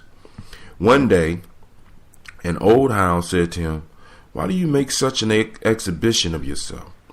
That bell that you carry does not, believe me, any order of merit, but on the contrary, a mark of disgrace, a public notice to all men to avoid you as an ill-mannered dog. Notoriety is often mistaken for fame." Ooh, man, this is Brother Tim coming at you live with Folk Tales for Grown Folks. This is an Aesop fable, and this one is called The Mischievous Dog. And once again, as I say, these folk tales are not for kids. I mean, kids can learn from them, but listen, these folk tales were written for grown folk. Let me just, if you haven't figured that out yet, I need you to understand. Stories are the best way to get a lesson across. And we miss this because we have grown into adults in a world where we are told that facts move people. When in fact, it's not the facts that move people, it's the stories that move people. And the people that are the best storytellers are some of the best business people in the world, because they know how to get you to buy.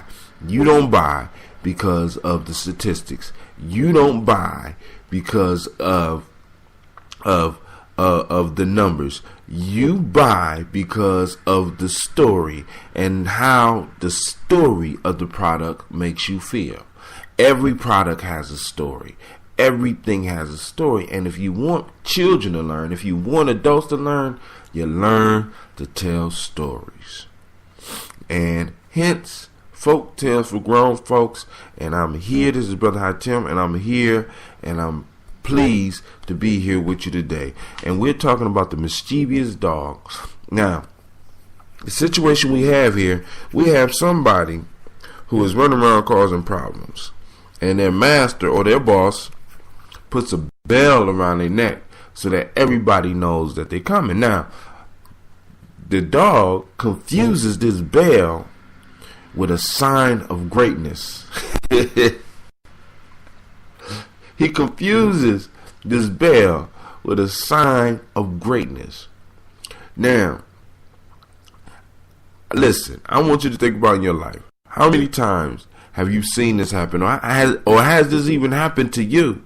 Where you receive something that you think that is a sign of notoriety, is a sign of greatness.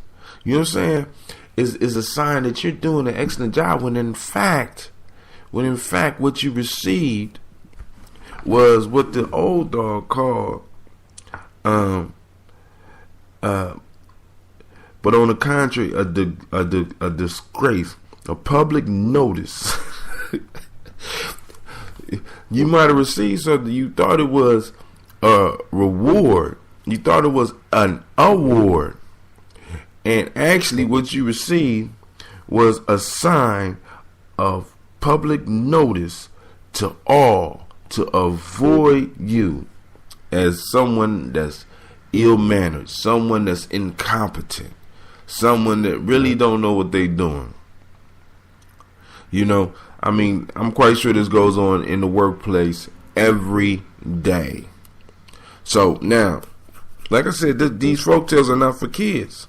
These folktales are to empower and to teach.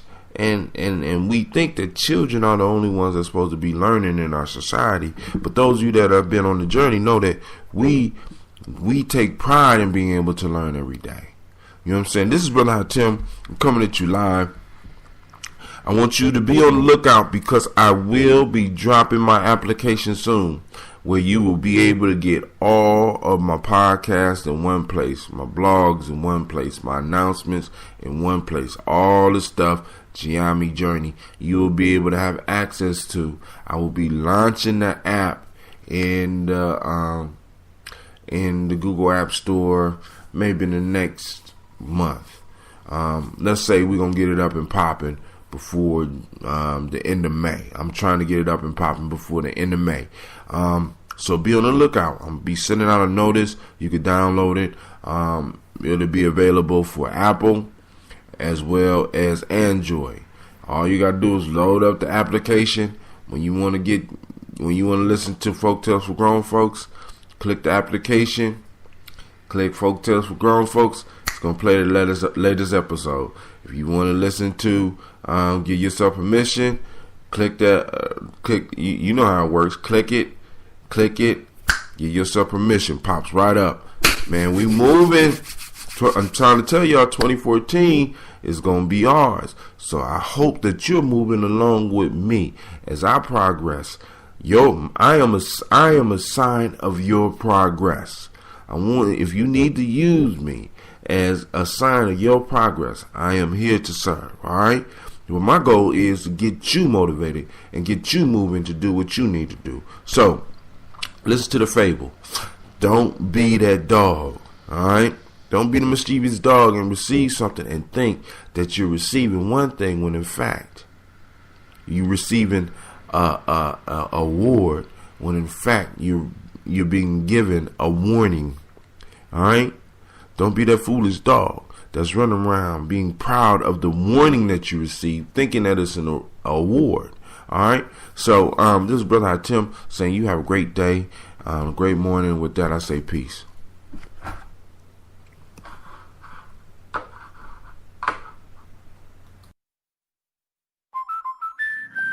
Now that's a parking spot. Introducing the I may have underestimated the size of my car policy with accident forgiveness from American Family Insurance. Insure carefully. Dream fearlessly. Get a quote. Find an agent. Visit amfam.com. Optional policy features not included in base policies. Review policy for coverages and exclusions. American Family Mutual Insurance Company, SI, and its operating company, 6000 American Parkway, Madison, Wisconsin. It's Honda's summer clearance, and every new Honda is on clearance. Well-qualified buyers can lease the 2020 Honda Civic today for $189 a month for 36 months with $25.99 due at lease signing. Civic, the best-selling compact car over the past decade, for just $189 a month. Don't miss Honda's summer clearance event going on now at your Central Ohio Honda dealers. Call 877-41-HONDA for details. Offer ends August 31st, 2020. I'm Matt Abdu, executive chef and owner of Pig Beach Barbecue in New York City. Like you, I'm spending more time at home right now, and that means more time cooking for my family. I'm excited to partner with Prairie Fresh to bring you delicious meal ideas inspired by their quality pork, including what's in your pantry, various ways to use leftovers, and even kid-friendly recipes. Because you want to make more than a meal. You want to make a mealtime together. Check out my easy recipes on the Making Mealtimes page at prairiefresh.com.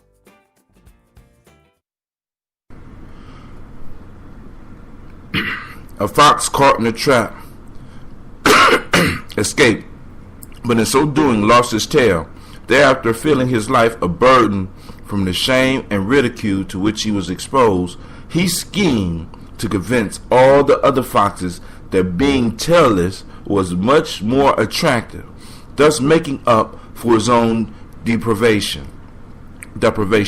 He assembled a good many foxes and publicly advised them to cut off their tails, saying that they would not only look much better without them, but they would get rid of the weight of the brush, which was the very great inconvenience. One of them interrupted him, said, "If you had not lost your tail, my friend, you would not thus counsel us." This is the fox who lost his tails. I'm reading from Aesop Fables, translated by George Fowler Townsend, from ForgottenBooks.org. This is Brother Hatim, and you are tuned into Folk Tales for Grown Folks. Man, sound like that fox had a deep case of envy, hating in his soul. And many of us, we run into this type of thing. And it's like we usually have individuals who don't have what we have that's advising us to get rid of what we have. If we have a little problems, just some little problems in our relationship, our relationship-free friends are telling us to get rid of our relationship, or at least the ones that give the bad advice. If we're having problems with our car, those who have a less valuable car than ours may be telling us, "Hey man, get rid of that car. It's a piece of junk." You know what I'm saying? We got to watch advice that comes from a self-interest. You know what I'm saying? Because everybody, it's like, for certain people, they really love to be unhappy in groups. Now, I ain't gonna say misery loves company, because misery kind of likes to be by itself. You know what I'm saying? Actual misery like to be by itself. But it's some people who, no matter whether they're happy or whether they're sad, they like to share that. You know what I'm saying? You got to watch out for those people. Now, once again, I'm gonna state, listen, these folk tales are just for grown folks. I mean, not just for kids. But check this out. I want to take it from a different angle, because they're talking about cutting off a tail, and many of us have cut off our tail. But I'm not talking about the TAIL. I'm talking about the TALE. We had individuals who have not been bold enough to tell their story, or to tell their tale, to share their tale with others who are telling us we need to cut ours off, just like they cut theirs off. They want you to become like them. They want you to become tailless like them. You know what I'm saying? So metaphorically, this fox story is a very powerful story, because what this shows is how, in a sense, society and some of those people that are not satisfied in society with themselves want you to cut off the best part of yourself, which comes from your story and the story that you're telling yourself. Listen, people, the one thing I need you to understand is this: our life is shaped and based and built upon the belief that we have, and also by the story we tell ourselves. Now, if I could get you to cut off your story, then your future is not as bright. Might not be as bright as mine, or it might be about the same brightness, and we could be happy together.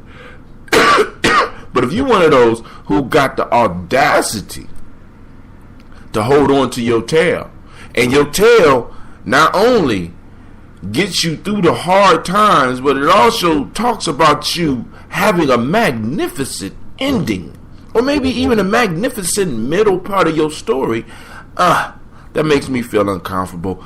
Listen, I need you to cut off your tail. You know, I mean, it's useless. You know, it weighs you down, and you know, you're telling yourself fantasies. You know what I'm saying? People, hold on to your tail. You know what I'm saying? Don't be like that fox who lost his tail. But just because he lost his tail doesn't mean that you have to give up your tail. And I'm talking about the T-A-L-E, not the T-A-I-L. Those of you that listen to my other shows know how important I believe that your story is, how important your tale is, and I want you to hold on to it. Don't allow none of these hating foxes out here to try to get you to cut it off. This is Brother Hatim saying, listen, these folk tales aren't for kids, or just for kids. You can learn a lot from them. Now, I can't wait to hear what you got to post about this folk tale. Now, I'm about to post all this stuff up on my Google Plus sites and my Facebook sites. But also be on the lookout for the GNJMedia app. It will be hitting the Google Play Store real soon. And those of you that have iPhones, hit me up, because I'm going to be able to give you the code so that you could be able to download the iOS app. So we moving. So hey, 2014 and beyond. Remember, y'all, 2014 and beyond. This is Brother Hatim saying thank you for listening to Folk Tales for Grown Folks. Once again, this is the fox who had lost his tail. I'm Brother Hatim. I'd like to thank you for listening, and I can't wait to read your responses, or at least hear your stories. Remember, those of you that are bold enough to record a story that you want to share with a moral, and you want to go in depth and talk about it, and you know, you keep it like 5, 6, let's say 7 minutes at the longest, and you can email it to me, I will gladly play it on my show for you. So this is Brother Hatim saying, remember, this is our show. Peace. I pray that your day is as beautiful as you are. Peace.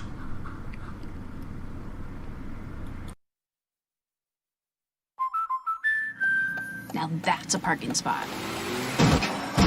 Introducing the I may have underestimated the size of my car policy with accident forgiveness from American Family Insurance. Insure carefully. Dream fearlessly. Get a quote. Find an agent. Visit amfam.com. Optional policy features not included in base policies. Review policy for coverages and exclusions. American Family Mutual Insurance Company, SI, and its operating company, 6000 American Parkway, Madison, Wisconsin.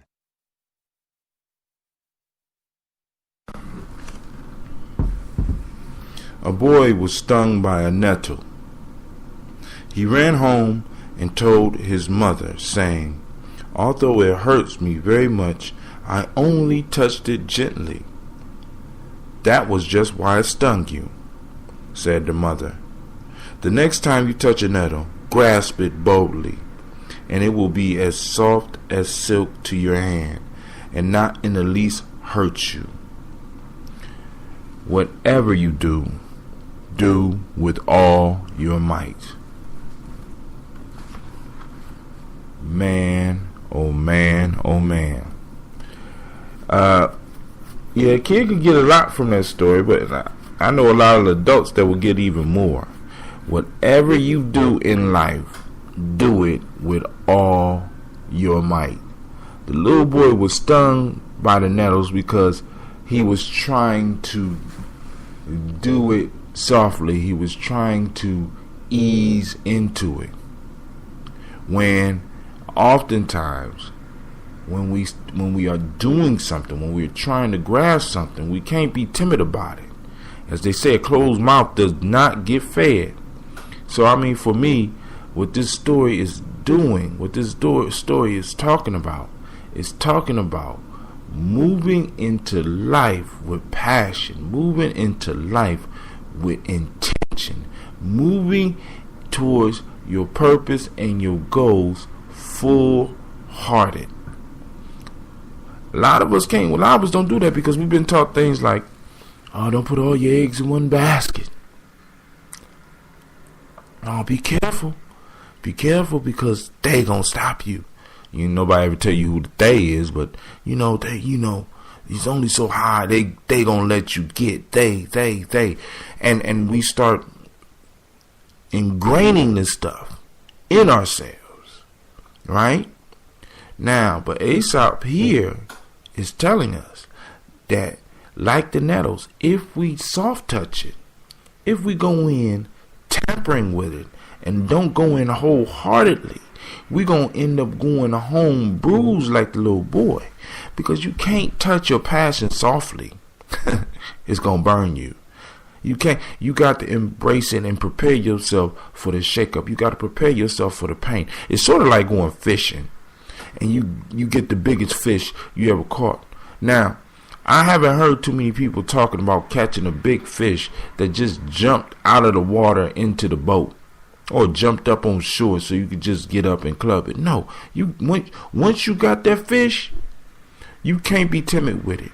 You got to be willing to fight with it with every last piece of yourself. You got to invest yourself in order to get the fish. When you go hunting for deer, you know what I'm saying? When you go hunting for any animal, you got to be willing to invest yourself once that shot is fired. You got to be, even before the shot is fired, you got to track the animal down. You got to be willing to invest yourself. There has been absolutely nothing in history where men and women have been able to do subtly and be successful at. To do subtly and truly move towards greatness don't go hand in hand. You don't subtly move towards greatness. You don't subtly become great. You know what I'm saying? You become great because you embrace the greatness. And to embrace the greatness means you're going to be burnt. You're going to be tossed. You're going to be flipped. You're going to be fought. Man. Listen, this is Brother Hatim saying this is Folk Tales for Grown Folks. The story I read is The Boy and the Nettles. It's from Aesop Fables. The version I'm reading from is translated by George Fowler Townsend. You can get it at forgottenbooks.org. You can download the book for almost nothing.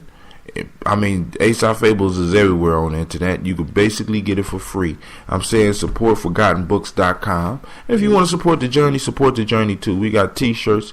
I got books. Go and support the journey so I keep on doing what I'm doing, because I'm loving what I'm doing. So, hey, I can't wait. I can't wait to hear your take on this story. I can't wait to hear the lesson you got from this story, or read it, whatever. Send it to me. You can send it to me on the Spreaker station here. I got a Folktale for Grown Folks on Google and Facebook, so you have no excuse. I mean, if you follow me on Twitter, hit me up. You know what I'm saying? We friends on Facebook, hit me up. We friends on, you got me in the circle on Google Plus, hit me up. Let's talk about these folktales, because within these are gems of wisdom that when we extract them, we could cash them in for a better life. Man, you can tweet that. But hold on. This is Brother Hatim saying peace.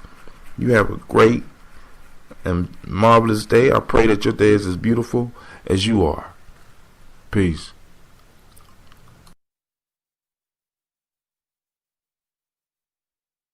In Southern California, you're in your car a lot. Over time, you're going to put some wear on it. But new Toyota owners don't really have to think about that because they have Toyota Care. They just stop by the dealership, hand over the keys, and get no-cost factory maintenance, covering normal wear for 2 years or 25,000 miles, whichever comes first. Get all the details on Toyota Care when you visit buyatoyota.com. Your Southern California Toyota dealers make it easy. Toyota, let's go places.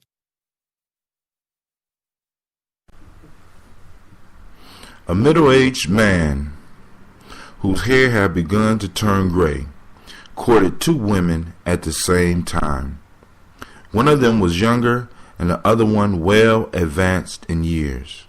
The elder woman, ashamed to be courted by a man younger than herself, made a point whenever her admirer visited her to pull out some portion of his black hairs.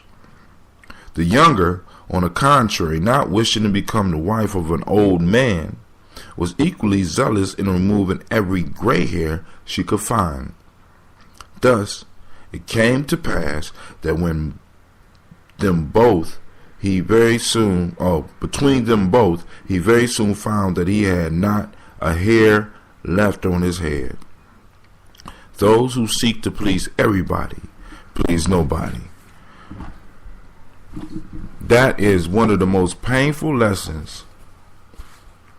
One of the most painful lessons that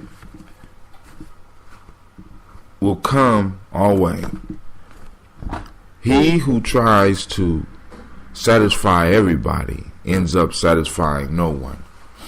And I mean, like I said, every time, these folk tales are not just for kids. And I mean, there is some potent lessons in these for us, like right there. How many of us is trying to satisfy everybody? We're trying to satisfy our boss. We're trying to satisfy our co-workers. We're trying to satisfy our relationship, our relationships at home. We're trying to satisfy our parents. We're trying to satisfy the community organizations that we belong to.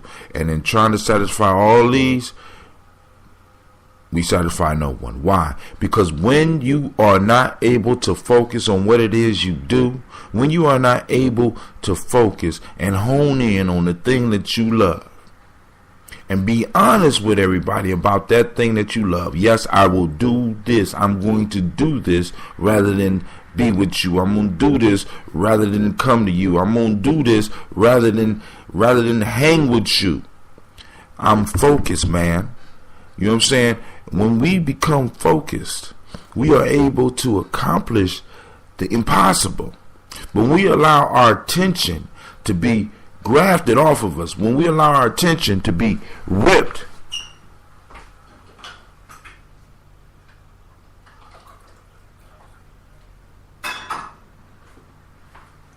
in many different directions, we rob ourselves. We rob ourselves, and we rob the world, because the world never fully gets you.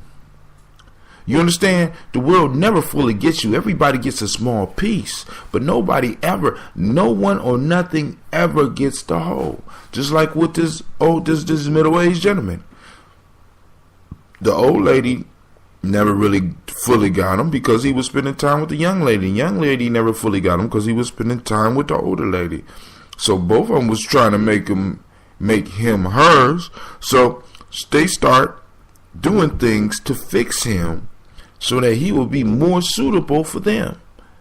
But in him allowing them to do this, whether knowingly or unknowingly, he ended up losing both. Let me say that again. That's even the more important lesson here. By us trying to satisfy everyone, we end up losing everything. Man, I gotta take that one to heart. I'm gonna say that one again for myself. By trying to satisfy everyone, we end up losing everything. Now, I want you to think about that. Now, I would love to hear from you, far as a listener. whether you make a comment on this fable, whether you record your own fable and send it to me so that I can post it on the show. I have no problem with that. Feel free to leave a comment about the show, about a lesson that you picked up, because like I said, I don't get all the lessons, and you know what I'm saying, this is just my interpretation. I'm interested in hearing what you have to share about this folktale. This is Brother Hatim saying, I pray that your day is beautiful as you are. Make sure you check me out at www.GNJMedia.com. You can find almost all my radio shows, and be on the lookout for a new app that I will be firing up as soon as it's complete. I'm waiting for it right now. It's in the oil process, and you're gonna be able to tune into all my radio shows, all my blogs, my newsletter, and everything else that goes along with it. Be on my mailing list and all that. This is Brother Hatim wishing you a beautiful day, and with that I say peace.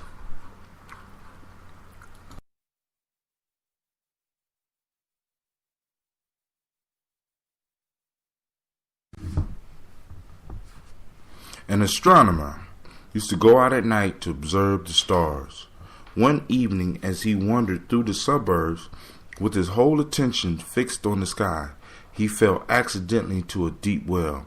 While he lamented and bewailed his sores and bruises, and cried loudly for help, a neighbor ran to the well, and learning what had happened, said, "Hark ye, old fellow, why in striving to pry into what is in the heaven do you not manage to see what is on earth?" Oh, man, listen. All right. Being focused, because we often talk about that. I talk about that, and I hear other speakers talk about being focused. And it's a beautiful thing to be focused, but always know where you are. Know your surroundings. Some of us become so focused that we lose sight of everything else. We lose sight of our families. We lose sight of our friends. We lose sight of anything that's outside of what we're focusing on. And that can be a good thing. But other times, just like with this astronomer, because this astronomer was very dedicated to the science of the heavens. But in his dedication, he lost sight of where he was and what was important, and ended up falling into a deep well.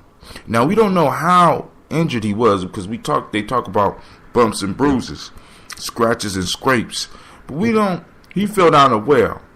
He could have broke something, and he fell down far enough in the dark where he could not get himself out. And he's wailing and he's moaning because he lost perspective. Now, it's important for us to learn about ourselves. It's important for us to know who we are. That absolute, complete, perfect quality within us. We need to know that. Yes. But we also need to be aware of the world around us. Not only do I need to know me, but I need to be aware of my environment. See, that's warriorship right there. You know what I'm saying? Because as a warrior, I have to know what's going on around me. I can't allow my focus in a battle to be so concentrated on one enemy when I'm in the midst of a battle. Because while I'm focused on that one enemy, somebody can come up behind me and end my life. I have actually been in combat situations where I had to use that extra sensory perception of knowing where I was and knowing who I was fighting and knowing who was fighting around me to save my life. Matter of fact, several different times. But this is a sense that we have to go on and develop where we could be aware. Like one of the things I learned, I've been practicing my yoking or my yoga a little bit more, and I increased my practice into the evenings. But I got two little girls. One is 3, the other is a little bit above 1, that consistently attacked me. At first, I felt they was disturbing my practice. I wanted to be focused on my practice, but then I can't forget that these little girls want my attention just as much as some of the kids at my school want my attention, and these kids and my babies deserve it. So why not let them come in and quote unquote disturb me, and find ways to make that disturbance work towards me being able to become better. So I start finding different ways to have them help me with my workout. You know what I'm saying? So whether they're watching me juggle and catching the balls when they fall and giving them back to me, watching me learn something, knowing that mistakes happen. As a matter of fact, I have an interesting story, but I ain't gonna go into that. But anyway, so in developing and building who we are and working towards who we want to be, it's important to be focused. But we always got to be aware of our environment. We always got to be aware of what's going on around us. We always got to be aware of what's going on with our friends. We always got to be aware of what's going on in our workplace so that we do not be taken by surprise. Okay? This is Brother Hatim saying thank you for your time. Thank you for your patience. Be on the lookout for the applications because it's coming. I feel it's coming soon, man. Listen, also, www.GNJMedia.com. Feel free to comment on any of my podcasts, but especially this one. I want to hear some of the wisdom that y'all getting from these stories. The edition I'm using Aesop Fables from translated by George Fowler Townsend. You can get it off of ForgottenBooks.com. The fable I read today is called The Astronomer. Check it out. I will be posting this as the folktale of the day. Hopefully we get some conversation. And those of you that want to podcast or you want to share one of your favorite folk tales, feel free to record it as an MP3, send it to me, and I will share it on my show. You know what I'm saying? Especially if it's good, you know. But this is Brother Hatim saying peace, and I pray that your day will be as beautiful as you are.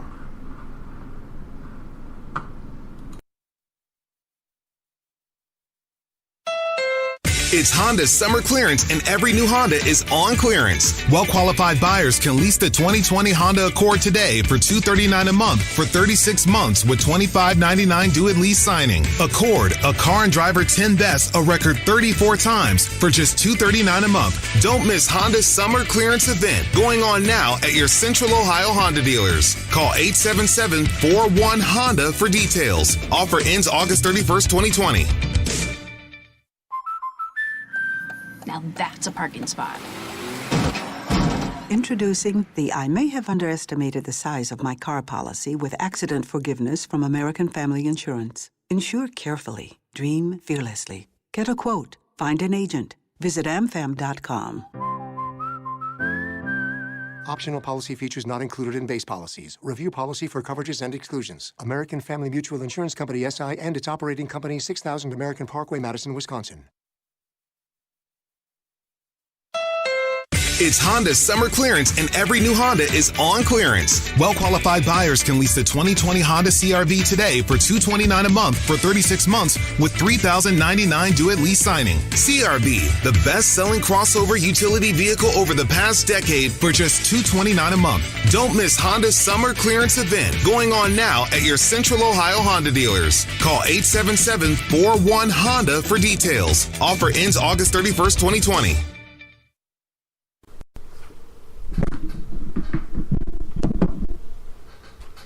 The wolves. Why should there always be this fear and slaughter between us? Said the wolves to the sheep. Those evil disposed dogs have much to answer for. They always bark whenever we approach you and attack us before we have done any harm. If you will only dismiss them from your heels, there might soon be treaties of peace and reconciliation between us. The sheep, poor silly creatures, were easily beguiled and dismissed the dogs, whereupon the wolves destroyed the unguarded flock at their own pleasure. Now, before I even get into this one, I have to say this. Listen, this was the hardest story for me to find. What I mean is, for each story, I can easily pull up a Google search and find the story. This story was very hard to find. And now, after reading it, I understand why. And hopefully you'll understand why. This story is a life changer like no other. This story depicts Western civilization's history throughout time. I hope if I'm insulting somebody, so be it. I mean, whatever. Listen. You have the wolves and the sheep. Now, the sheep is about peace, and they have a group of individuals that are sworn to protect them, that are their friends. They don't eat them. They just make sure they go where they're supposed to go and protect them at night. Let them know when the wolves are coming and attack the wolves to keep the wolves off of them.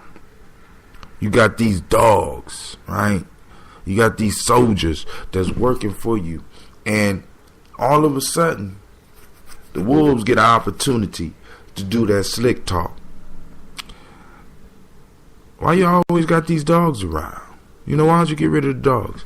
This is the lesson. Beware of new friends that require you to get rid of your old friends. Why do they want you to get rid of your old friends? You know what I'm saying? I'm not saying that you should not seek change when it's needed. But the question that I'm asking, I want you to listen to the question very clearly. Why are the new friends interested in the destruction of the old friends in your life? This is the way domestic abuse relationships start. This is the way abusive national relationships start. This is the way abusive international relationships start. You always got a slick talking wolf that want to get in, and they need you to get rid of the things that protect you. They need you to get rid of the things that keep you safe. Why? So that they can eat you at their leisure. I mean, Esau was brilliant. You know what I'm saying? And now I understand why I couldn't find this story, because this story breaks down how people have been taking advantage of people forever, and they don't want you to know this knowledge. They don't want you to recognize. The wolf don't want you to recognize the tricks. The biggest wolf on the planet right now don't want you to recognize the tricks. But listen, you got to hear on Folk Tales for Grown Folks. The name of that story is The Wolves and the Sheep. I'm reading from Aesop Fables. That's the complete and original translated from Greek by George Filer Townsend.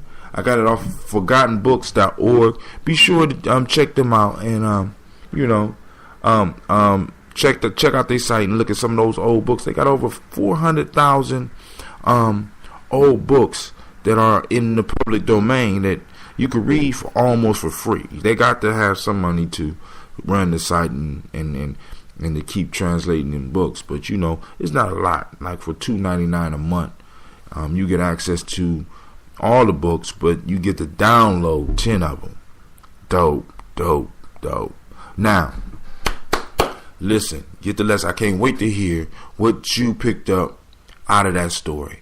I want you to send me your insights. I want you to share your insights with me, and by sharing it with me, you share it with the world. And I want you to always realize that you never know what your internal wisdom may do for someone else. You never know whose life your ideas or your views of something, whose life you may save. You know what I'm saying? So stop being scared. Stop hiding your light up under a bushel and put it out there. All right. If you have a folk tale that you would like to share, or that you might not be comfortable enough in front of Mike to do it, send me a request. I'll do it. Right now we're going through Aesop Fables, but if you send me a request for a certain story, I'll jump right to it. You know what I'm saying? Especially if it's not an Aesop Fable. I'm going to go through every last 360 of these. I'm going to go through all of these. I'm working my way through all these. But I'm willing to do other fables and break them down. And but also, if you are bold enough to do your own, I will gladly share it on my show. I'll play it on my show. So this is Brother Hatim saying thank you for joining the journey. Thank you for listening to Folk Tales for Grown Folks. And you have a beautiful day. Or as I say, may your day be as beautiful as you are. All right? Peace.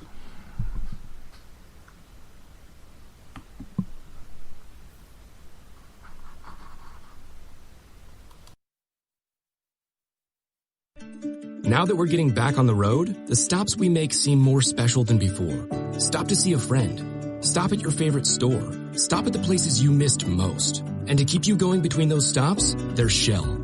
Stopping to fill up with our best fuel ever. Save with the Fuel Rewards program. And to get snacks and essentials that can save you even more at the pump. That's just a few of the ways Shell helps you make the most of the stop you need to make. See full terms and conditions at fuelrewards.com.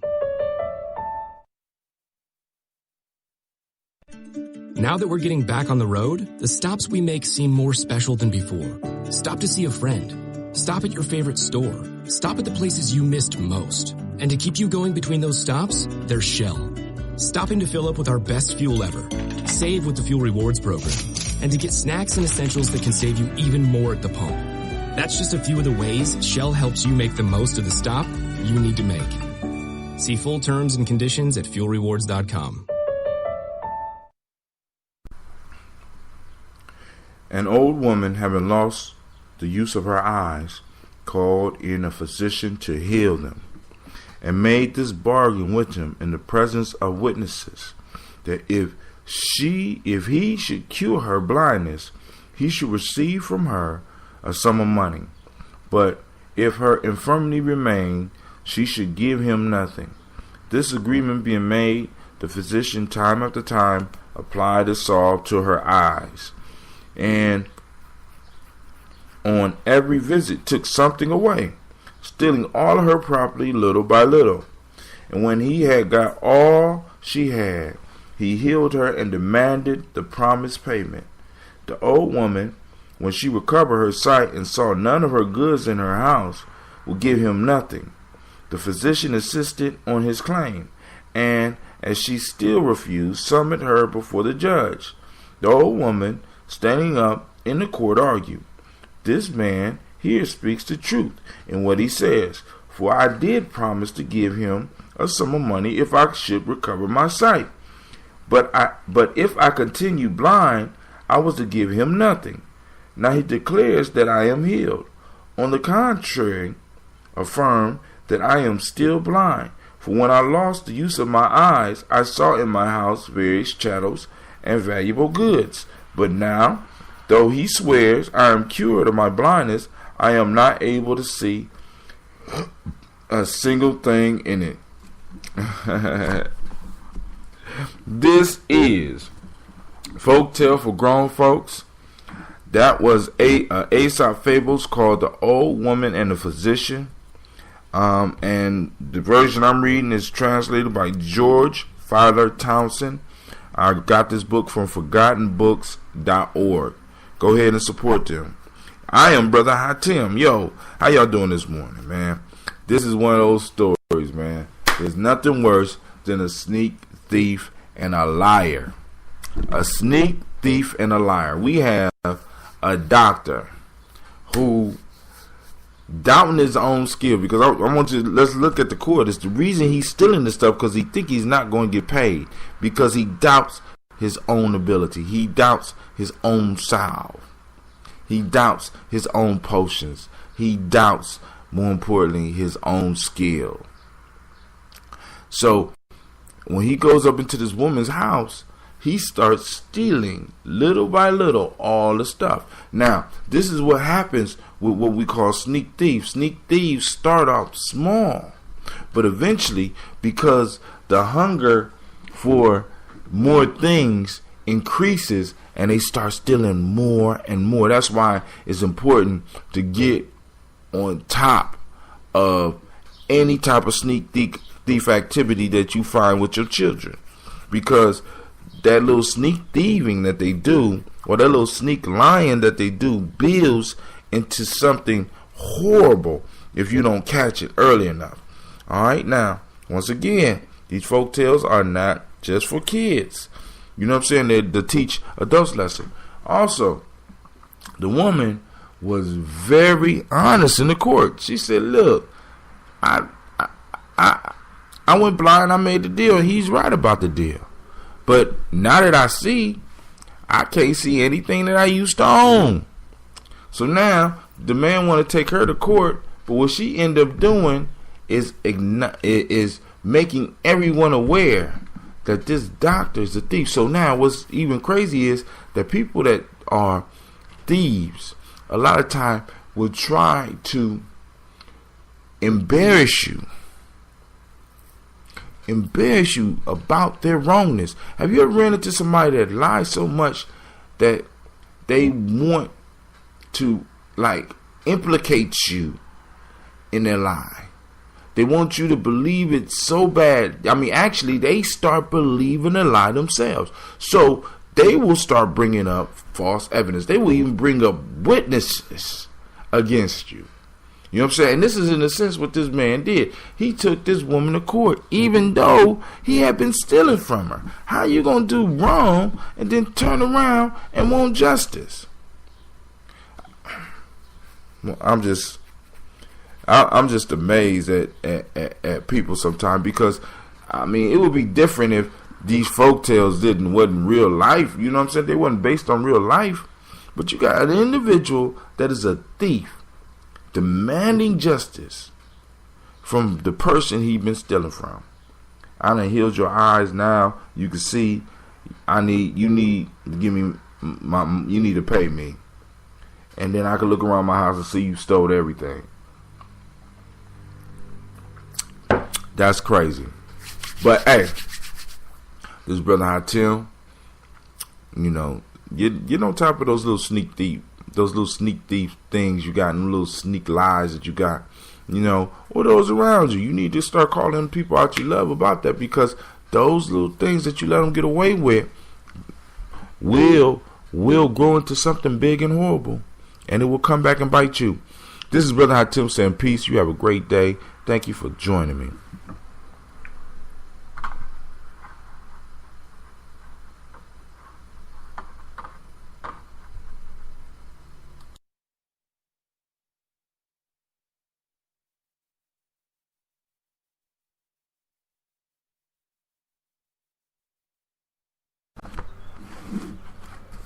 Great day, great day. Two gamecocks were fiercely fighting for the mastery of the farmyard. One at last put the other to flight. The vanquished cock skulked away and hid himself in a quiet corner, while the conqueror, flying up to a high wall, flapped his wings and crowed exultingly with all his might. An eagle sailing through the air pounced upon him and carried him off in his talons. The vanquished cock immediately came out of his corner and ruled henceforth with undisputed mastery. Pride goes before the fall. Let me say that again. Pride goes before destruction. Pride goes before you fall off. Pride goes before you lose. Pride goes before you're broke. Pride goes before the fall. Now, man, once again, these folk tales are not for kids alone. Adults, these were originally written for us to learn about life, to learn important life lessons. And I want you to think about that. Man, think about it. You got two roosters, for those that don't know what a cock is, two roosters duking it out. One wins, the other hides in embarrassment, hides in shame. The other wants the world to know that I rule this farmland, this farmyard, thinking that the farmyard is the world. He's on top of the world, so he climbs on top of the world, not realizing that that little farmyard is only a farmyard on the planet that is moving around the sun. And that sun is moving around a center black hole in a galaxy that is moving around with other galaxies in a super galaxy that all compose this thing called the universe. So when it comes down to this cock's farmyard, it is less than nothing, because he gets up and he starts crowing, I am the king of the world, the king of the universe, the sun bows to me. Everybody here, listen to me, I have whooped this other chicken. And out of the blue, here comes something to snatch him off his pedestal. He was so proud of himself. Sometimes, because I'm one that believe we need to feel ourselves. I believe I'm feeling myself right now. I'm rubbing on me. I'm feeling me right now. But there's a place and time for that.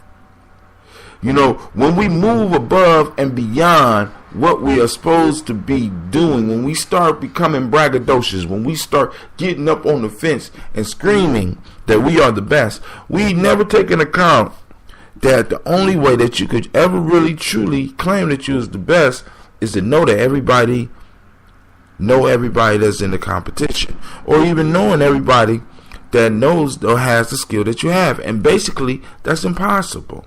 Like, I'm a big Bruce Lee fan, but for a long time I have been arguing. I mean, this has been since I was young. I'm a great Bruce Lee fan, but I used to get very offended when people would say that Bruce Lee was the best martial artist that ever lived, especially if they never did a martial art. You don't know all the martial artists that lived. I mean, how can you? He was the best one you may have ever seen. You know what I'm saying? I mean, it's sort of like, because I know some of y'all gonna get upset for me saying this. It's sort of like saying that Jordan was the all-time best basketball player. Now, those of you that are old school, old enough to remember going to the parks, I know that there are street and park legends that we all know about that could have gave Michael Jordan the competition of his life. But life did not make it possible, and their choices did not make it possible for them to get where Michael Jordan was.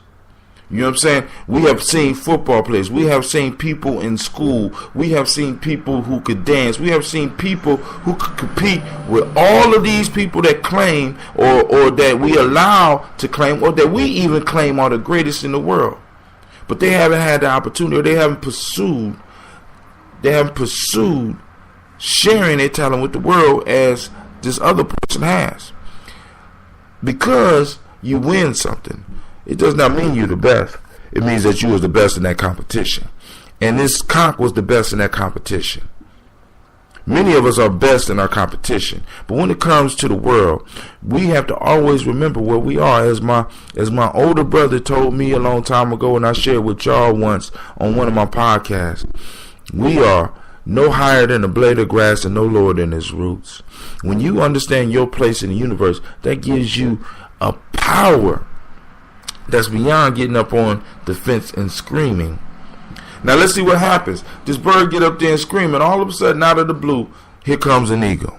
And we know eagle eat roosters, and the rooster's nothing. A cock is nothing but a male chicken to the eagle. The eagle flies down, grabs him, and probably on contact snaps this bird's neck and flies off.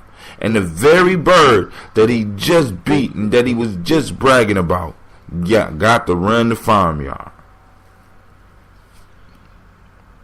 Sometimes we remove ourselves from situations, you know, and sometimes those of us who are good at what we do, we don't always have to win.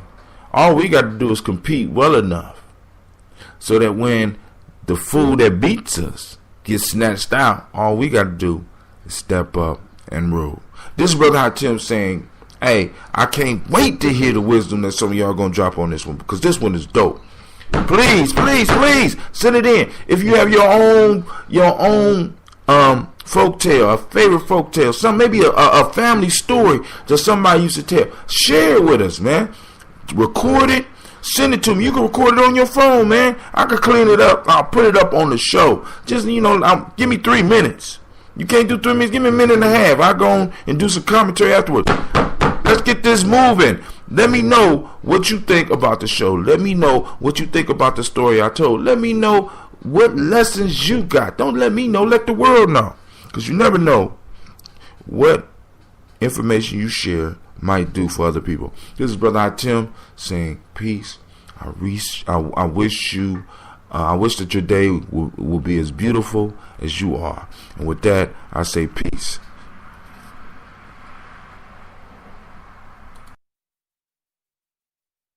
The outcome of an opioid emergency may depend on a quick response. Accidental overdose can happen anytime, even if the opioid pain medicine is prescribed. Due to COVID-19, emergency services could be slower to arrive. Get prepared. Get naloxone, a potentially life-saving reversal agent with no prescription, directly from your pharmacy. Having naloxone available allows you to respond first, not a substitute for emergency medical care.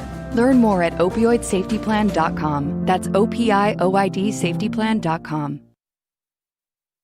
The outcome of an opioid emergency may depend on a quick response. Accidental overdose can happen anytime, even if the opioid pain medicine is prescribed. Due to COVID-19, emergency services could be slower to arrive. Get prepared. Get naloxone, a potentially life-saving reversal agent with no prescription, directly from your pharmacy. Having naloxone available allows you to respond first, not a substitute for emergency medical care.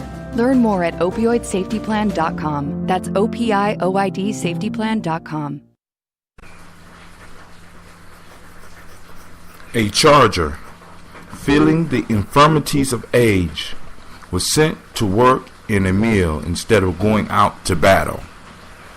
But when he was compelled to grind instead of serving in the wards, he bewailed his change of fortune and called to mind his former state, saying, "Ah, Miller, I had indeed to go campaigning before, but I was barbed from counter to tail, and a man went along to groom me, and now I cannot understand what ailed me to prefer the mill before the battle." "Forbear," said the miller to him, "harping on what was of yore, for it is the common lot of mortals to sustain the ups and downs of fortune." This is Brother Hatim. This is Folk Tales for Grown Folks. This is from Aesop Fables, the translated version by George Fowler Townsend. I got it at forgottenbooks.org. Man, oh man, oh man. Listen, this is one of the tales that prove what I've been saying all the time. A child would not understand that is not for children. Listen. Oh my God. So we got a horse. For those that don't know, a charger, a horse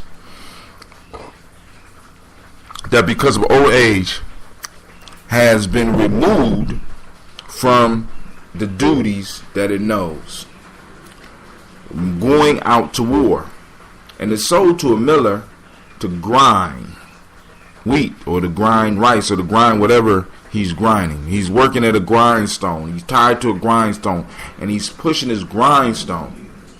And this horse begins to complain about, as they say, his lot in life. And he starts reminiscing about what was. And the miller looks at him and basically gives him words of wisdom. Why are you complaining about what was? Why complain about what was? Why not work on learning to enjoy what is? All human beings go through ups and downs. You are in the downtime of your life right now. But if you stay alive long enough, the uptime will always come around. Or the grass is always greener on the other side. But we always know somebody got to keep that grass and mow it and stuff like that. We always want to look at what was.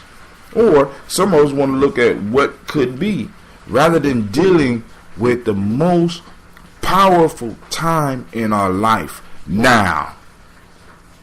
We bemoan our jobs. We bemoan our relationships. We bemoan our living situation. We bemoan our financial situation. And in all the bemoaning, whether we are bemoaning about how it used to be or whether we're dreaming about how it could be, we lose the power of now because we are somewhere else. We're off in the fantasy land. That horse was off in the fantasy land. Look, dog, you tied to this meal. You better get it together and grind this wheat. You know what I'm saying? Get focused. Grind this wheat to the best of your ability. You know what I'm saying? Maybe you'll get back in, but you old now, so just enjoy your retirement. But many of us, we can't do that. We got to find an excuse to go to the dreamland. But hey, check this out. Be sure to download the app. I would love to hear what you have learned from this story. If you have any stories that you want to share or you want me to share, send it to me and I'll do it, or tape it yourself and send it to me as an MP3 and I'll play it on the show. MP3, MP4, it doesn't matter. You know what I'm saying? Just send it. Alright? This is Brother Hatim saying peace. And I want to thank you for taking the time to join the journey and listen to Folk Tales for Grown Folks, because the audience for this show is growing like crazy. So give yourselves a round of applause. I'm just waiting. I can't wait to see some of the comments. Y'all have a beautiful and blessed day. Be sure to join the page or like the page on Facebook, or join the community on Google Plus, Folk Tales for Grown Folks, or do both of them. You know what I'm saying? Stay with me, www.GNJMedia.com, or just download the app and you get all the stuff to your phone immediately, even live. This is Brother Hatim saying peace, and I pray that your day is as beautiful as you are.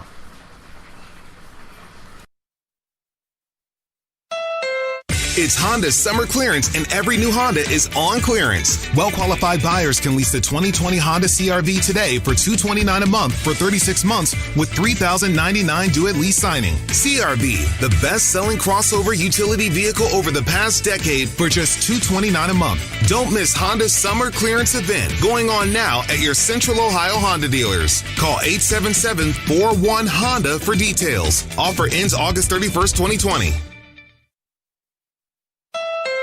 It's Honda's summer clearance, and every new Honda is on clearance. Well-qualified buyers can lease the 2020 Honda Accord today for $239 a month for 36 months with $25.99 due at lease signing. Accord, a car and driver 10 best a record 34 times for just $239 a month. Don't miss Honda's summer clearance event going on now at your Central Ohio Honda dealers. Call 877-41-HONDA for details. Offer ends August 31st, 2020. A monkey once danced in an assembly of the beast, and so pleased them all by his performance they elected him their king. A fox, envying him the honor, discovered a piece of meat lying in a trap, and leading the monkey to the place where it was, said that she had found a store but had not used it. She had kept it for him as treasure trove of his kingdom, and counseled him to lay hold of it. The monkey approached carelessly and was caught in the trap, and on his accusing the fox of purposely leading him into the snare, she replied, "O monkey, and are you, with such a mind as yours, going to be king over the beast?" ladies and gentlemen, this is Brother Hatim. This is Folktales for Grown Folks. That was an Aesop fable called The Monkey and the Fox, or The Fox and the Monkey. And this comes from the translation by George Fowler Townsend. And ladies and gentlemen, that is the introduction to The Hater. Throughout time and history, it's two things for certain in life: change and haters. Always going to exist. You know you're doing something good when you get haters. So, now, the monkey was a good dancer. Now, the monkey was a good dancer and was voted, sort of like politics today. The ones that dance the best usually become the best politician. If you can perform for the people, they're going to vote you in. They don't give a damn whether you could think or not. The monkey wasn't the smartest choice, but he was the choice. He was the people's champ. You know what I'm saying? And the fox felt deep down in his or her heart that she should be the leader. So she needed to get rid of the monkey so that she could move forward with her plans. Now, I want you to realize what's going on here. This is usually what happens with most haters. You know what I'm saying? With most haters and most hated. The hater is always trying to find a way to get rid of the hated. You know what I'm saying? Haters want to eliminate the hated. Now, they don't care how they eliminate you. Now, a lot of times we want to say that people are good deep down, but when people start feeling this envy, they are capable of almost anything. So you need to be aware. When you got haters around you, be aware, because they will sacrifice your life, they will sacrifice your children's life, they will sacrifice your friend, they will take out all of y'all just so that they could get in your position, even if it's only for a minute.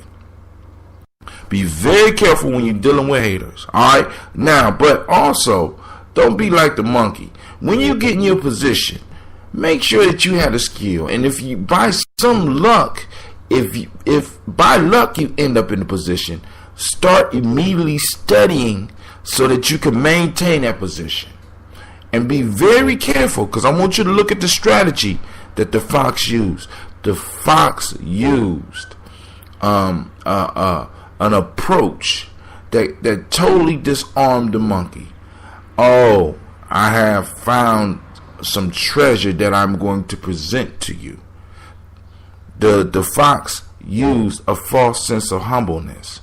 The fox acted like it was subjugating itself to the monkey. And in the end, the fox ended up putting the monkey's life at jeopardy. In fact, if we follow the story all the way through, the fox gave the monkey up to the hunter.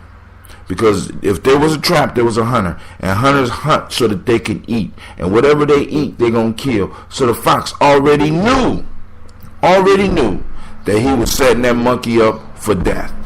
Don't you be that monkey. Alright? Don't you be that monkey. Keep your eyes open. You know what I'm saying? Look for the good intentions of everybody. But be aware of those haters, those people that come to you acting real humble, those people, and you can sense the fakeness on it. You know what I'm saying? Oh, and they trying to give you free gifts. Be aware of those free gifts. Because one of the proverbs out of the African openers to the Tree of Life is, be wise enough to tell the difference between a gift and a bribe. Alright? The monkey was being bribed by the fox. When you are being bribed, it means that you have to give something up. When you are receiving a gift, there's nothing expected in return.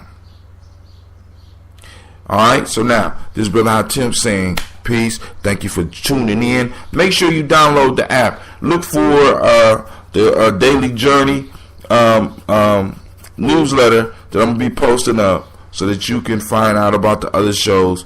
Download my app. Check me out at www.GNJMedia.com. I thank you for your time. And with that, Brother Hatim says, I pray that your day will be as beautiful and as powerful as you are. All right, with that, peace.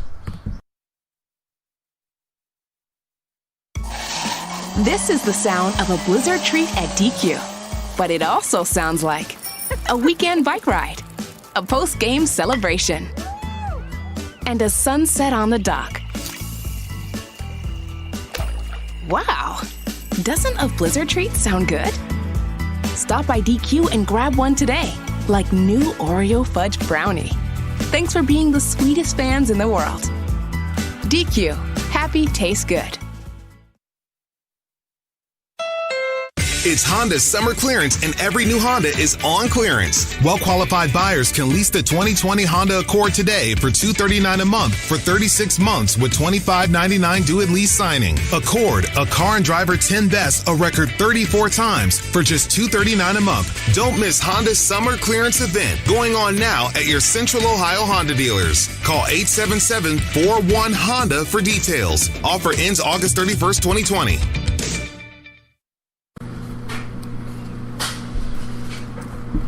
A horse soldier took the utmost pains with his charger as long as the war lasted. He looked upon him as his fellow helper in all emergencies and fed him carefully with hay and corn. But when the war was over, he only allowed him chaff to eat and made him carry heavy loads of wood, subjecting him to much slavish drudgery and ill treatment. War was again proclaimed, however, and when a trumpet summoned him to his standard, the soldier put on his charger his military trappings and mounted, being clad in his heavy coat of mail. The horse fell down straight away under the weight, no longer equal to the burden, and said to his master, "You must now go to war on foot, for you have transformed me from a horse into an ass. And how can you expect that I can again turn in a moment from an ass to a horse?" Man. Woo! Man, once again I say, these folk tales are just for kids. Now hopefully you got the message. For me, what I picked up is the power transformation. See, because you can use the power transformation for your success, for your good, or for your detriment. Your choice. Now we have this writer who during the war times, of course, he took care of his steed, because he didn't want to be on foot. He didn't want to be an infantryman. He wanted to be a cavalryman. He wanted to be a horseman. So he took care of his horse. And when war was over, he just basically said to hell with the horse. I'm carry this wood and here, eat this shaft. I'm gonna save some of this money, not buy you any corn or anything, and transform the horse. He transformed the horse into an ass. He transformed the horse into not a charger, but into a beast of burden, and wanted this animal to immediately change back from a beast of burden into the proud, regal war horse that it was. All transformation takes time. Transformation is a process. And this man took his horse through a process. Now, I'm wondering whether he transformed the horse into an ass or did he transform himself into an ass? Because it's like, this goes back to one of the old sayings, you never miss the water till the well run dry. You know what I'm saying? You make your living off of something, but you don't take care of it in the way that you need to take care of it. How many of us are guilty of that? You know what I'm saying? I mean, whether we talking about relationships, whether we talking about our money, whether we talking about our livelihoods, you know what I'm saying? How many of us are turning those things in our lives from a charger or a horse of power to an ass? to just the beast of burden. It's something that I struggle through. It's something that oh God, here we go again. You know what I'm saying? How many of us do this? You know what I'm saying? And then when we want to look good, when we want to be proud, when we want to produce the income that we want, we don't understand why it can't produce, because we ain't feeding it. We're not taking care of it. Because in order for the horse to be strong, we got to feed it quality food. In order for your body to be strong, you got to feed it quality food. In order for your job to be, in order for your job to be making money, and for you to move to where you want to in life, you got to feed it quality. You got to feed quality into it. You got to put quality work into it. You know what I'm saying? In order for a relationship to work, you got to put quality time into it. In order for you to improve at anything, you got to put quality in, quality time, quality effort. When you doing the half effort, you'll never get what you want out of it. Then you'll be like this dude laying on top of the horse, and look with the thing looking at you. How you expect me to produce when you have put nothing in me? Many of us want to produce. Matter of fact, we're being taught that you deserve something for absolutely nothing. Nowhere in the universe does it work like this. Nowhere else. Nowhere except in the reality that men have set up. Can you get something for absolutely nothing? And even in the man's world, you don't get it for absolutely free. It appears to be free. But many of us are being trapped into believing that we deserve just by the virtue of being born. Let me stop. All right, this brother Tim saying, thanks for tuning in, and I can't wait to hear your comments. Feel free to post them up. I will read them, and I will get back to each one of you. Those of you that would like to record your own show and send it in to me, I already gave the instructions to hit that MP3, email it to me, or let me know you got it so I can get you my email address so that I can go on and share your wisdom with the world. This is Brother Tim saying peace, and you have a glorious and powerful and magnificent day. All right? Throw that quality in there too. All right? Peace.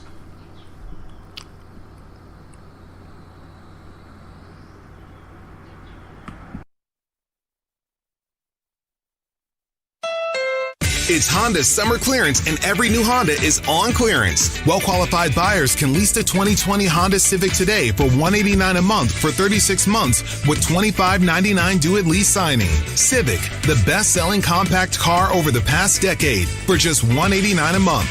Don't miss Honda's summer clearance event going on now at your Central Ohio Honda dealers. Call 877-41-HONDA for details. Offer ends August 31st, 2020.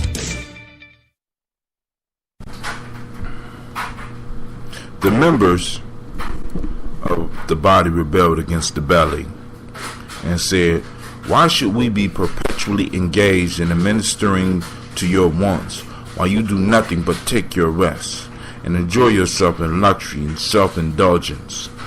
The members carried out their resolve and refused their assistance to the belly. The whole body quickly became debilitated, and the hands, feet, mouth, and eyes, when too late, repented of their folly. Man, I'm trying to tell you, boy, these folktales are not for kids. Listen, well, I ain't gonna say not for kids, but not just for kids.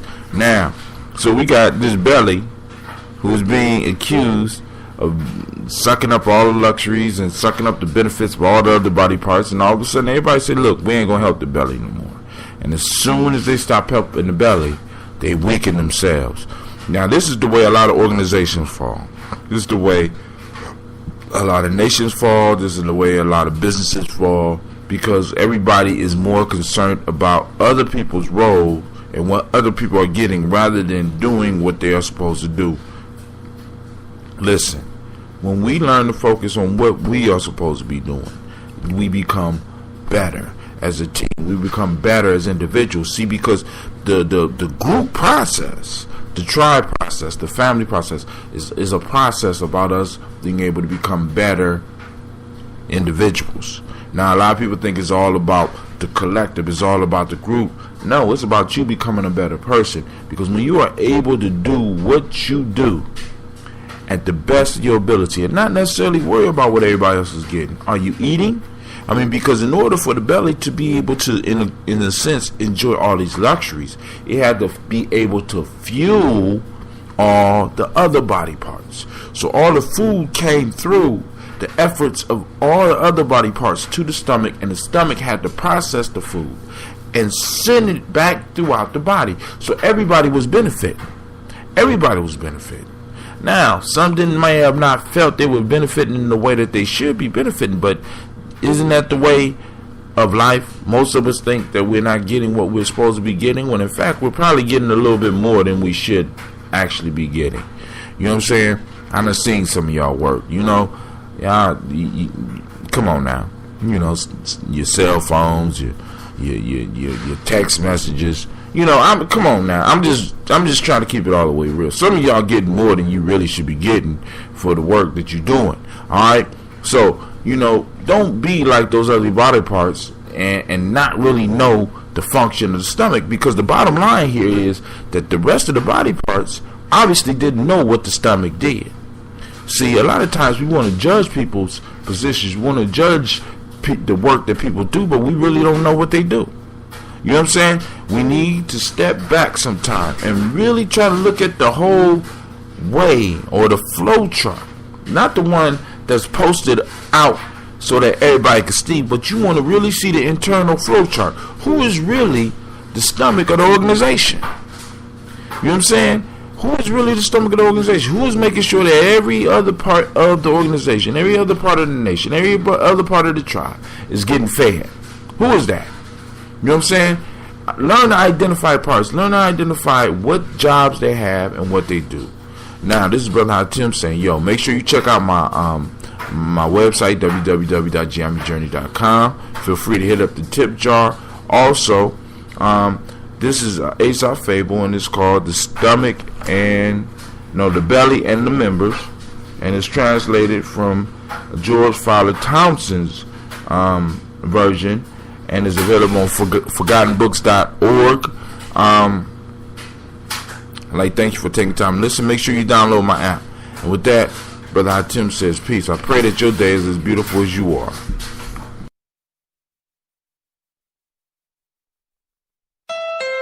It's Honda's summer clearance, and every new Honda is on clearance. Well-qualified buyers can lease the 2020 Honda Accord today for $239 a month for 36 months with $25.99 due at lease signing. Accord, a car and driver 10 best a record 34 times for just $239 a month. Don't miss Honda's summer clearance event going on now at your Central Ohio Honda dealers. Call 877-41-HONDA for details. Offer ends August 31st, 2020. A vine was luxuriant in the time of vintage, with leaves and grapes. A goat passing by nibbled its young tendrils and its leaves. The vine addressed him and said, "Why do you thus injure me without a cause, and crop my leaves? Is there no young grass left? But I shall not have to wait long for my just revenge, for if you now should crop my leaves and cut me down to my root, I shall provide the wine to pour over you when you are led as a victim to the sacrifice." That is the vine and the goat. This is Aesop Fables. I am Brother Hatim, and I'd like to welcome you to Folk Tales for Grown Folks. Now, that one is cut and dry. That is a lesson in reciprocity. What comes around goes around. So we have a goat unjustly eating the leaves of fruit of a grape vine, and the vine basically reminds the goat that, listen, I don't mind if you're gonna take all this and you're gonna do this unjustly to me.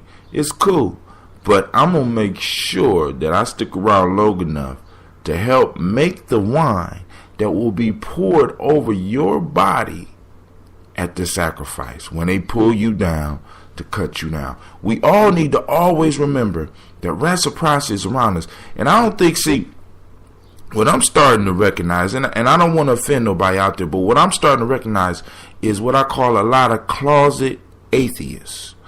They don't believe in God. They don't believe in principles. They don't believe in nothing. I'm noticing this, and I'm noticing it in the churches. I'm noticing it in the mosques. I'm noticing it in Islam. We go through the rituals, but it's almost zombie-like. It's empty because a lot of us claim beliefs, but we actually don't believe because we act in a way as if we're not being watched. All these religious traditions talk about us being watched by something. So at the end, we will be judged. Even if we end up being the judge ourselves, we know that we are going to be judged. But many of us act as if we are responsible to nothing and no one. So a concept like reciprocity is a silly concept in a world like that. You know what I'm saying? Because, hey, I can do whatever I want. I don't have to worry about it. I mean, look at how we do business. Look at how we treat the earth. You know what I'm saying? I mean, it's like, I could get away with anything. But the fact of the matter is, there is a thing called reciprocity. There's a thing called reciprocity. What comes around, goes around. So that means that if I do bad to you, I shall receive bad. Now, but this is what's incredible about the universe, man. A lot of people don't pay attention to this. The universe don't just give you back what you plant. When you put it in the earth, it just don't give you back what you throw out. It always multiplies it. I'll say at least by 7.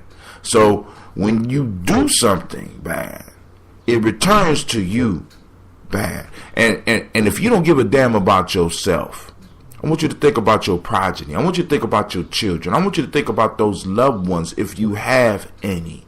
See, because reciprocity in a sense is blind.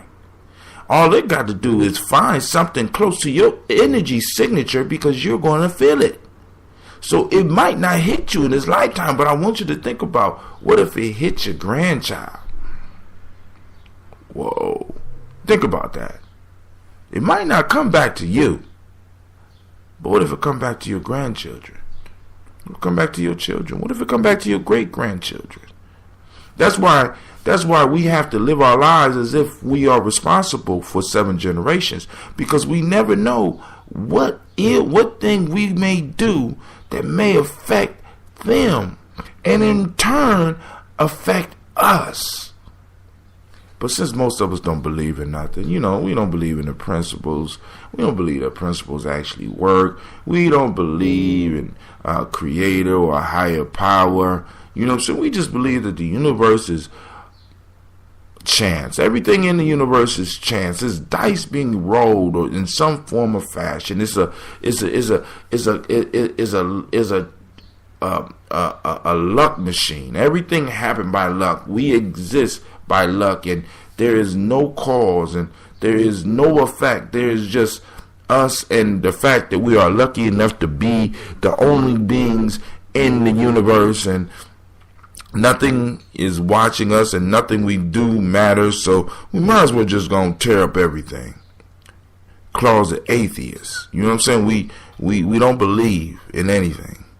You know what I'm saying? We don't even believe in the laws of science, many of us, so we use religion to cancel out science, and we use science to cancel out religion, so that leaves us with absolutely nothing. You know what I'm saying? So I'm saying, excuse me, because it's still early morning, beware of reciprocity, or be blessed by reciprocity, because we often talk about it only in the negative terms, but very few people talk about it in the positive terms. So if I plant a seed, it brings me back 7 times what I plant. But if I plant thorns, I get 7 times the thorns that I planted. If I plant fruit, I get 7 times the fruit. So if I do something good, I'm going to get something good back. You know what I'm saying? So for me, that whole story is a story about reciprocity. The question now that I have is, what is that story? What is the lesson that comes out of it for you? That's the most important part for me, because I want to get discussion going about these stories. Feel free to record a response. Feel free to write a response. And I just want to be able to share it. And make sure you share it with your friends. Share this with your friends. Let's get a discussion going about these stories so that we can start getting this wisdom flowing back through our community. I mean, because we keep on talking about common sense, but we all know common sense is not really even that common. You know what I'm saying? It's not, you know, and it's not even really, it's not even good in most cases, and it's not even true, you know. So we need to start getting some real wisdom flowing, and what better way to get wisdom flowing than discussions about fables and stories and the lessons, the hard-earned lessons that are in them. All right, so hit me up. Let me know what you think about the show. If you have a folktale that you want me to do, email me a link to it, and I'll read it and I'll do it. Right now we in Aesop. It don't have to be Aesop fable, but I will jump off just for you and do another folktale or fable or a legend. If you want to record one yourself, feel free to send me an MP3. Make it about between 5 and 10 minutes. I will broadcast it and also make comments on it. You know what I'm saying? Because this is not my show. This is our show. This is the Journey show. So I'm just one person that decided to claim the journey right now. You know what I'm saying? So those of you out there that's willing to claim the journey, let's get busy. 2014 is ours. This is one of the vehicles that we're going to use to make it and maintain it. All right. So this is Brother Hatim saying peace.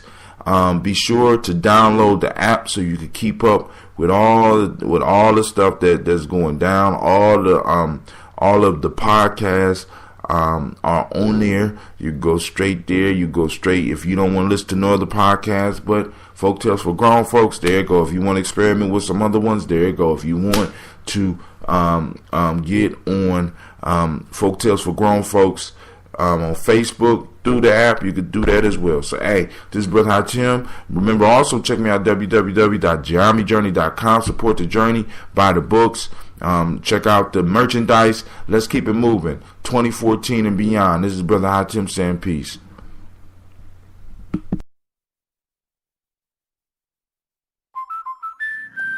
Now that's a parking spot. Introducing the I may have underestimated the size of my car policy with accident forgiveness from American Family Insurance. Insure carefully. Dream fearlessly. Get a quote. Find an agent. Visit amfam.com. Optional policy features not included in base policies. Review policy for coverages and exclusions. American Family Mutual Insurance Company, SI, and its operating company, 6000 American Parkway, Madison, Wisconsin. Save big money in your next project now at Menards. Menards has over 1,200 in-stock moldings in wood species such as oak, poplar, pine, maple, and MDF in primed, ready-to-finish, and pre-finished options. And check out our Pro Pack selection to buy in bulk and save even more. Get 11% off everything now at Menards. Good through August 1st. Savings are a mail-in rebate. Some exclusions apply. See store for details. Save big money at Menards.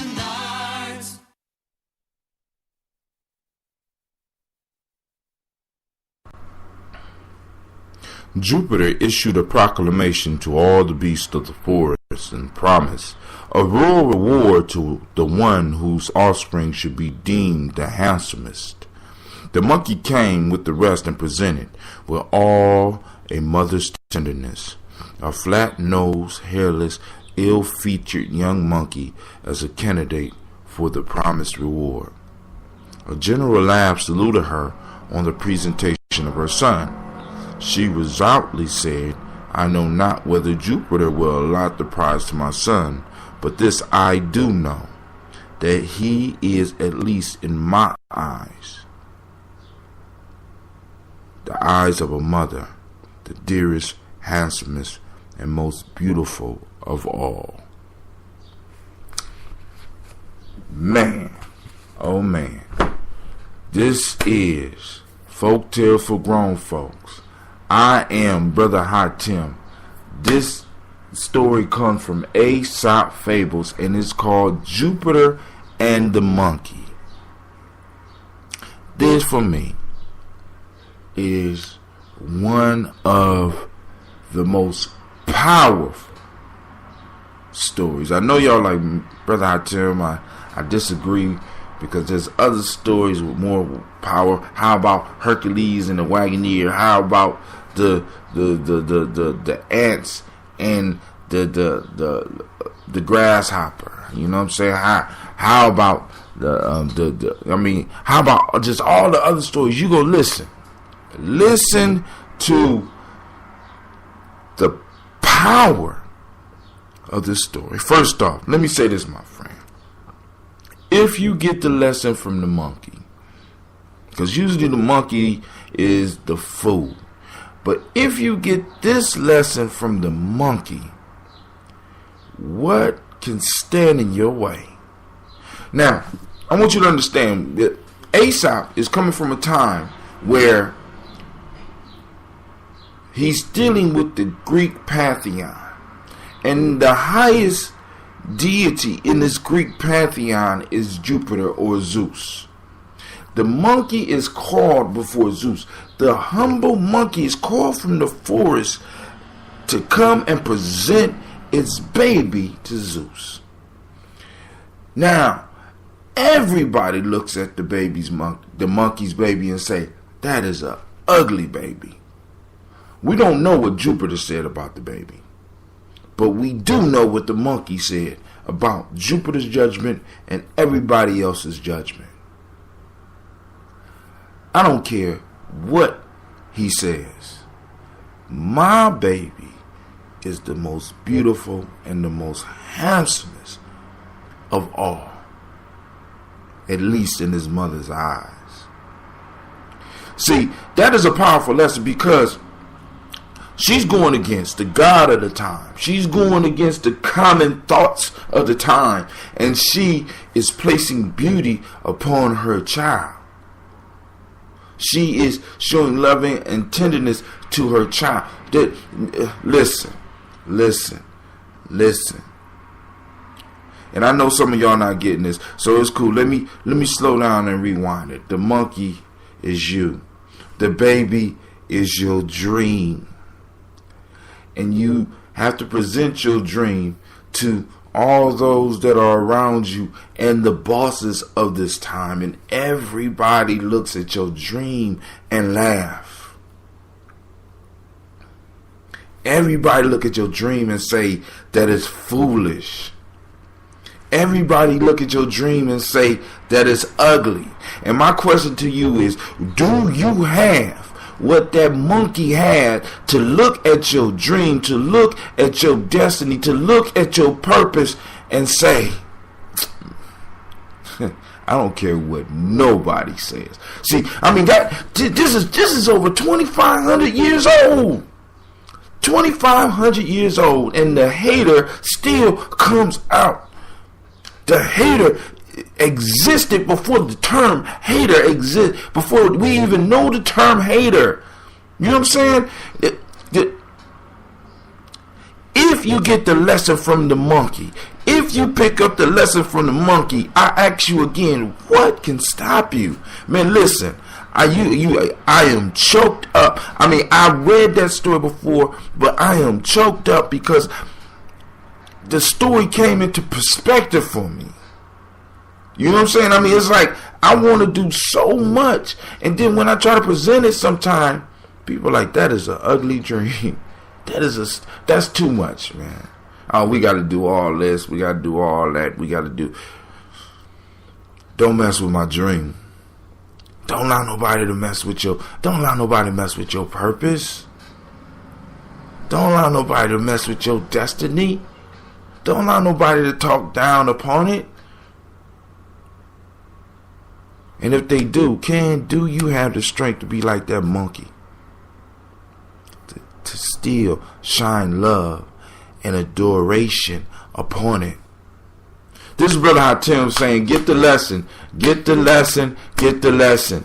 Check me out at www.GNJMedia.com. Check out the rest of the folk tales for grown folks. Like I said, my challenge is still out there. I'm waiting for one of you to pick up your MP3 player or sit down at your computer or sit at your cell phone and read one of these folk tales and give me some commentary. I will air it. Just give me 5 to 10 minutes, man. If you can't do 5, give me 3, but at least let me know. Talk to me. Be like, Brother Hatim, I'm scared, I'm shy, don't put my name, I don't care. I just want to hear what wisdom you got. And then those of you that don't want to do the podcast, why don't you comment? Leave a message. Let me know. Hit me up on my app. Oh, by the way, get the app. Go to the app store. Look up GNJMedia. GNJMedia.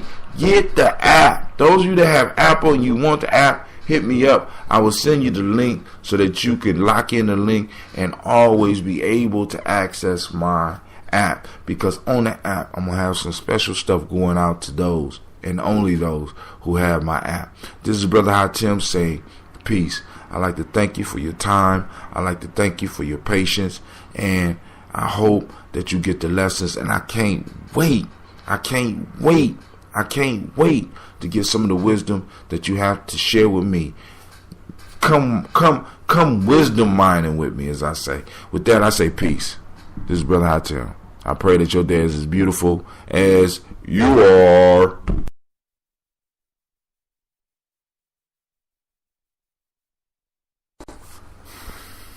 A widow who was fond of cleaning had 2 little maidens to wait on her. She was in the habit of waking them early in the morning at cockcrow. The maidens, aggravated by such excessive labor, resolved to kill the cock who roused their mistress so early. When they had done this, they found that they had only prepared for themselves greater troubles. For their mistress, no longer hearing the hour from the cock, woke them up to their work in the middle of the night. Laziness provides its own reward. Often, we try to escape tasks, things that are difficult, things that are hard, and it's more of a result of laziness than anything else. And I think this tale, because what's crazy is out of these, I'm doing a show right after this called Tribal Quotes, and these fables, right after I get done with them, there's always some proverb that goes along with each fable. There's a moral to the story, which is basically a proverb. Laziness brings its own reward. And because these young women were so lazy that rather than just dealing with what they had to do, rather than dealing with the fortune of being able to be employed at this point in time, because we don't even know how bad the economy was for them back 3,000 years ago, 2,500 years ago, I don't know. Back then, we don't know how hard it was to get a job. If it was anything like this, they should be grateful for the job. Excuse me. But regardless, they go out and they kill the crow. They go and kill the rooster. See, they killed the rooster thinking that by killing the rooster, they would kill the fact that they had to work. See, people who are lazy, people how can I put it? People whose minds have been ransacked by what I call the unbalanced 7. And the number one of those is fear. Fear, envy, greed, sloth, lust, anger, and pride, I think. Yeah, pride. That's 7. The unbalanced 7. People whose mind has been conquered by the unbalanced 7 are some of the most illogical thinkers. They are some of the most dangerous people in the world because their mind does not work right. They are separated from reality. And because these girls were overtaken by one of these deadly seven: laziness. They sloth. They just, I don't really even want to work. Their elevators in their mind didn't go all the way to the top, and they didn't think it all the way through. They thought just by killing the cock, just by killing the rooster, their job would become easier. So they associated the rooster with the work. I mean, think about that. They associated the rooster with the work. So they decided that they was going to kill the rooster. Because how dare he gets up and do his job? Because his job is to make our job harder. Do you know the saddest part about this whole tale is that rooster wasn't even thinking about those women. That rooster was just doing what was in his nature. And just like modern society, in a sense, these women went out and tried to destroy the nature. We need you to change. How many of y'all ran into people like that? You know what I'm saying? You doing just naturally what you good at. And people say, look, we're uncomfortable with you doing what you're doing. Oh, you'll never make a living at that. Oh, that's a stupid idea. That's a stupid dream. Oh, you need to change that. You know what I'm saying? People often approach those people that are doing what's in their nature because it makes them feel uncomfortable. It makes them, how can I put it? It gives people a comparison. It gives them something to compare against the half-butt job that these other people are doing. This cock crowing every morning at the same time was a negative reflection on these women who wanted to just lie in bed. So what they do? They decided to kill the crow, who was doing what it was naturally born to do, who was doing what it was good at, who just by his mere existence made them less than. So their minds immediately went to, let's kill the chicken, not knowing that by the chicken doing what the chicken does, by the rooster doing what the rooster does, the rooster actually got them more sleep than they was really supposed to get. Because the woman was waiting, the widow waited for the crow. I mean, the crowing of the rooster. And she knew that when the crowing of the rooster came, it was time to start. But when the crowing of the rooster didn't come, these girls got a break for maybe one night, maybe 2 nights. But when she realized that when the crowing was no longer coming from the rooster, she went on autopilot. And boy, oh boy, we see what autopilot got these girls. Laziness is its own reward. Laziness. Avoid it. Avoid it. You know what I'm saying? We think that being lazy sometimes and procrastinating and holding stuff off makes things easier for us. No, it don't. No, it don't. It does not. You know what I'm saying? It makes it harder for us in the future because it just pushes it off into the future. And when the future comes, we got to grind double hard. We got to grind triple hard. We got to grind quadruple hard. Because now, if we would have took care of it when, this is why they say it is better to deal with a molehill before it becomes a mountain. All right? But that takes some clear.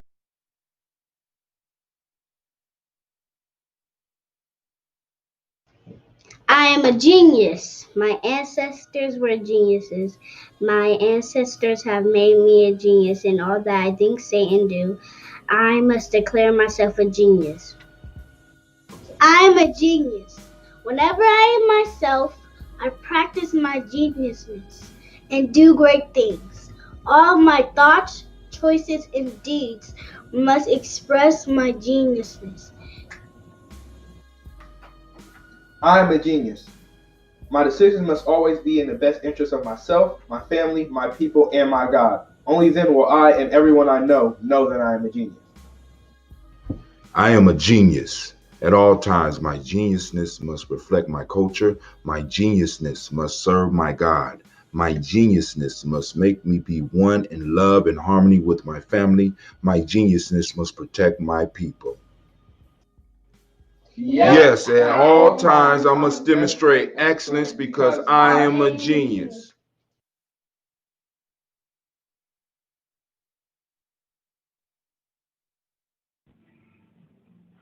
The African Heritage Diet consists of 6 lessons. Lessons where we reach back to our African heritage to find culturally appropriate health and wellness practices that help us to move forward as a people that are whole in mind, body, and spirit. Lesson 1 is herbs and spices. Lesson 2 are greens. Greens is the widest part in the base of the African Heritage Diet food pyramid, so many greens should be consumed. And as you move up the pyramid, those are the things that you consume in lesser proportionate amounts. Whole grains, lesson 3. Beans and rice, lesson 4. Tubers and mashes, lesson 5. Lesson 6. Fruits, vegetables, and a healthy lifestyle.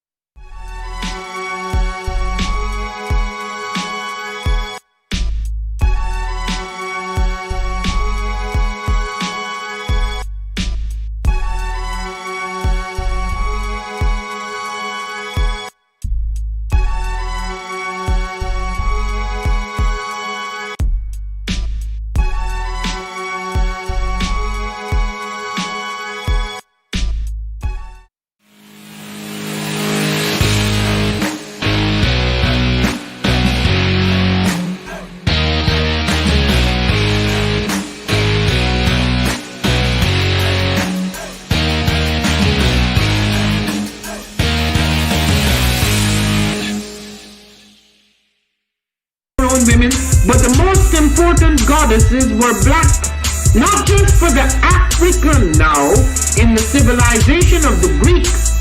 The Greek was so profoundly affected by the Africans that the goddess of chastity was a black woman, Artemis. The goddess of wisdom was a black woman, Minerva. The goddess of beauty was a black woman, Diana. And many of their great mythological figures which were critical to the vision of history, the history of the Greeks in the Odyssey, the woman who draws, who has the power to draw Odysseus and all his crew into her, is Circe, who is represented as a black woman with African features on the Greek vases. The woman who helps Jason win the Golden Fleece is a black woman, Medea. The woman who marries Perseus, the Greek hero, is a black woman.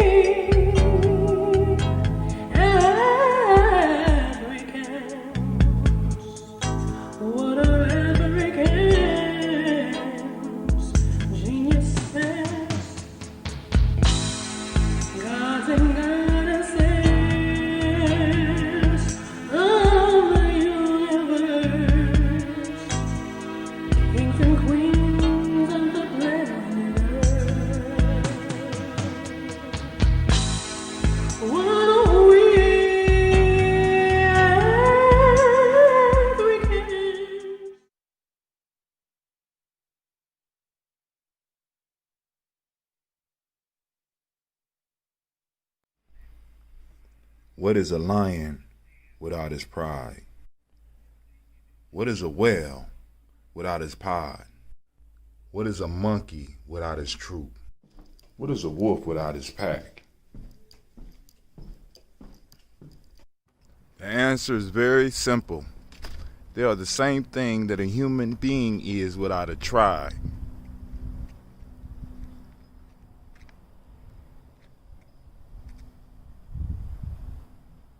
Pray.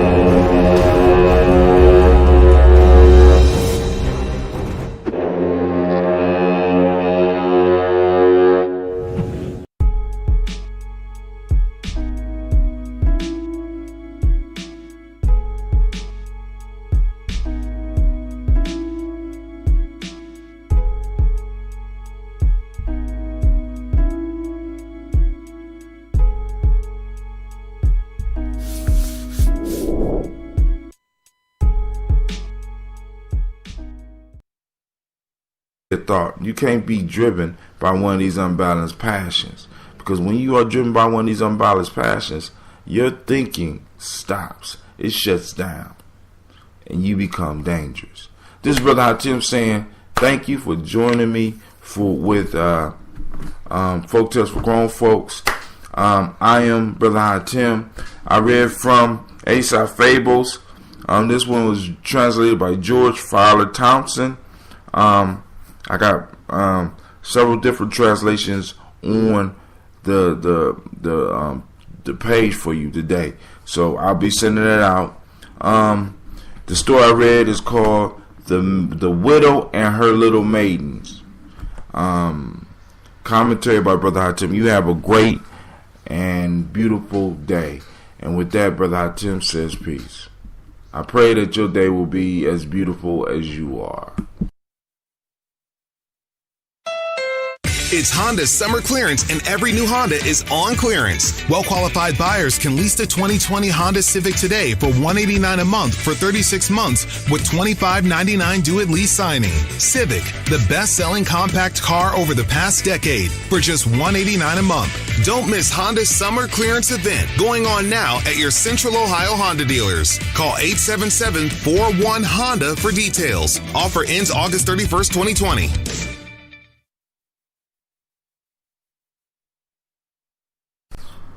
The Shepherd's Boy and the Wolf.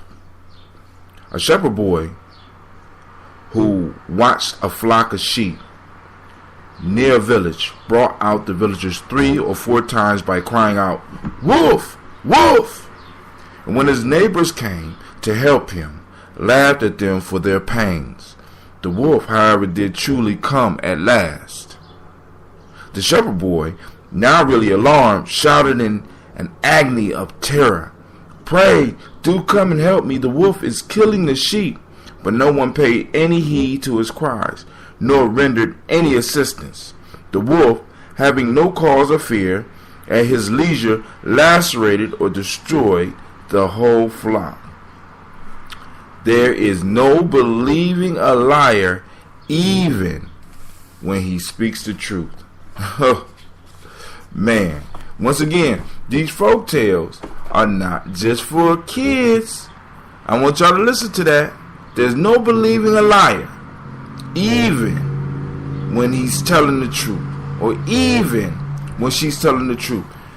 And I just got done talking about the first of the 7 B's on Give Yourself Permission, and that's be truth.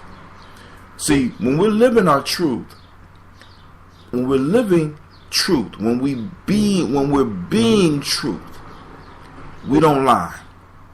You know what I'm saying? You can't lie. It's not possible, because as soon as you lie, it kind of stops your momentum. It's sort of like putting the brakes on success. Now, for many of us, we think that, like, we listen to that story and it's just about us telling little fibs. But also, could that be in how you're living your life? Could you be lying the whole time and calling people out to see you be something that you're not? So finally, when you start being who you really are, nobody believes you. You've been faking doing something else so long that when other people see you, the only thing they see is the stuff that you've been doing back in the past. Listen. No one believes a liar, even when he's telling the truth. So yeah, let's hone and let's master the way we communicate. Let's not do false communication. Let's not tell these lies with our mouth. But also, let's don't tell lies with our lives. That can be, tweet that. Look, let's not tell lies with our lives. You know what I'm saying? Many of us are living a lie. And when we finally start living our truth, we get upset when other people don't believe that's our truth. We get upset because people don't react to that truth as if it's the truth. Because all along, all these years, you have trained me to listen to a lie. Now all of a sudden, I'm supposed to jump up and jump for joy because all of a sudden you decide to live the truth. Matter of fact, the truth don't even fit well on you no more. Many people just live lies. They tell lies, they live lies.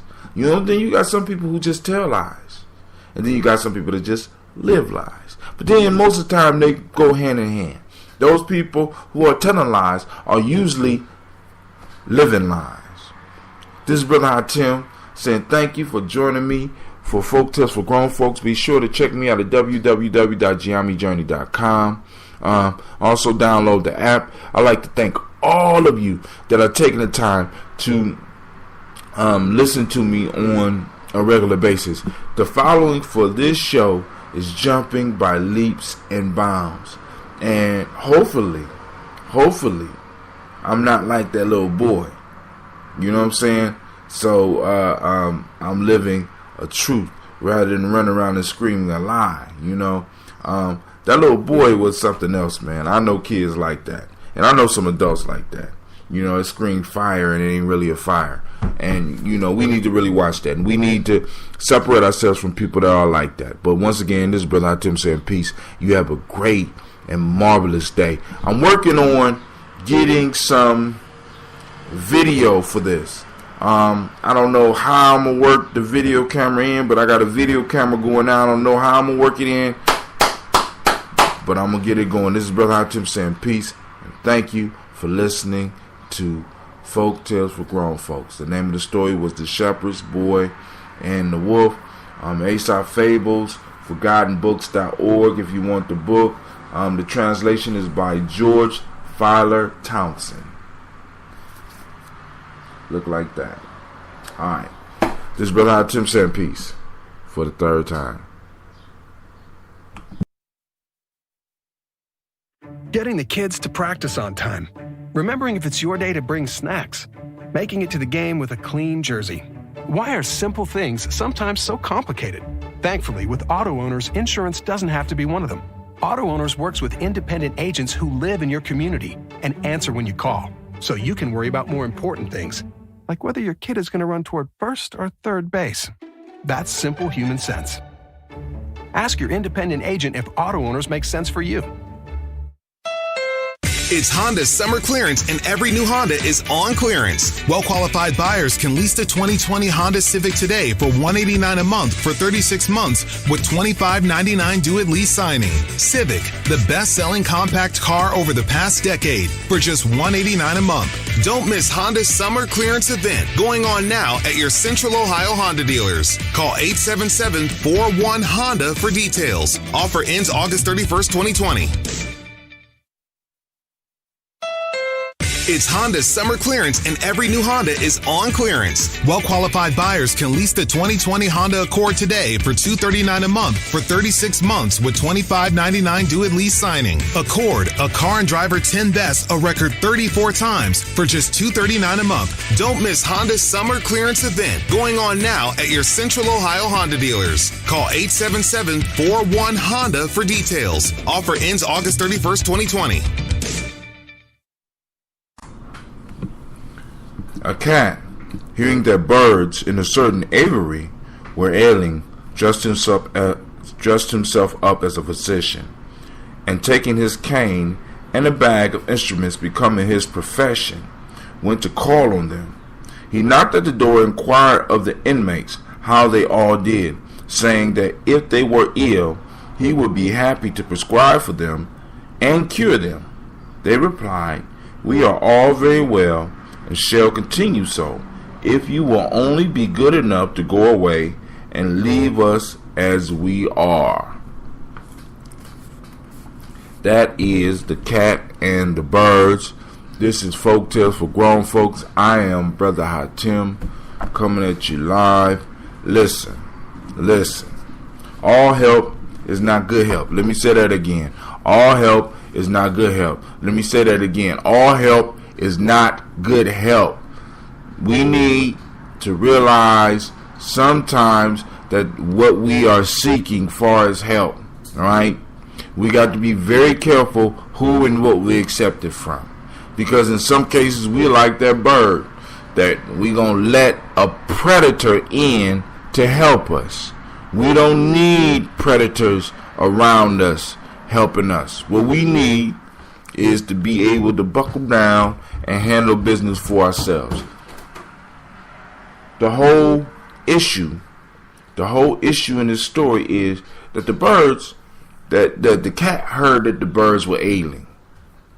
But the birds were smart enough not to let the cat into their domain, because they knew that once, or at least the elders in that situation knew, that once they let that cat into their domain, they would be doomed.